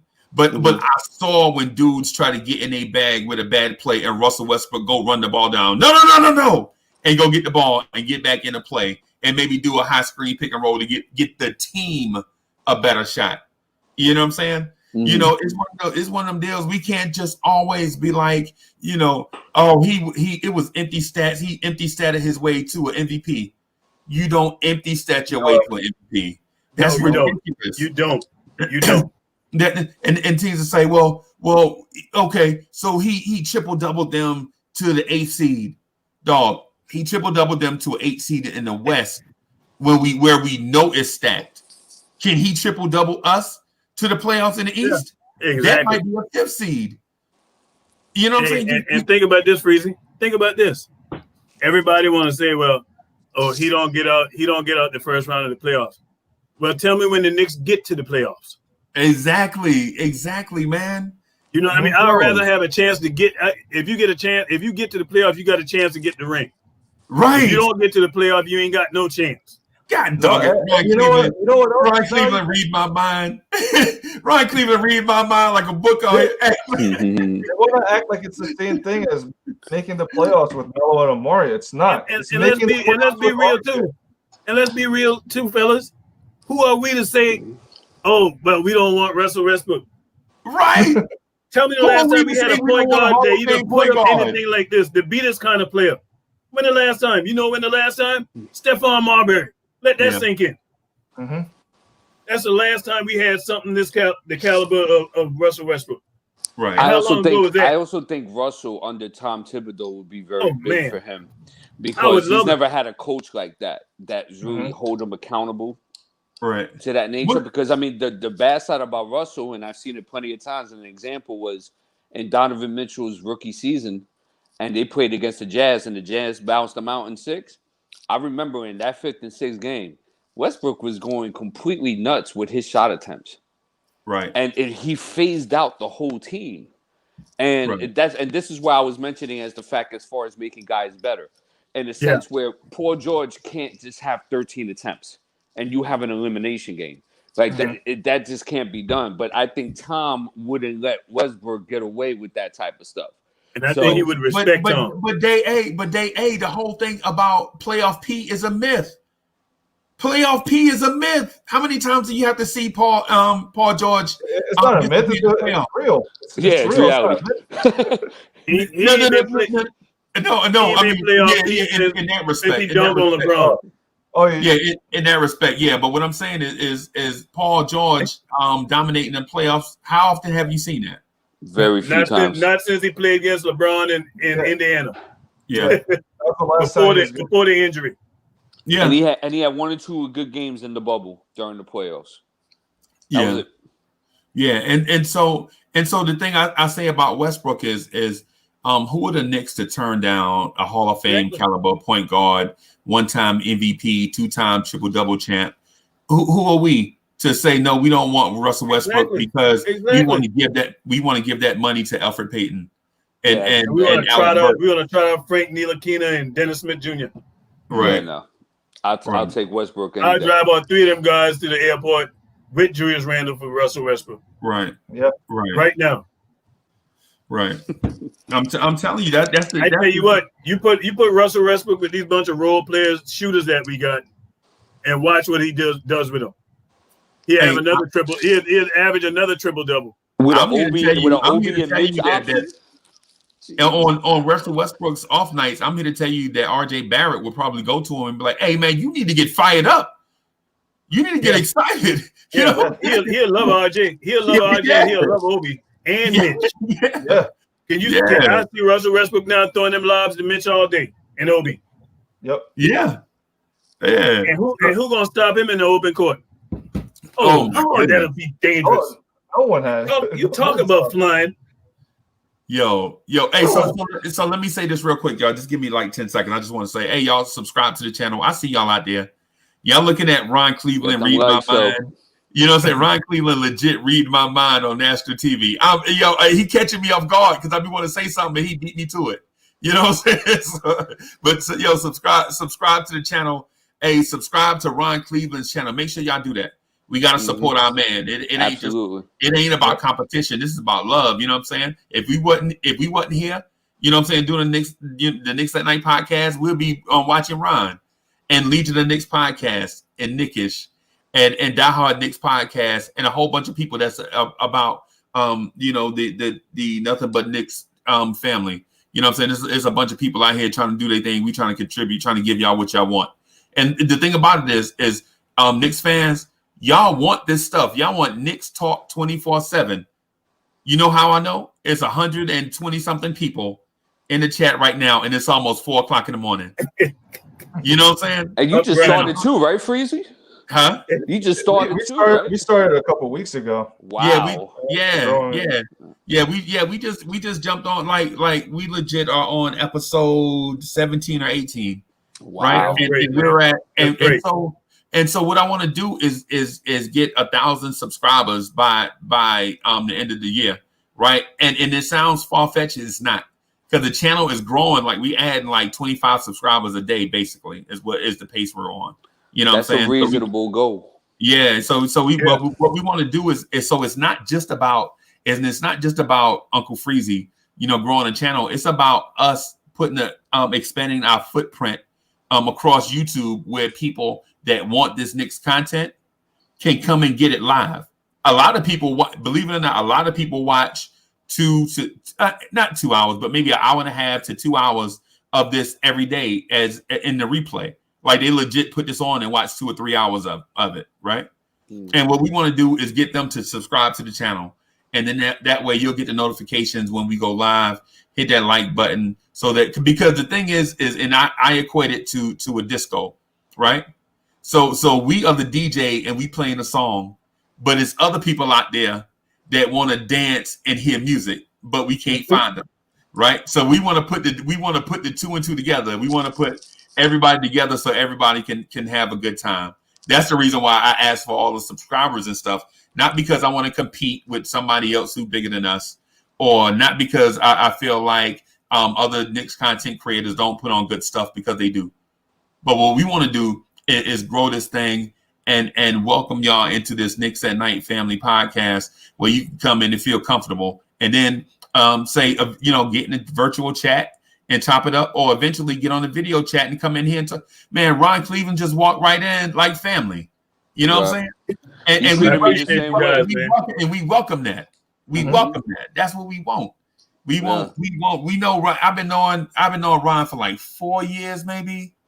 About 3 or 4 years. On MBK, man, when Sim was, basically getting that thing off the ground. Yeah, Sim is the godfather for a lot of these shows and such. But the thing about it is even though that format is dope, this format is just different. You know what I'm saying? We different, and we on at a different time, and we welcome and we want y'all to come in here and kick it with us. But not because numbers impress us, because numbers, man, listen, if I wasn't doing this right here, I might be talking to Art, having the same conversation just over the telephone. Right. You know what I'm saying? Or whatever. You know what I'm saying? Right. You know what I mean? So what I'm saying is if y'all want to hear stuff like this, man, just come on, subscribe to the channel, hit that like button, and we gonna welcome y'all. Eventually, we gonna be doing swag.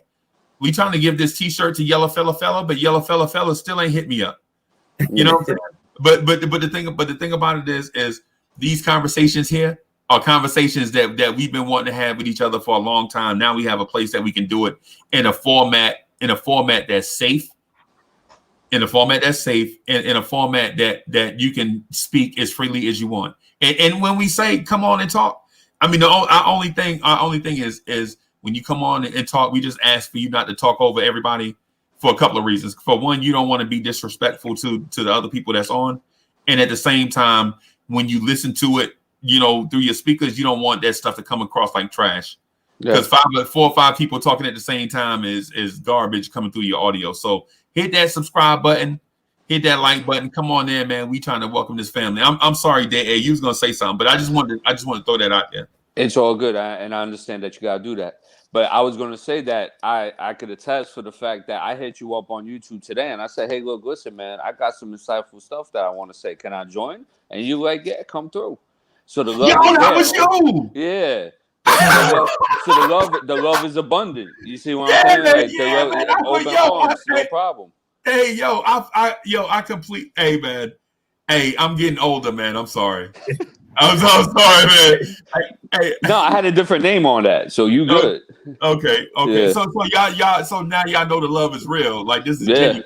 This ain't like some made up mess. Mm-hmm. Right. My bad, man. Hey, you made me look like an old man just now. Nah, that wasn't my intention. Yeah, Freezy. Hey, Freezy. Yo. I just found your show tonight, man. I just found this show tonight, and I was like, looking at Nick content. I'm like, oh, somebody's live.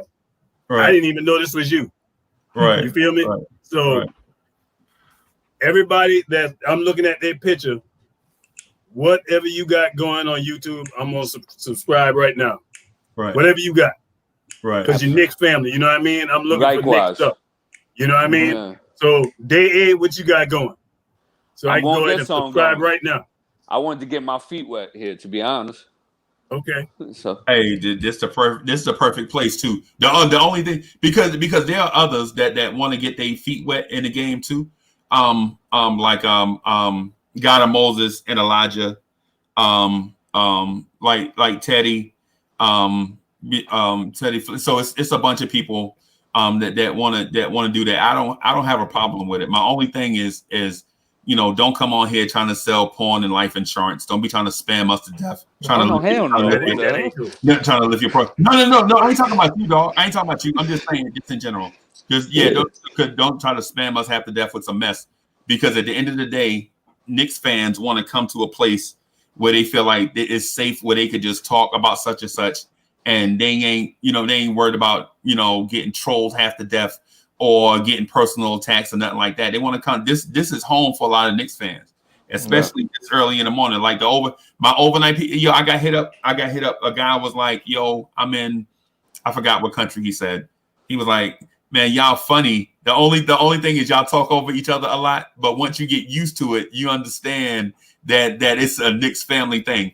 And my only response was, that's how some families are, dog. Some families talk loud over each other. I mean, and also too, it's a chemistry thing too, where people know how people are speaking and their tones, and they know when to come in, when to come out. So it's that too. Right. You think about growing up in my grandma's house, man. You know what I mean? Yeah, but I mean, I had watched the show a couple of nights, and I was like, yo, like. I'm feeling the format. I like how I like some of the takes. Like I like some of Joe's takes. I like some of Guillermo's takes. I like some of yours.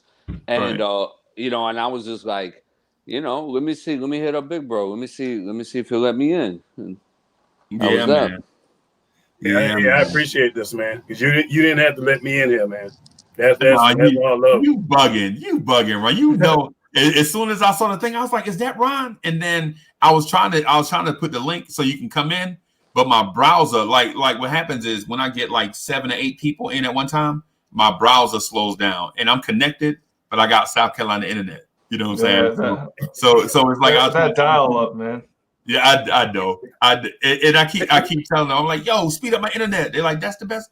We can't go no faster, Uncle Freezy." So, but anyway, when I saw you, I wanted you to come in. But I wanted to say this thing real quick, man, before it's time for us to get out of here. Mm-hmm. I legit think that the Knicks may be on the verge of getting that 10 seed, the playoff seed. Uh-huh. And I think if we do that,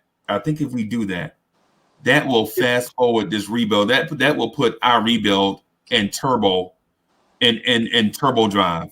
You know what I'm saying? And the reason why is because our fan base hasn't had anything to cheer for in so long that if we reach any type of success, I think it turns everything into turbo drive. Now, if we do that though, we probably won't be able to get Cade. That's the thing. And this is the thing that Knicks fans fear, that stuck in the middle. Like you get to that 10th through 8th seed, you're not a contender, and you're not able to get the guy. But I believe if we get to that 10th place, I believe the stars that we have the players that we have that has that may have star potential, I think it'll kick their stardom into overdrive. And I'm not talking about 30 points a game. I'm talking about taking them from 15 points a game to like 21 points a game. And have the capability to come through in high leverage basketball games is what I'm getting at. Yeah, you know, we got to start playing meaningful games, man. Right. We can't be eliminated by. Yeah, like we can't be eliminated by freaking the first month. Right. Exactly. Yeah, man. How many years? Like I said, wins or losses don't matter to me this year. It's a matter of us being competitive and having a formidable product on the court that we haven't had in the past 5 to 6 years. Right. So and it puts notice on the league. Okay, New York's doing something. Hey, they got a strong coaching staff. Hey, some of the young guys to develop. Hey, this might be a place where I want to go. Hey, they got money. Don't throw the bag at me if I ask. Right. So I think that should be our goals. We want to get competitive. We want structure in our front office to maintain. We want structure in our coaching staff. We want to develop players and be competitive. We have that. This season is a big W. Right. I can tell you this, man. I just love our direction, man. When I think about the 3 things to success, man, you know, your coaching staff, your front office, and even your owner, man, he got to be smart too. You know, those 3 things got to be in lockstep, man. And from what I'm seeing, and this is what made me so excited about that Leon Rose hiring, is how fast that was done. You know what I mean? Like that had been rumored for a while before the ink hit the paper.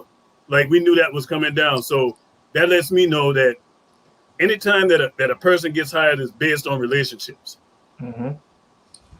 Soon as Leon got hired, what we started hearing, even before he got hired, or if he gets hired, Tom Thibodeau is coming. So when you hear those things, you got your owner that you know willing to dole out that cash. You got your coach that you know has a reputation for being hard-nosed, for expecting your guys to play the right way. And let's just think back to Tom Thibodeau, man. Everybody in here, even the younger people, man, are old enough to know that Derrick Rose team, that Bulls team, that team was like a well-oiled machine. The way they connected on defense, even in offense, as simplistic as that offense was. Freezy, I can't hear him.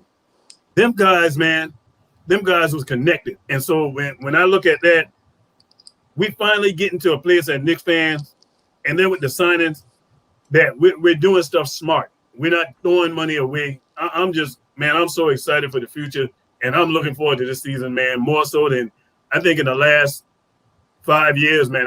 I got to agree with you. The last 5 years, man, we have had no direction, period. Right. Hey, so can you hear us? I could hear y'all. I couldn't hear him. I could hear him too. I can hear everyone. I hear y'all. I can't hear Cleveland. For some crazy reason. Hey, y'all crystal clear to me. Yeah. Oh, y'all. I can, and it's crazy because I can hear Day clear as a bell. I probably need to get a little bit closer to it. I didn't want to put that old headset on my head though. Oh man. I want to smash my hat. hey, I got a little head, man. My mom and dad was cracking jokes on me. Toppin, I seen that hat on your head. It looked too big. I said, no, my head too little, and on me, the hat ain't gonna fall off. It's a snapback. Yeah, man. So I'm really feeling the K to the Knicks thing, but I don't want to tank, bro. I don't want to tank. I just can't sit through. I can't sit through Alec Burke and LP passing the ball back and forth together, playing hot potato. I can't sit through that no more. I just can't. I can't. I feel like we need to pick a direction and go. You know what I'm saying? You just put your car and drive it and go, man. You know what I'm saying? We can't. I just can't sit through a fade for Cade, and then when it's time for us to get Cade, they're like, nah, you're not in a position to get Cade. You're gonna have to get the fourth best option. And so it put me in the thing like, well, we faded for Cade, but no, you got to get the fourth best option. You know what I'm saying? And the same thing with Zion, like, yo, you might get the number one pick. He had the worst record. The odds say you're gonna get such and such. Tank for Zion, and then we get RJ. And no disrespect to RJ because I loved RJ. I love RJ. I think I prefer RJ, right? But the thing is stop telling me to tank for a player, and then when it comes time to cash in, we get whatever is the third or fourth best option. I don't want to do that no more, man. I would rather see this team try their best to make the playoffs and miss, and then get in this draft where we were, as opposed to tanking with veterans. The young guys don't develop, and now we're in a situation where we draft another young bum, and then it's like, you know what I'm saying? It's like, oh my God, do we have to do this? Now it's tank for Amani Bates. You know what I'm saying? We have to get. I think we have to get off that hamster wheel. Yeah, I agree with you. We legit I agree with have you 100%. try to win high leverage games. Mm-hmm. You think about it. What you just said spoke volumes, man. That's exactly what happened with New Orleans. New Orleans played to win the game and ended up getting. So I didn't know he was speaking. Can you hear me now, Dave? Dave? No, he can't. No, he can't hear you for some reason. Try reconnecting or something. Okay, because we could all hear him. I got you. Come back. Can you hear? He's like refreshing it, I think. Yeah. Hey, yeah, but I mean, oh, go ahead, man. I'm sorry. Yeah, I mean, it's when I look at the situation, man. What you just said, Freezy, speaks volume, man. As a Knicks fan, if we can be competitive and stumble into a high draft pick, I'm all for it. But I don't want to be trying to sabotage a season and then don't get nothing. And just like we can just pretty much cancel that because just the way the format is now, is no longer going to be where you can tank thanks to Philadelphia on purpose and get that high draft pick. That's not going to happen. They're going to punish you for doing that. And I won't be surprised if they change those envelopes around when they see it land a certain way. Be like, nah, this team here, because we won't know. We ain't in the room with them. Yep. Right. That is true. Look at Miami. They don't tank, and they got Bam Adebayo at 13, I think. They got Tyler Hero later too. Like, you just have to draft right. That's what you got to do. Hey, Udi Mac, what's your what you got going on YouTube, man? So I can go to subscribe. I'm just Freezy's right hand man. Okay. So with me subscribing to you guys tonight. Okay. Yeah. So the Lawrence Tears thing is not just the Knicks at Night podcast is not an Uncle Freezy thing. Okay. You know what I'm saying? It's you and Udi Mac.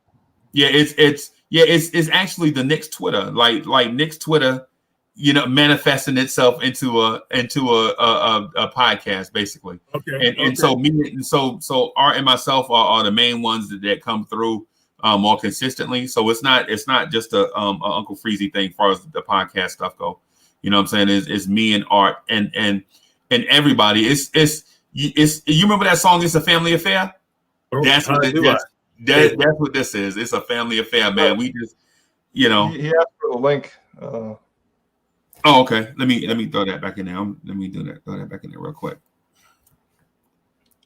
Yeah, so we started out on Sportscaster, man. We started out on Sportscaster with like 20 people maybe rotating in and out, you know what I'm saying, as far as viewers go.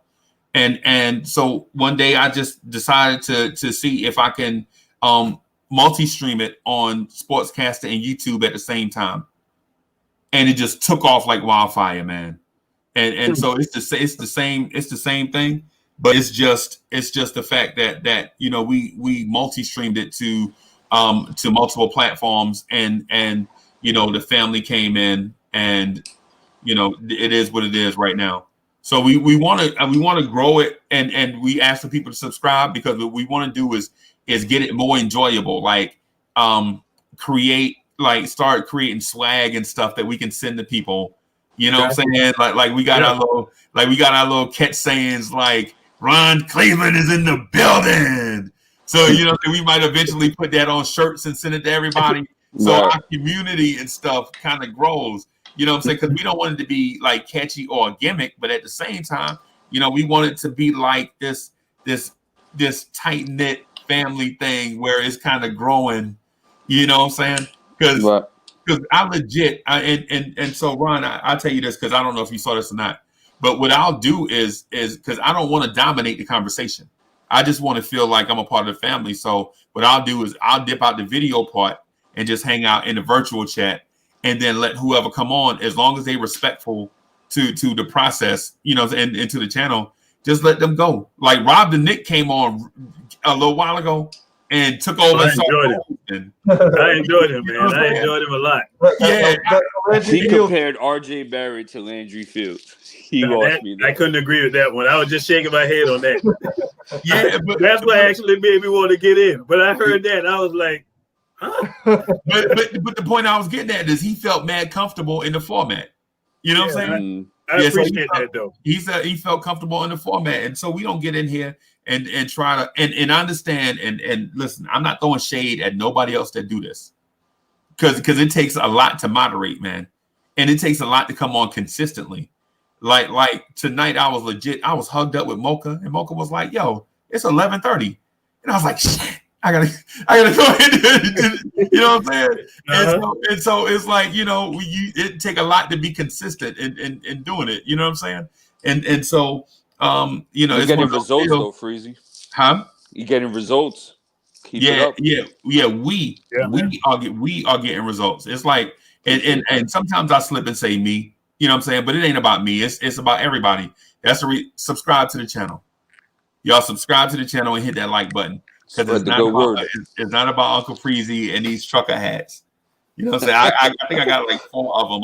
I'll be searching for them. You know what I'm saying? It ain't about Uncle Freezy and these trucker hats. It's about the Knicks community having a place to vent. And so I also wanted to say this. If y'all think we growing now and it's the off season, you wait till December. You wait till December 22nd after the first game, whether we win after preseason game. Oh man, I can't wait. Yes, that's what I'm saying. I can't wait. You know what I'm saying? That's what I'm saying. So y'all subscribe to the channel now. Y'all subscribe. 9 days away. Huh? 9 days away. From preseason? Hey man. Wow. Man, hey.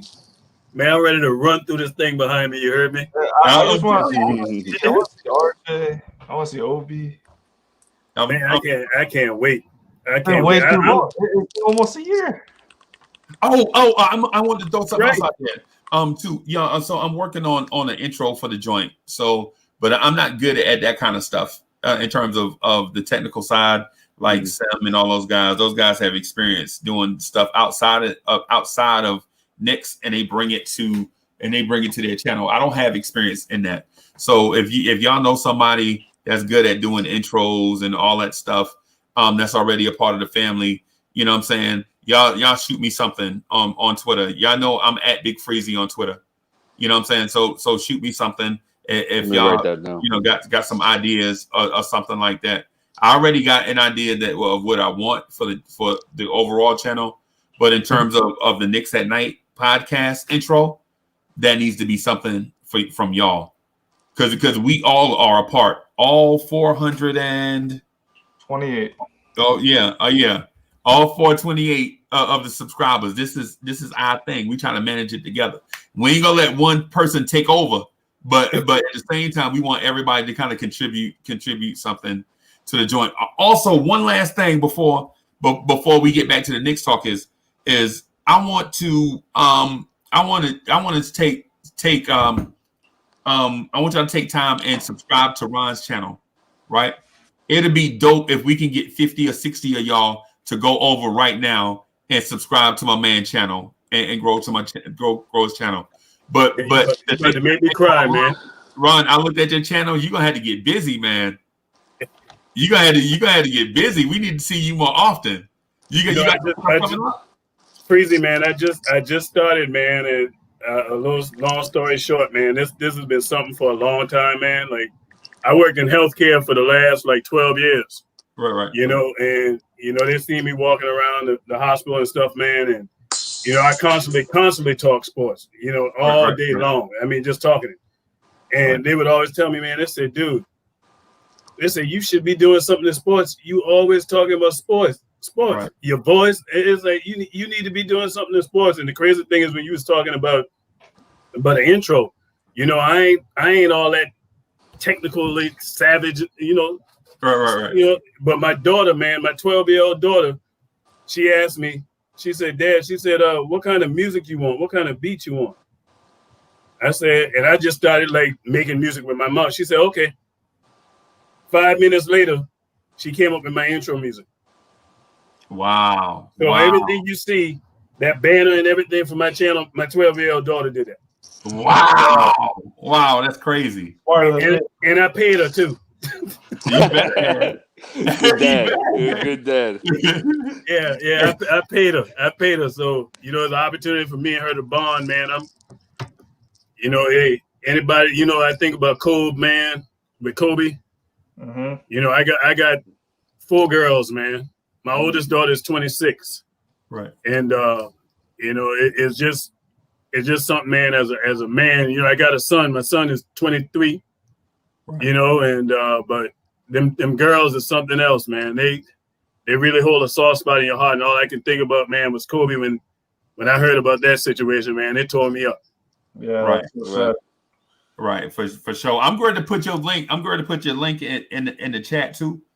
And then that way people can click on the link, go straight to it, and like the video and subscribe to the channel. If we can get 50 or 60 people to do that, man, that'll be super dope. And the thing is for the people in chat, y'all, I don't, what's the word where you always trying to beg for something? I don't know what it is, but anyway, I'm not really looking to do that, but I do want y'all to support my man because I know he's gonna support y'all with good Knicks content. So I'm not asking y'all, I'm not spamming y'all for him. I'm telling you, if you do this thing with Ron Cleveland, he gonna hit y'all with some good. Basically, you gonna get more in return than what you pay for. Is basically what I'm saying. I know because we used to sit with Sam and talk, and I used to be like, "Dang, yo, Ron can go on for days about these Knicks, man. That dude know what he's talking about." You know what I'm saying? So, but Ron starting this thing, so go support my man because he's gonna give you more than what you paying for. You know what I mean? Hey, Day looked like he wanted to jump in and say something. My bad, dog. No, I'm all good. I was just listening. Okay. Yeah, hey, I subscribe to. I hit you up too. Yeah, man. Yeah, so I was doing that when I was saying I hope that helped your channel grow, dog. What's crazy is I'm seeing these names now, make me remember when I would be on Sim and other platforms, talking and stuff, and I'm looking and seeing the live chat and names come across, I'd be like, man, who's that? You know, so now I get to see a face with the name. You know what I mean? Yeah, so man. This is love, man. This is real love. Yeah, man. Hey, but you know what you got to do though? You got to keep putting out that content, man, because we're gonna be looking. Hey, I'm gonna be coming with it. I'm gonna be coming with it. Especially, this thing heating up right now. Hey, because like the night, like when I made a video tonight, I didn't plan to do that. I was gonna wait till tomorrow, but then I saw an article, and it just like it was sticking me, and I was like, I can't go to sleep on this, man. I got to get up. I got to say something, and it was really talking about Tom Thibodeau, man. You know, and Leon Rose, how they trying to clown our front office, man. It's are you serious? Are you serious right now? You know what I mean? In years past, if we would have done what they was wanting us to do, they would have clowned us for that. You know what I mean? We making shrewd moves. We being smart with the money, being wasting the money, and they still trying to have something. It's just because of who we are, man. So I recognize that national media, but I think that gives me motivation. Another thing why they're clowning us is because Leon doesn't let them get anything. Like, they don't have a leaky ship. Right. And another reason too is because we've been a laughingstock for so long, where we just become a punching bag for the media to, you know, come out with these outrageous takes and always critique negatively and stuff of that nature. So yeah. So when do we get to the point where we start punching back? Oh, this year. We start playing competitive basketball and start developing, and that's when we're winning. Yeah. Mm-hmm. So is it just so? And the reason why I ask is this, because we had this conversation October maybe, like we all think we're not gonna win 50 games out the box, but we all think we should start winning. So are we talking about winning games like one co-host said we should win the games that we're expected to win, right? And so if we do that, at least it'll show progress. Don't lose to teams that we're expected to beat. But my thing is if you're the worst team in the league, you're not going to be expected to beat anybody, right? I would say this: our measure of winning should be being competitive in every game. And I know I just said that a few minutes ago. You know, being covering the spread. That's okay. And well, that makes sense. That makes sense. Like say for instance, if we play the Lakers and the spread is like 10.5, you want us to say win or lose 110 to 109. You know what I'm saying? Just get inside that spread. Yeah. You know what I'm saying? So yeah, I feel you on that. I feel you on that. Hey fellas, I'm about to jump off and wrap this up, man. Anything that we should touch on before we go? We covered a lot of ground. We don't have no breaking news this morning, do we? Omari Spellman. Does he crack the rotation? I mean, does he crack the team? Iggy, let's talk about Iggy, man. Let's give Iggy some love. Let's talk about Iggy. I like it. Yeah, I like what I saw in Summer League, and then I like what I saw in the G League. He needs some playing time. I want to see him in the preseason. You know, if Knox goes down the slippery slope, Iggy's the next man up. Mm-hmm. We got him in the second round, and then we paid money to get that pick to get him in the second round. Yep. Yes, sir. And to me, I mean, like I said, fellas, earlier, man, what I saw in that kid, there's no reason why that dude shouldn't have been on our roster day one last year. He should have been on it. He should have been on it. The kid played hard. Was he great in any one thing? No. But was he good in everything? Yeah. He was good enough defensively. He was good enough as a shooter. Mm-hmm. The guy could pass the ball. And I'm like, why isn't he on the floor? And he plays with swagger and no fear. Right. Yeah, he's got. I can understand that. Mm-hmm. How can they say Iggy's defense held him back when you watched Knox and Julius Randle last year? Exactly. That's a mouthful without saying much. What you just said right there, man. That's what I'm saying. That's why I'm always questioning like these certain moves. Like how are we saying, oh man, our offense is stalling because of, and then you have Iggy torching the G League, right? Mm-hmm. Iggy is torching the G League, and you won't bring him up and give him reasonable minutes in a season is lost. Mm-hmm. Why did you keep Mo Harkless when you could have legit cut him, you know what I'm saying, and gave Iggy minutes, Iggy and Knox. If Iggy and Knox would have split those minutes, I think the conversation we're having right now is totally different. Because ultimately, Mo Harkless gave us diddly poo last year. Nothing. Right. No, nothing. Yeah. You know what I'm saying? So why is he even playing? I think that's the reason why Mike Miller ain't in the league right now. Because people say, hey, well, he took that roster and he did such and such. No. But he drove the tank into a ditch. Like he legit was playing veterans over veterans that won't play for his resume. That's what he was doing. Mike was playing it very safe. And how did that work out for him? Oh no, not well at all. Yeah, and you know what else we can say about that too? Go ahead. You know what else we can say about that, fellas? What's that? With that Iggy move, you know how Iggy was good enough to make our roster? I guarantee you, if he was not one of the players that we drafted and he was in the G League doing what he was doing, somebody would have picked him up. Yep. And you know what's crazy about Iggy? Iggy can do everything that Knox can't do. Right. Yeah. Iggy could do everything that Mo Harkless could not do. Yeah, he could put it on the floor. He could pass it. He can shoot.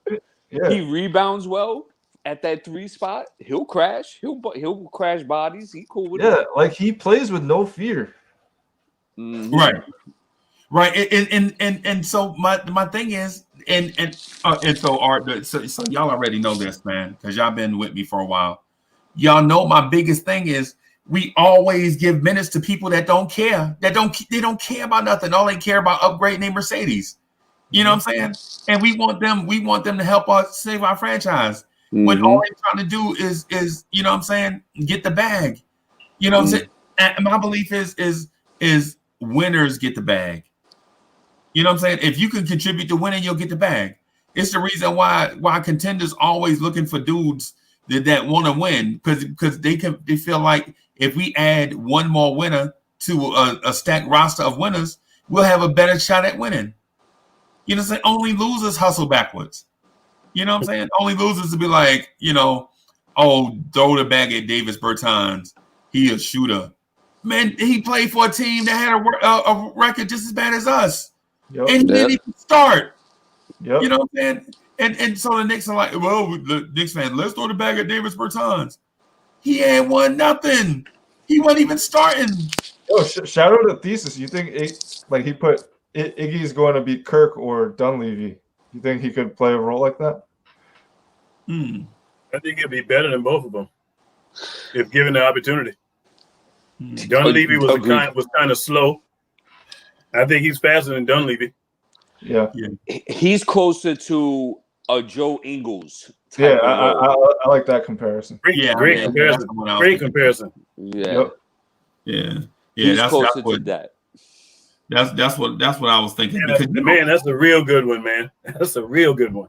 Yeah. Because you legit and so this whole athleticism in the NBA thing gets overrated sometimes. Absolutely. Because we have a top 5 athletic freak at his position on our roster, right? And he can't walk and chew bubblegum at the same time. I'm talking about Dennis. I know what you're talking about. You know what I'm saying? You know. So to say, man, athleticism it reigns supreme. I mean, come on. We have a Nerlens Noel on our roster. He's athletic, but he's not dominating at the center position. No. Look at Zebo when Zebo was in the league. Yeah, dominating in rebounds and couldn't jump over a phone book. Zebo couldn't jump over a stack of matches without tripping and falling. But you know what though? My man was as consistent as they come, and he had heart. It's the same thing with Iggy. I think, to be honest with you, I think Iggy is probably a power forward, right? People are gonna say no, he can play the small forward. I would love to see him be the small ball for a little bit until he can find his way in the league, till he can carve out his niche. You know what I'm saying? I want to give him easy looks and easy defensive assignments until he can find the mismatches and then take. You know what I'm saying? Basically what I'm saying is I want to give Iggy baby steps. I'm not asking him to average 10 points a game. I'm asking him to go out there and be who he is. You know, Freezy, that's a good call. I could see Iggy really giving Forbes a problem, bro. Right. He might be a little undersized, but it's something to experiment. I wouldn't even say. I'd just say he's short. I wouldn't even say he's undersized because it's not like he's 210. Because I think Iggy is 220 something, right? Yeah, no, he got the weight. He got the bulk. You're right. Yeah. I think he's just short for a power forward. I don't think he's small for power forward. What was his stats in the G League last year? Wonder what was his numbers. I got what they look like. Let's see. I got you. You got in 24 games. Yep. 33 minutes per game. It made 8 field goals, shot 16. He shot 50% from the field. Only shot 34% from 3, but I'm okay with that. Yeah. 20.7 rebounds, 3 assists. And only 2 turnovers. 2.5. 20.7 rebounds and 3 assists? Yep. Yeah. A game. Yeah. A game. Wow. It was 20.9 points per game. Really? 21 points. 21 points. Yep. 7 rebounds. Yep. 3 assists. Yep. Wow. And we didn't bring this guy up and let him get meaningful minutes. Nope. That's what I hated about Miller. Like he didn't even do that with Wooten too. Like I thought Wooten should have played with the team too last year. Right. And I was shocked at that because Miller came from the G League. So I figured, okay, we got to develop a coach that knows developing and understands the process. But yeah, he gave veterans most of the minutes. It made no sense to me. Yep. Trying to get a job that he was never going to get. Yep. That's exactly what it is. That's basically what it boiled down to. And now that we reflect on it, we basically say, man, what were we really doing in the first place? We trusted this guy to be a part of the family. He was like more concerned with getting a job. You really can't blame him. You know what I'm saying? But my thing is this, and I know this is the unpopular take, but whatever, it's 4:30 in the morning. I don't care. You know what I'm saying? Hey, I think the job should have went to Caleb Canales. Right? The coaching job? I agree. Yeah. Interim job, yeah. No, the interim job. Yeah. Because the dude is legit one of the smartest X's offensively. Defensively, people say, he's got some work to do, whatever. But offensively, you're talking about one of the smartest X's and O's guys in the league as an assistant coach. The only knock on Caleb is he's probably the nicest person in the NBA. So the rumor is. I don't know how true that is or not. But a lot of people say Caleb Canales is one of the nicest guys in the league. And so they don't know if he'll make a good head coach. They say he'll be an excellent assistant coach. But I think if you gave him the job, you probably could have at least unlocked Frank Ntilikina and RJ Barrett. You know what I'm saying? You could have probably unlocked DSJ. Because what people don't know is he's one of the people that unlocked Dame Lillard and CJ McCollum. You know what I'm saying? Back when Dame used to lean on LaMarcus Aldridge. When Dame was like, let's give it to LA to get this bucket. And Caleb was like, hey dog, get the bucket. You know what I'm saying? Right. Go get the bucket. But Dame like, nah, man, but LA is the man. Hey dog, go get them buckets. I'm gonna show you how to get this bucket. Like he would legit be like, instead of bringing the center up to do the screen and roll, I'm gonna bring a small forward up here. I'm gonna bring a 3 to set a hard screen so that they will feel like you're gonna crash the basket and you get an open look from 3. So little things. Smart basketball. Yeah. You got to collapse to try to stop the man that's getting to the basket. You got to. See why? Hey, Freezy, why are you doing that, man? You know what I'm getting ready to say, right? What you just said. You know who I'm going back to? What's that? The point guard. Yeah. Who? Russell Westbrook. He read my mind. Uda, you read me. You read me. You read me. Right. And so the thing is with Caleb is the thing with Caleb over Mike Miller. Mike Miller, we gave Mike Miller credit for Trey Burke and other guys that came from the G League. But Burke was a scorer when he was in Michigan. Right. That was what he was. He was a bucket go-getter. Right. Trey Burke was a lottery pick. I think Trey Burke was a lottery pick, right? No, I believe so. I think he was. Right. So Trey Burke was a lottery pick by Utah Jazz or somebody and got traded on draft or something. But you give him credit for unlocking Trey Burke and thinking if he comes up, he's going to unlock, but he didn't. And his offense was archaic, and he blamed the roster. He's like, no, we ain't going to do all that stuff. We're going to run horns about 40 times a game. Everybody knows what horns is. You know what I'm saying? Why are you trying to get big men plays at the basket when you want to develop your anyway? It's just I don't know. Hey guys, my voice is going and I done got tired, man. Listen, I would love to stay on longer, but I gotta get out of here and get some rest. Problem. It's almost time for that sun to come up in a few. Yep. Hey fellas, man. Hey, I appreciate y'all letting me rock with y'all, man. Hey, I appreciate y'all to see more of me, man. Yeah, you guys are always welcome. As well. And in my words, man. I'm